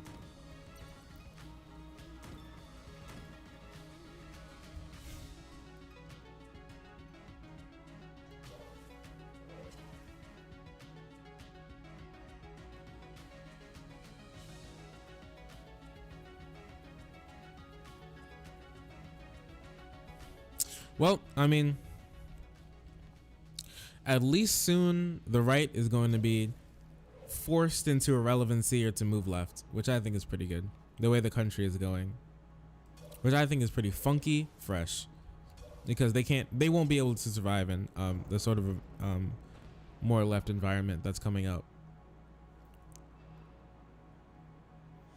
Like it's not an if anymore. It's when Texas turns blue. Like it's either evolve or die for them, which is great.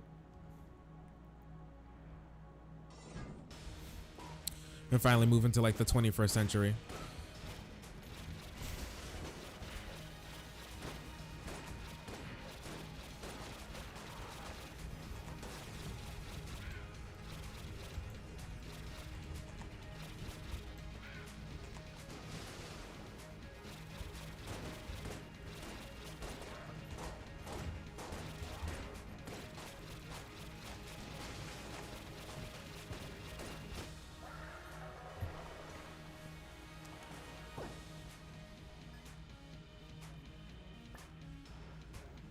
Yeah, that too.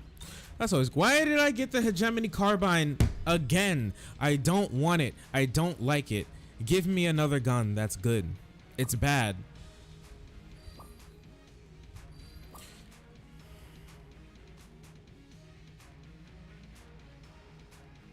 Probably, yeah.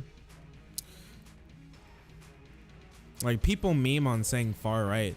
Like, if you ever, I don't know if you've ever seen the videos of like reporters going to like random people in Europe and being like, can you how much do you think Americans pay in health insurance per capita? And they're like, $50. American, their money is like worth less than ours, so maybe like 40. And they're like 3,000, and they like are shocked and they like piss themselves.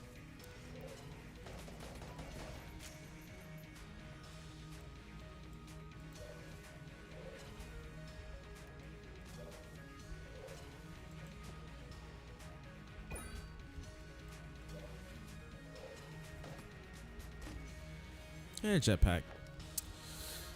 No. Yes.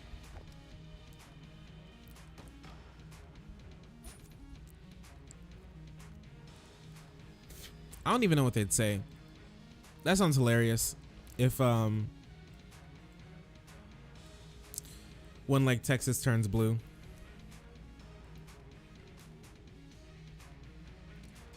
Yeah, it really does. It really does. Like, geez, can you even imagine the headlines? Can you imagine what Fox News would say? Like, reporting on the Texas results. If Texas goes, imagine if Texas goes blue like this season, like in November. Can you even imagine, like, the horror that would go on Fox News if that happened, dude? They need like a dog wrangler. Like, Tucker Carlson would freak out. They'd have to get like one of those like collar poles on him. He'd start like frothing at the mouth.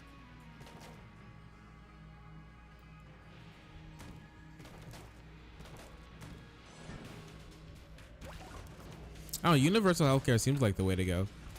Like, I don't think any other system has been proven to provide the same outcomes.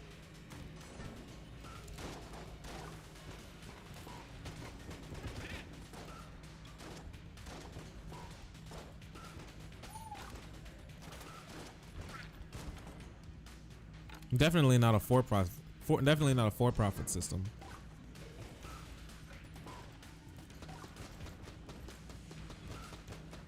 Hey, kill that guy. Nice.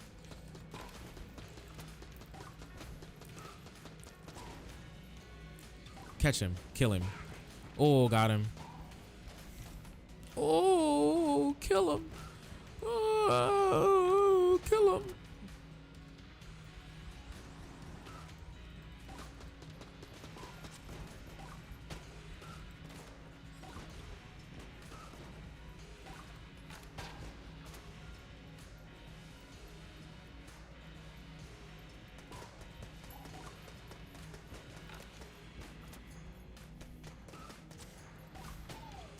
You'd like to see how it's going to be funded? Let's see.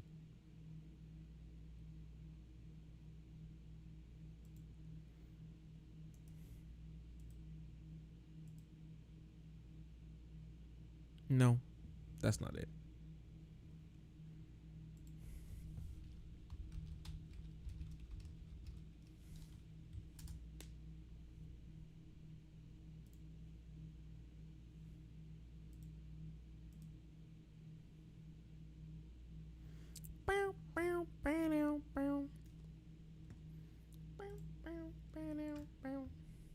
All right, here's his plan.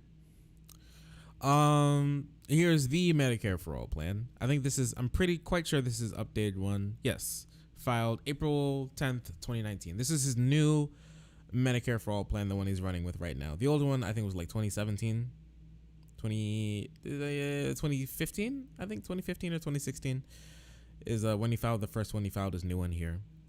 You can look at the full legislative text if you would like. It's very long. It's a very big plan.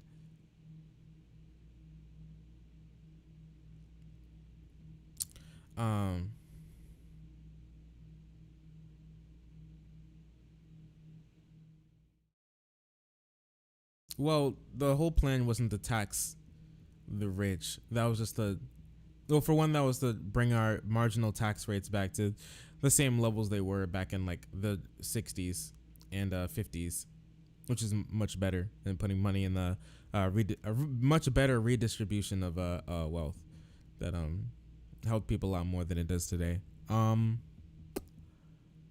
That wasn't his whole plan, just like tax rich people, if you got that impression.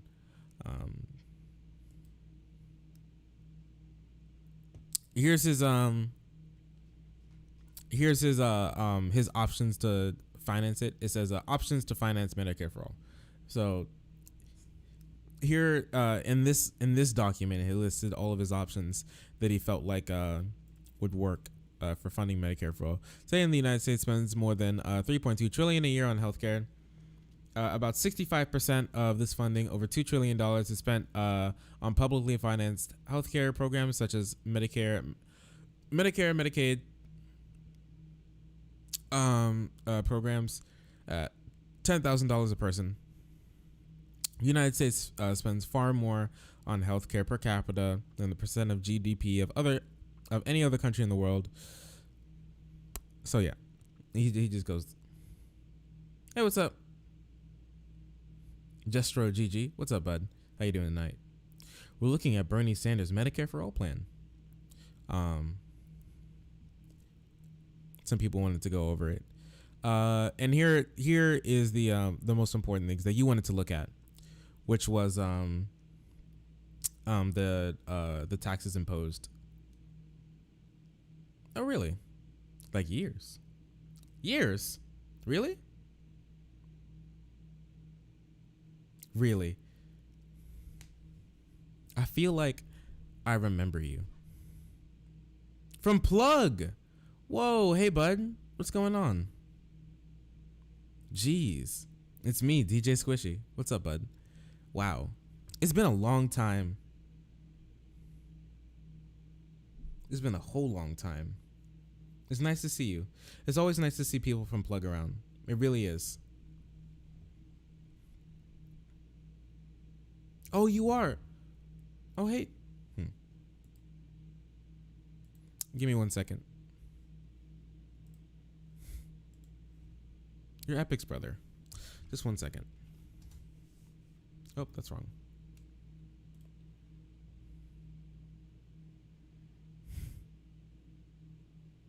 Say something in chat real quick.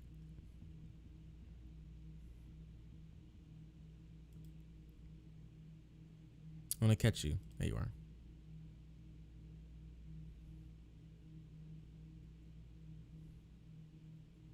No, don't do that. Don't do that either.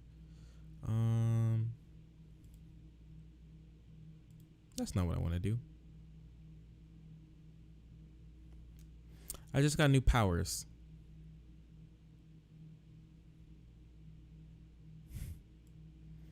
There's something I wanted to do. Oh.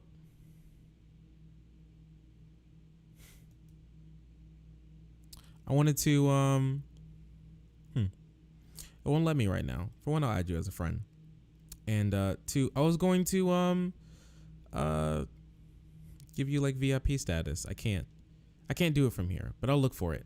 Make sure to I'll make sure to do that. I hope you and your family have been doing well, though. It's been a long time. It's nice to see you.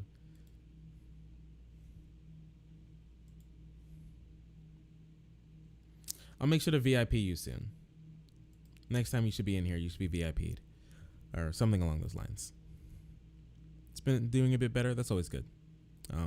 I know going through stuff like that definitely can't be easy.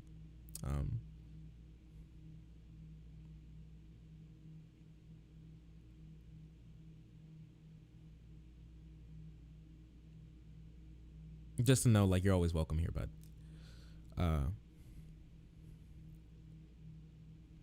But Devil Dog. So here's like the biggest thing. I believe that's the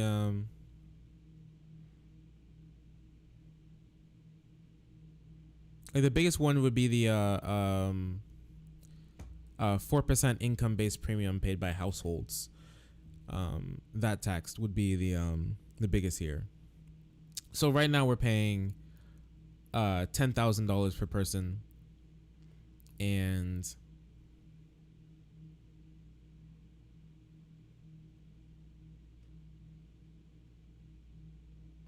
we're saving about 375,000, not 375,000, 3,750.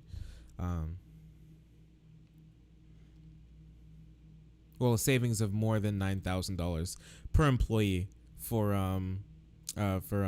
employers.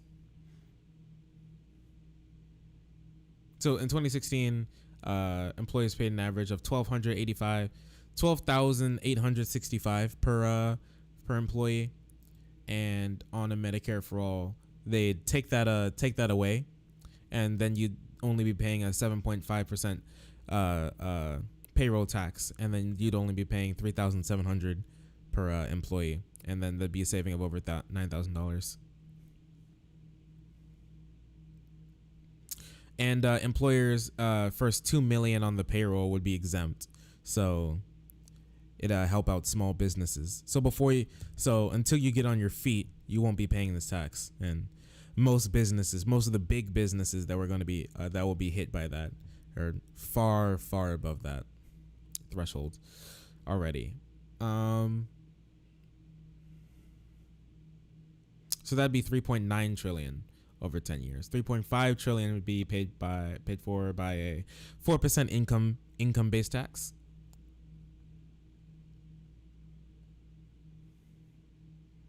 Average paid about 5,277 per household, and they'd be paying a 4% income based tax, so it'd be around $844 per year, and with a $4,400 savings per person. And also an income-based tax. So altogether, people would be spending less. The money would be, the biggest thing is the money is like shifted over, but people in general would be paying less. I could link it to you if you want the whole thing. You want to read over the document sometime. I need to save it because people have been asking for it recently. Now that Bernie's leading in the polls. Here you are.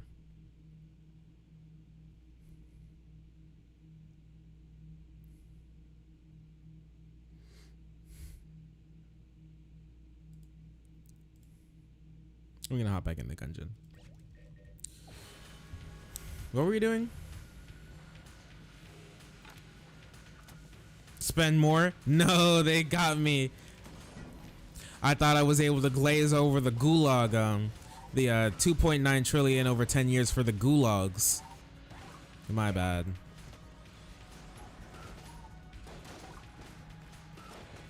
So yeah,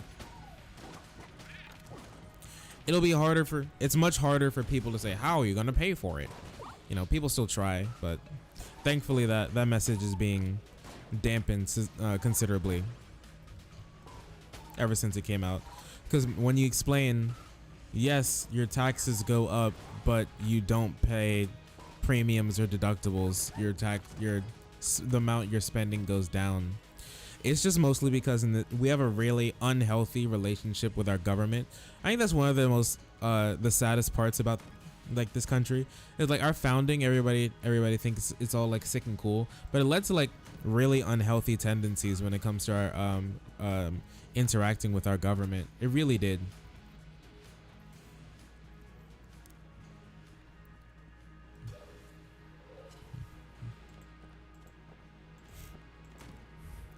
Like all the right wingers that threaten to go like shoot up their local USPS if like the government releases a gun law that they feel like is too strict or something. Like always threatening violence against the state if they get like a perceived slight. I think is like the most wild thing ever.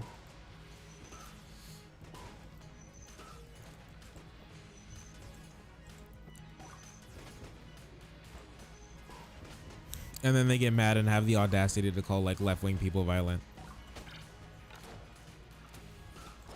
I need to find that I need to spend some time and find that graphic about like right-wing versus left-wing violence.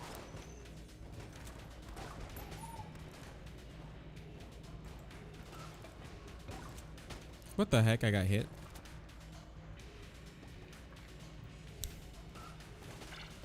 You're done now.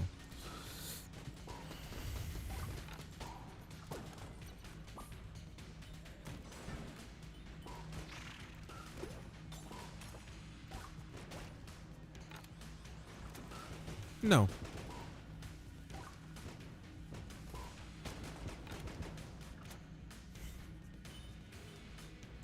Spend more. You never seen Gungeon? Aw, dude. Gungeon's such a good game. I'm coming up on 150 hours in it. I love Gungeon. It's such a good game. If you're into bullet hells and everything.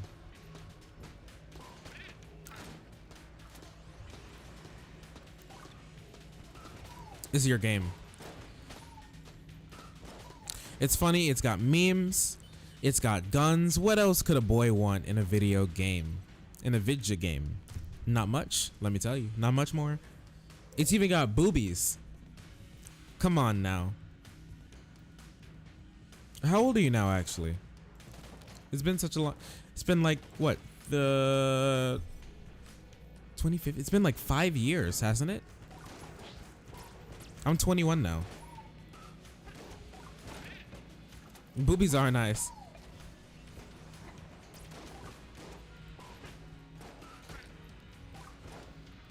You're 17. Ooh. Wow. I feel old. You come back and make me feel old.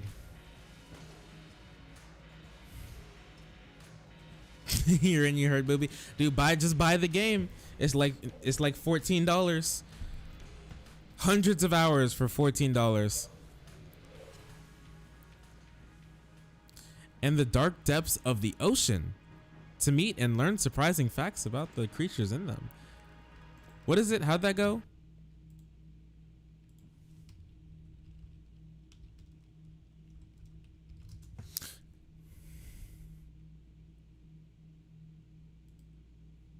Your child can visit steamy jungles, grassy plains, and the dark depths of the oceans. Steamy jungles, grassy plains, and the dark depths of the oceans. To meet and learn surprising facts about the magnificent animals that live there. To meet and learn surprising facts about the magnificent animals that live there. Thousands for $5? Whatever could that be? Whatever. How much? Where do I earn such value for my money?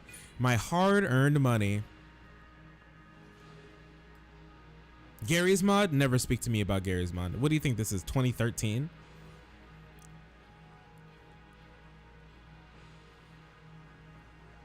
You remember Sea Nanners?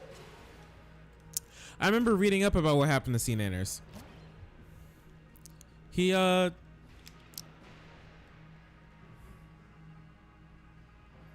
can I get such value for a crisp $5? I remember I was reading up about what happened to Sea Nanners. He went into real estate. So he's just like a real estate mogul now. He was just like, I'm kind of tired of playing video games. And then just did real estate. Pornhub. True.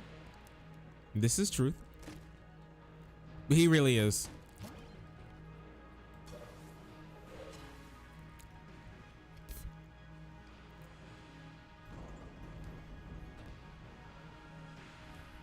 Pornhub too, to a lesser extent. Oh, like I knew it was going to. Oh gosh, he's so angry. Oh no! Oh no! No no! Oh no no no no no no! Like I knew he was going to shoot at me, but for some reason it still scared me.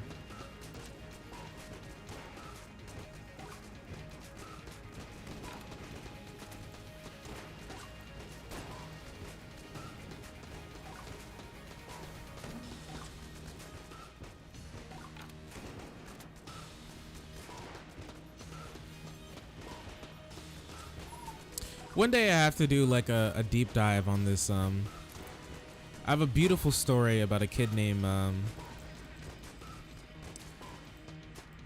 Radcliffe Redneck. I don't want to like dox him and give out his real name. We call him Snaggletooth.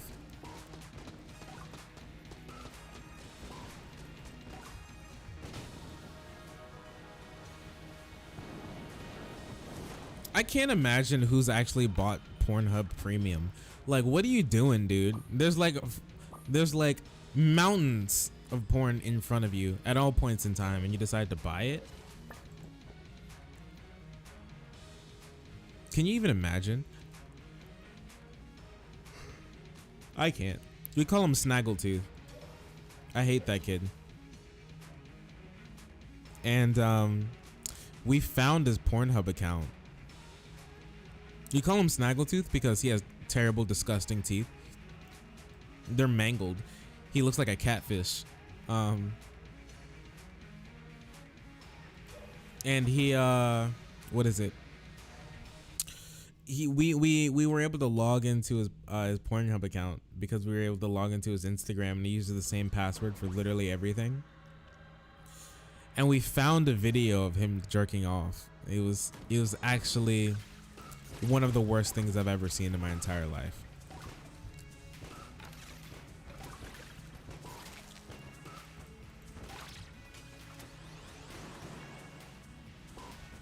I don't want to spoil it. What's happening? I don't want to spoil it, but he can only use 2 fingers.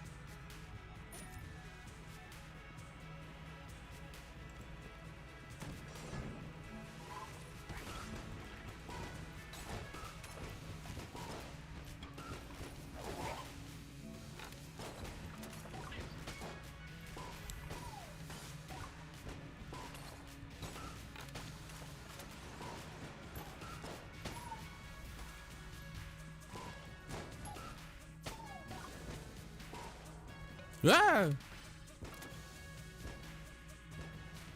You did. Oh, you got up? How dare you? You gotta take it with you. No, like the dude named Snaggletooth. He has horrible, disgusting, mangled teeth that makes him look like a catfish, and it's all his own doing, since he decided to like do chewing tobacco since the age of like 14, and he we found his Pornhub account since he only he only uses the same password for literally everything, and he gave us one already, like the password once already, and he had to it was like he wasn't the biggest boy in the world. He could only use 2 fingers, so it was something else.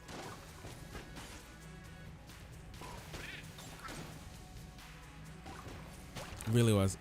I'm cursed.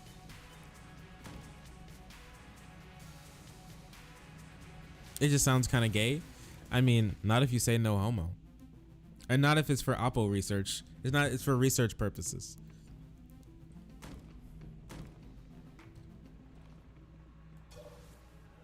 We had to see if it was real. Like, there's no ifs, ands, or buts about it. We had to find out. Oh, what the heck? I've never seen this statue before.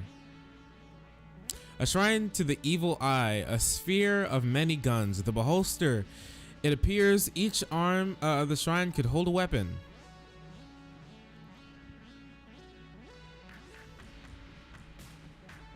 Ah! No!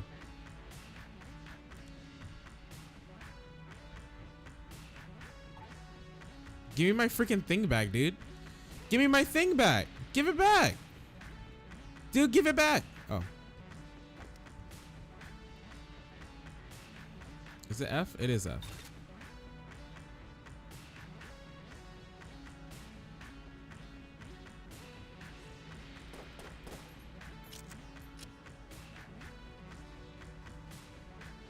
Take the gun, ye old beholster.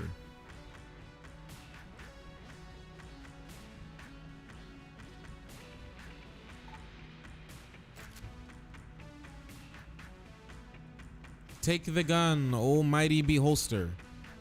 It doesn't want to.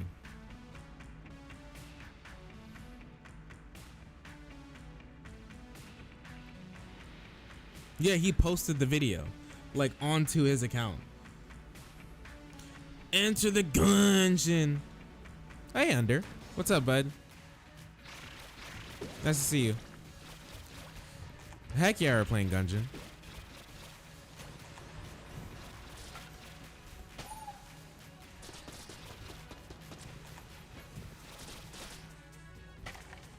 Ah. It was just for science. No, we had to watch it. It's not weird. What if he like moaned his mom's name or something? Come on, you can't tell me that you would let that go to waste just because you're scared of maybe being a little gay. I couldn't let it go to waste. Neither could any of my friends. It was an opportunity that we could not let pass. We could not squander this.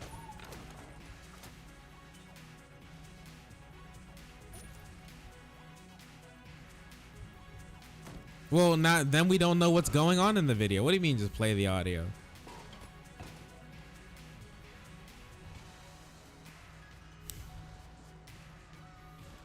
Someone sounds a little scared of maybe being gay.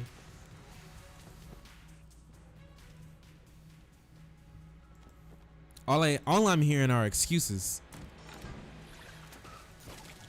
Sometimes you gotta get your hands dirty. It's a dirty job, but somebody's gotta do it. You kiss your homies goodnight. I'm homosexual.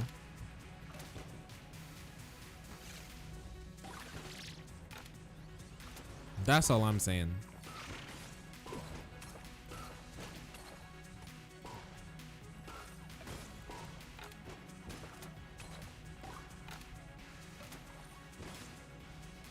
Something about that story is making you dizzy. Is it the fumes of pre-chewed chewing tobacco wafting into your nostril canal? Your nasal canal? Is that I mean, he's also a piece of crap. He's like a terrible person. I used to ride the bus with him, and I remember he just like be chewing chewing tobacco, and he'd spit it into an empty Gatorade bottle, and the thing would be like 1/4 full of his saliva and like post chew tobacco, and then he'd cap it and then get off the bus and throw it into his neighbor's yard. And like every other day you'd see his neighbors out there just like cleaning up bottles of trash that he'd bottles and like trash that he'd like leave in their yard. And it was like an old couple too.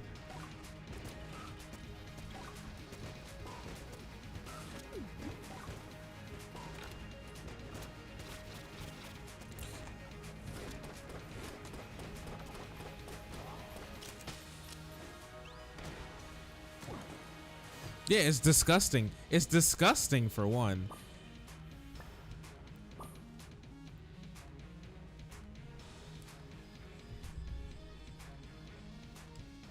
Just trash in general? I thought you were gonna say like bottles of cum or something. Like you can hold on there, buddy. Hold on there, buddy.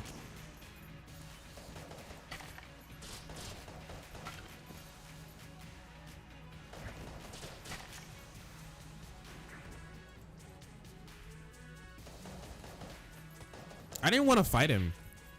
Like, I didn't want him to touch me. I didn't want him to bite me and then I turned into a walker, dude. Like,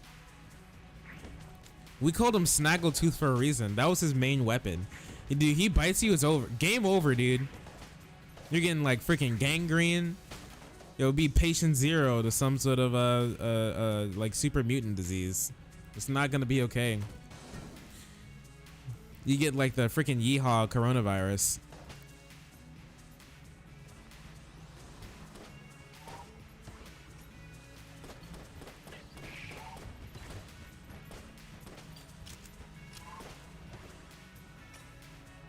It's not okay.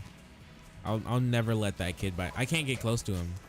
Last time we saw him, we gave him a bottle of $1 like off-brand grape soda while he was gripping a pistol, and we thought he was gonna shoot us out of all the times that we've bullied him, but like bullied him for a just cause. Like, you ever see someone like actually get bullied and you're like, if anybody's deserved it in this world, it's you. It's that kid.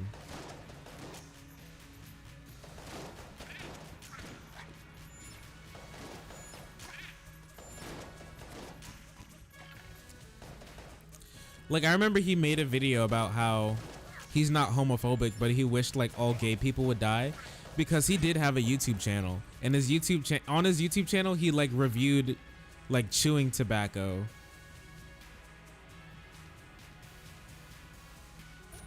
He reviewed chewing tobacco and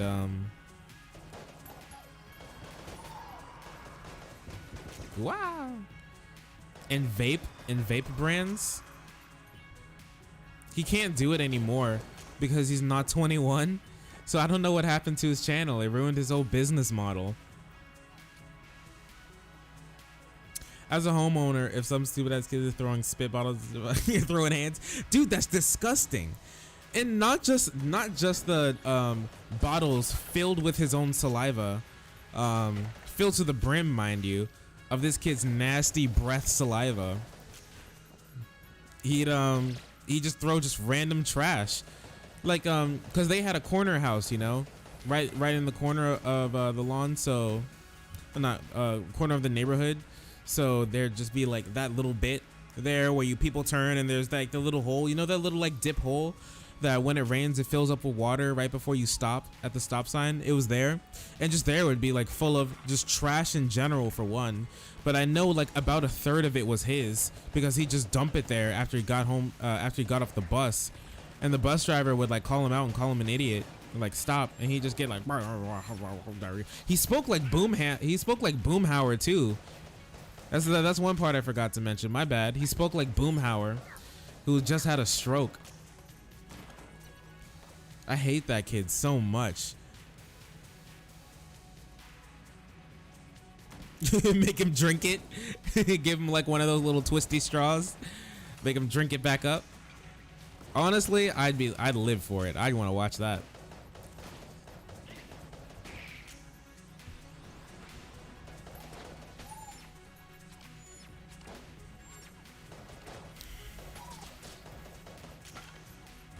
Oh, I kind of like got hit by it. That's my fault.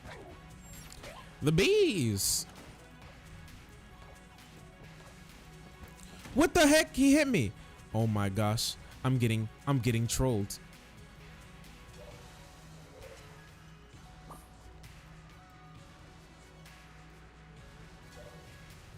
Yeah, he was really a class act. Your house is your castle. All right, buddy, calm down now. Calm down, Lord Devil Dog.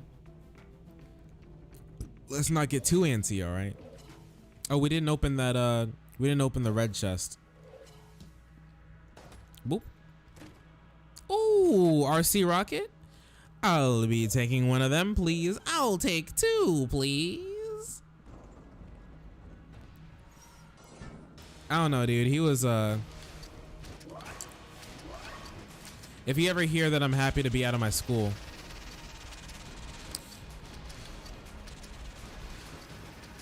What the heck is going on? Just like, there's just like explosions everywhere. And the thing is, I didn't like hate my school either. Like, I was in one of the best schools in the district.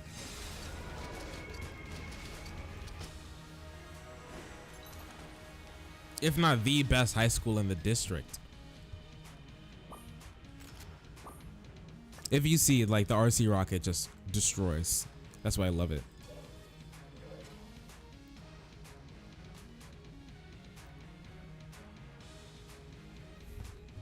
Wait, let's see.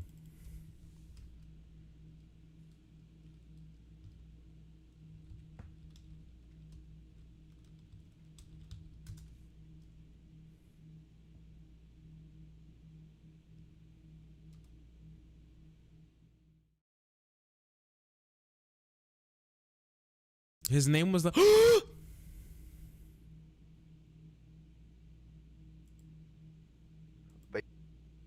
for it. One of the channel to go check out my other channel, which I do put vlogs and stuff on. It'll be the title of this video. Peace. That was him.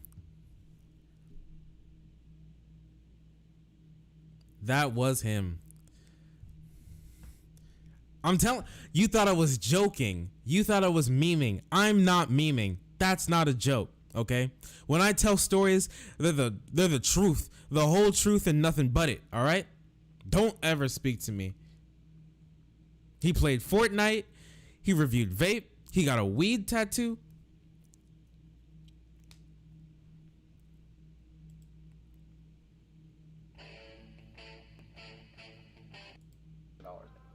I got this at Walmart.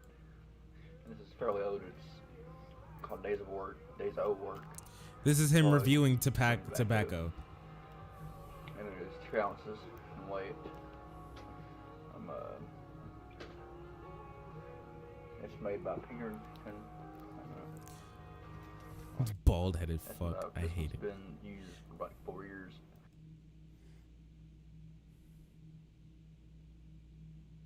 I lost a bet and got pepper spray. He's shaped like a pear. He's shaped like a squirrel. I'm here, dummy. Now open your mouth, big boy. Oh. Open your mouth, big boy. Challenge. Let's go. Say I'm the dumbass there. Now open your mouth, big boy. Oh. Bro, stop. Yep, that's about it. How beautiful. I'm not gonna send you his channel because it has his real name in it. Like I said, I don't want to dox him.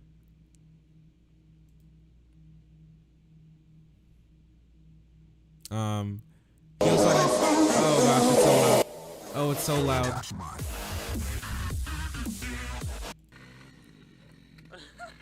This is a video of his friend like doing donuts in a 4x4.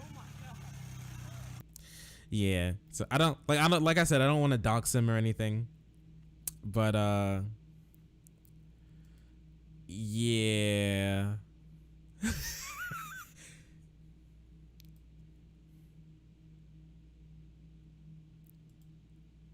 So yeah, I hope that I hope you all got a taste. I hope you all got a taste of that. Just a little taste as a treat.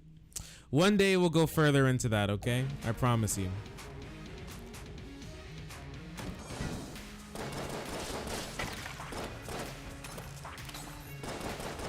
Oh, this is the devolver. I forgot.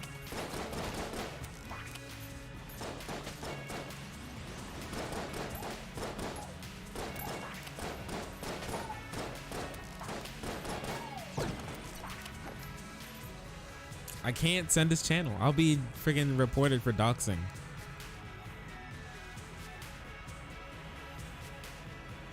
Sometimes it just ain't worth it.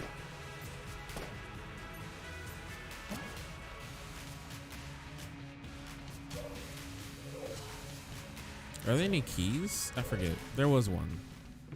I should have opened that chest. Let's go get this one. Why not? There's lots of cool stuff that can be found in the brown chest. Oh, I don't even need a key for this chest. Oh, okay, I have a card in the sling. I'll take that. I should have opened that chest. Heck, shoot, but also freak.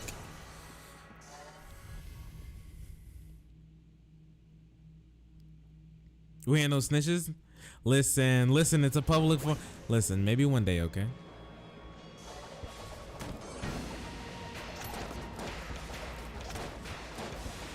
Only as a treat, if you be real good, okay?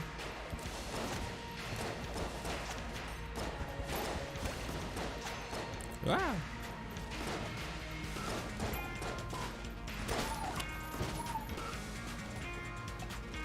We end up in ditches.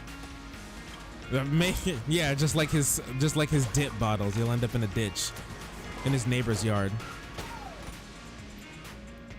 He's actually a terrible person. I remember there was a video of him like throwing knives really poorly. He wanted to be a knife thrower. He was throwing knives really poorly at his neighbor's fence, at his neighbor's wooden fence. To give you an idea of the type of people we're working with.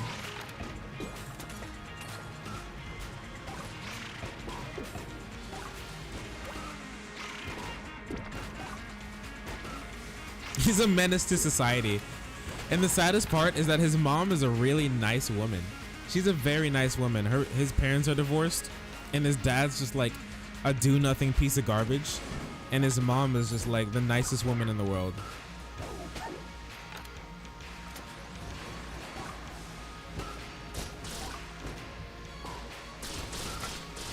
Wow. I got hit? By what?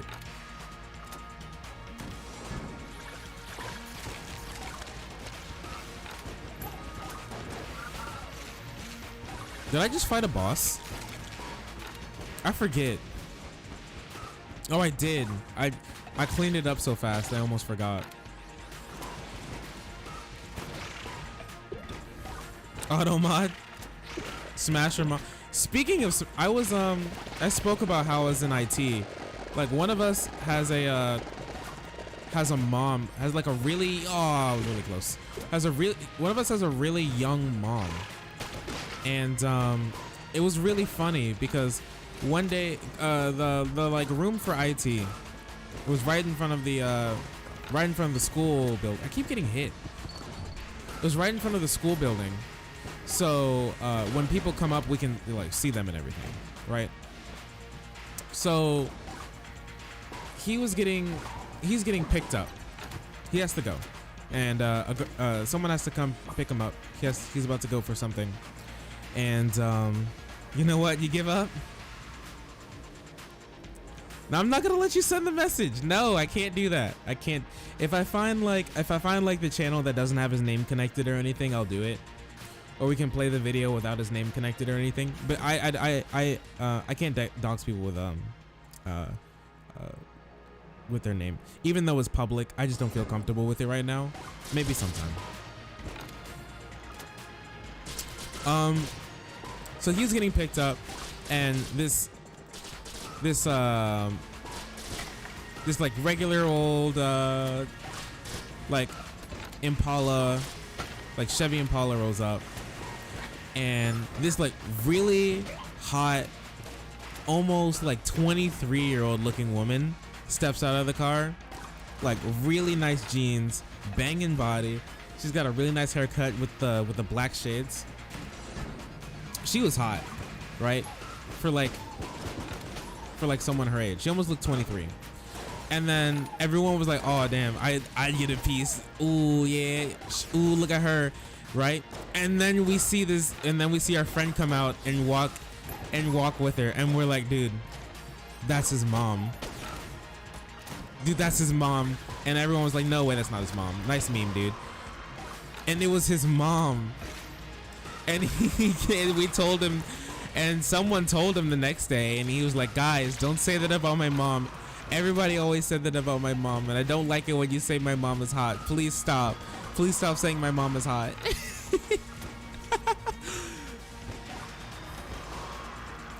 Dude, those guys we used to go to the gym together, and they're definitely some MILF lovers. They definitely love like you're nice, you're tasty, firm, mature woman. A nice aged wine. That's how they love their women. It gets better with age. I'm telling you, dude.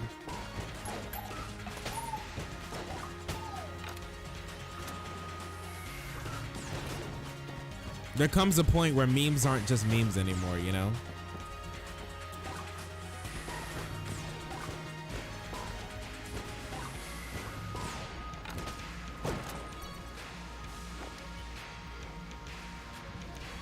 We made a guy cry because he's talking to his mom so much. I'm getting all these super cool shrines. I've never seen these shrines before. Not now. Oh, there's the boss. Like a nice fresh one. Like somehow it's like matured but still very fresh. Like that's how I love my my MILF loving, you know. I mean, I'm not super big on like a MILF girl, you know, like a mommy titty feed me type of dude. But you know, if that's your thing, that's your thing. Don't let me stop you. They ain't hurt nobody.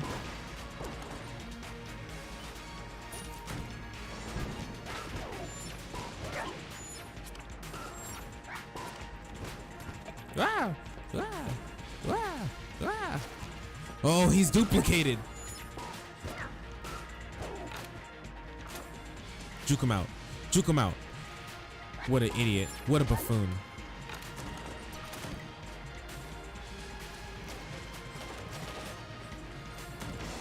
Some banging 30-year-olds behind you. Listen, some people are like, the MILF is the best thing. I keep getting hit. The MILF is I know, I want to make sure I get a heart before I do that, because I'm probably gonna get if I'm gonna guess, I'm probably gonna get a damage up if I lose that heart, but I want to make sure I live even if I get that damage up. Some people are like, the MILF is the best thing because they don't play any games like the young girls do. Like, they know exactly what they want. They cut to the chase. Like, even especially the divorcees, like, they know exactly what they want. They're out there and play no games. They need some cock, and they see some bright young stallion with a sparkle in his eye, and they're like, that's my man's, and I'm getting him. And you know what? More power to that. I like it when girls are more forward. That's just me.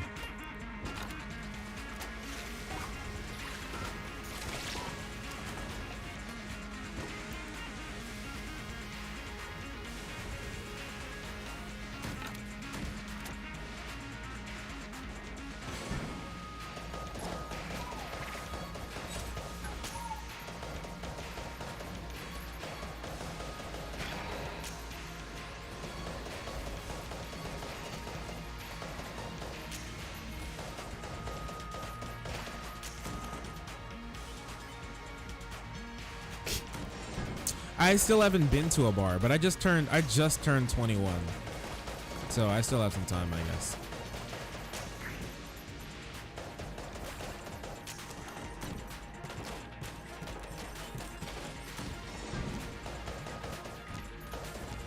Honestly, I like that way.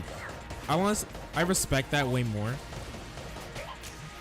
Because a lot of people, I don't want to say just girls, but a lot of people in general they're just they play too many games. All right, cut the middleman. All right, don't ask me how my day's going. Ask me how hard I am. Heck yeah, boy. That's what I'm talking about. Make women make the first move. Hashtag girls first move. I'm down for it. I don't know about you guys, but I'm down for girls making the first move. And I'm just chilling, and the girl like sits next to me and she's like, "Hey, you hot?" I'm like, "Well, thank you, ma'am."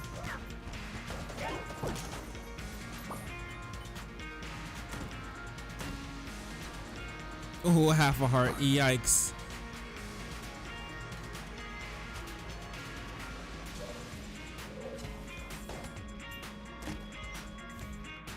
That make me move faster.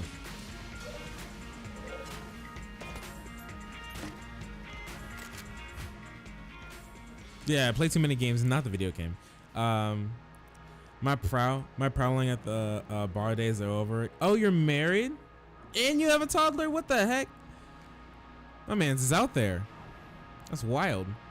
I do not have any of those things, but I really don't want a kid, and I am not married. I got out of a year-long relationship not super long ago, like maybe half a year ago, a little under. Ma'am, excuse me, ma'am, but your boobies definitely be popping tonight. Does bar prowling even work? Are there even women out there at the bar, like looking for anything?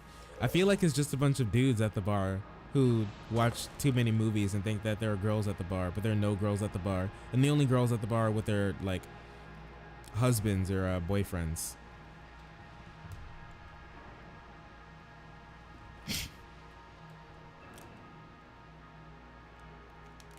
Same with like parties. It's just like a whole bunch of dudes who feel like they're gonna find a girl there, but there are actually no girls there.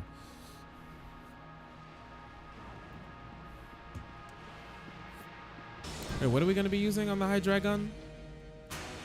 Wait, what are we gonna be using on the high dragon?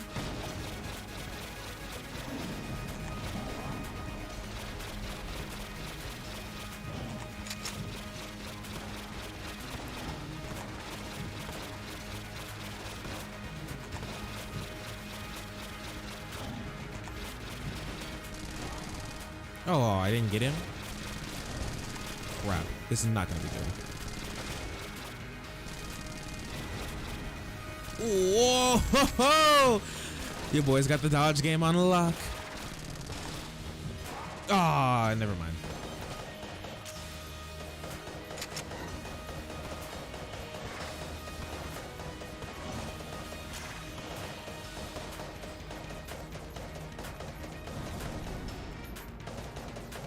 This is not doing the damage that I need.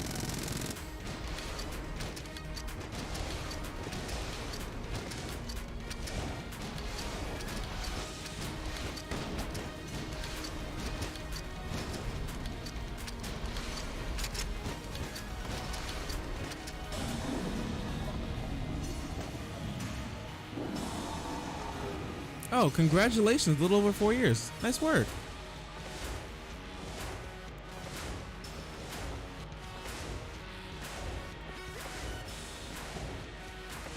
Wow. Wow. Oh, I got hit. I hate my life. Oh, one cycle took down the dragon. Sit down, woman. I see way too many posts on Instagram of my friends of my brother who are single at bars. Dude, there's a isn't like the single guy at the bar like the massive trope, like the biggest trope?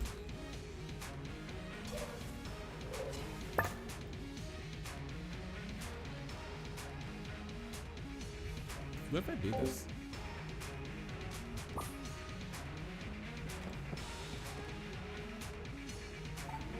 Oh.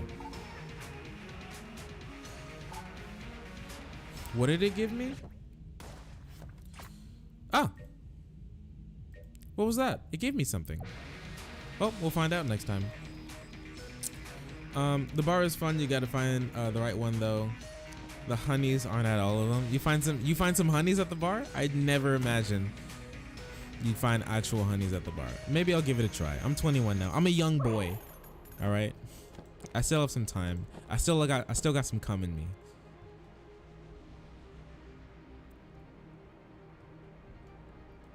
So now, who picked out the name for the kid? Right? Was it like honey, whatever you want, sort of and you let the wife just let the missus do it?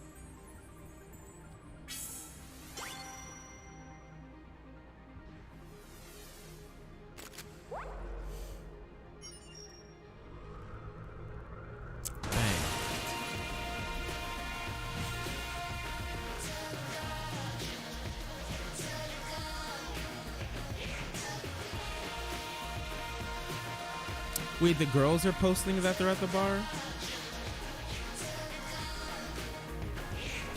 Oh, you live in SoCal. I live nowhere near SoCal. You did a good job. Ooh, 54 minutes? That's a good run. It's a quick run. Yeah, I live nowhere near SoCal. Wait. Just, do you mean like you see a lot of like girls are posting that they're at the bar single, or guys are posting that they're at the bar single? I'd be really surprised to have see a whole bunch of girls at the bar single.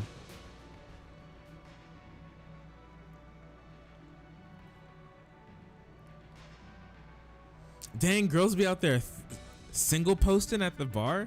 Jeez. Has life become this desperate? Maybe that's just so easy. Maybe all we needed was for girls to be desperate enough, and then life just becomes easy for us guys. Like,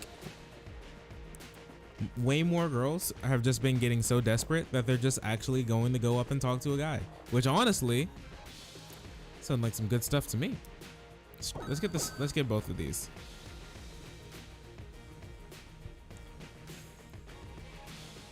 Okay, you lived out there because there were lots of water.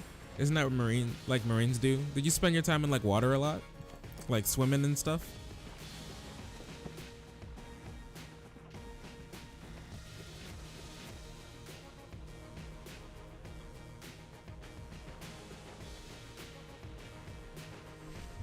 No, Ryan would never be with many girls. What are you talking about?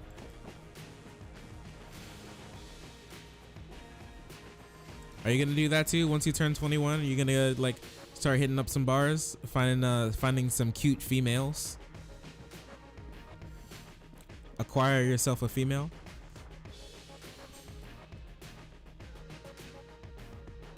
College town bars are where it's at?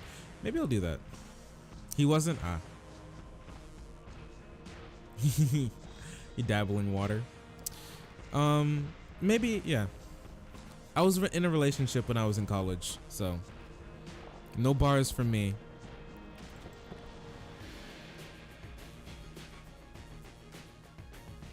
He's bringing out girls on the minute he could drive. Oh no. Oh no, no. Hey man, a boy's gotta live. A boy's gotta live.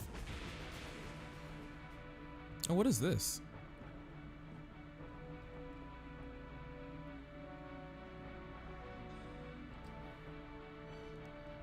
Do I have to like finish a run with all these conditions met? Don't tarry? What does that mean, weirdo? Our Lady has little patience. Receive your blessing and leave. All right, weirdo. I hate you.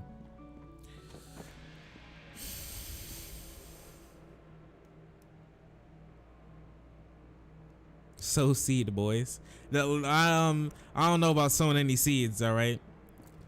I got a little baggie to keep my seeds in.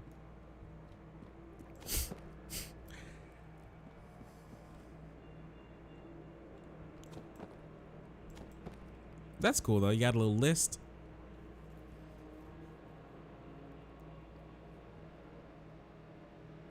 Just a little. Just dip your toes in a little bit of water, just a tiny bit, as a treat. In college now, hey, never too late to get to college. Let me tell you. Don't let anybody tell you that. Ah. I've fallen and I can't get up. Oh, I'm up.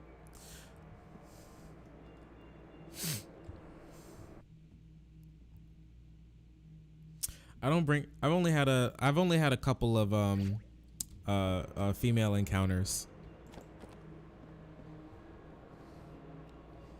Or you meet up, she invites you over, you play like a nice round of chess, you go home.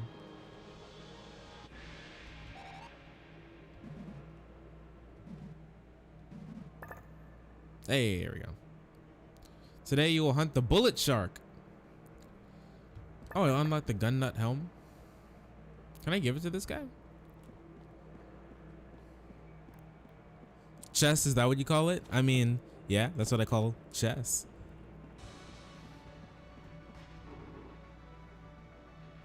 What? What did he say?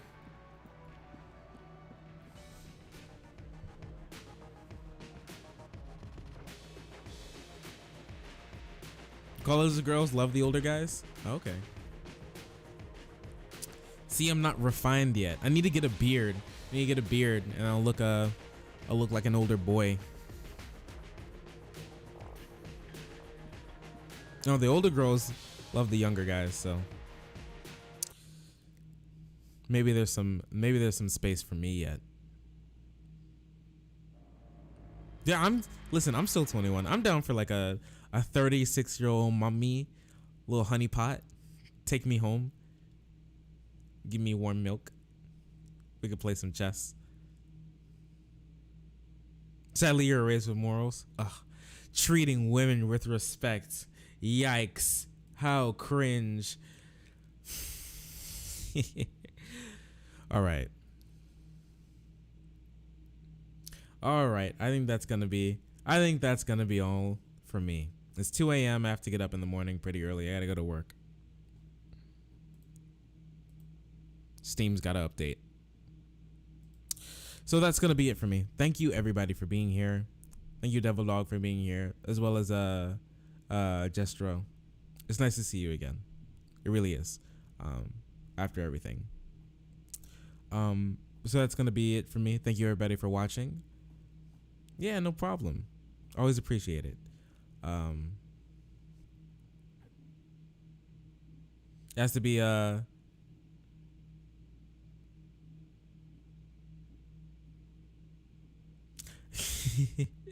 black dudes all either have solid beards or face pubes, no in between. I need like I got like a 5 o'clock shadow. If you keep it short, it doesn't look like pubes. I've seen the pubes. I don't want to be that guy. My facial hair actually isn't very isn't like super curly. It's weird. I have really thick curls, really thick tight curls. Like you couldn't fit a pencil through my curls. They're very, very small. But my facial hair actually isn't that curly at all. It's weird. Death screen. There's the intermission screen, okay? We'll come back later. Somebody stop. Hey, what's up, Splat? Splat, were you watching? I just played a whole bunch of Gungeon. I told you we were gonna be playing Gungeon. No, I wasn't. Rip, you missed the Gungeon stream. Cringe. Look at you. Weak. So yeah, thank you everybody for watching. I'll be live again, hopefully tomorrow. I have a little meetup with a friend from work. She wanted to catch some coffee. It'll always be nice. So thank you everybody. Hope you have a good night. See you later. No more spaghetti.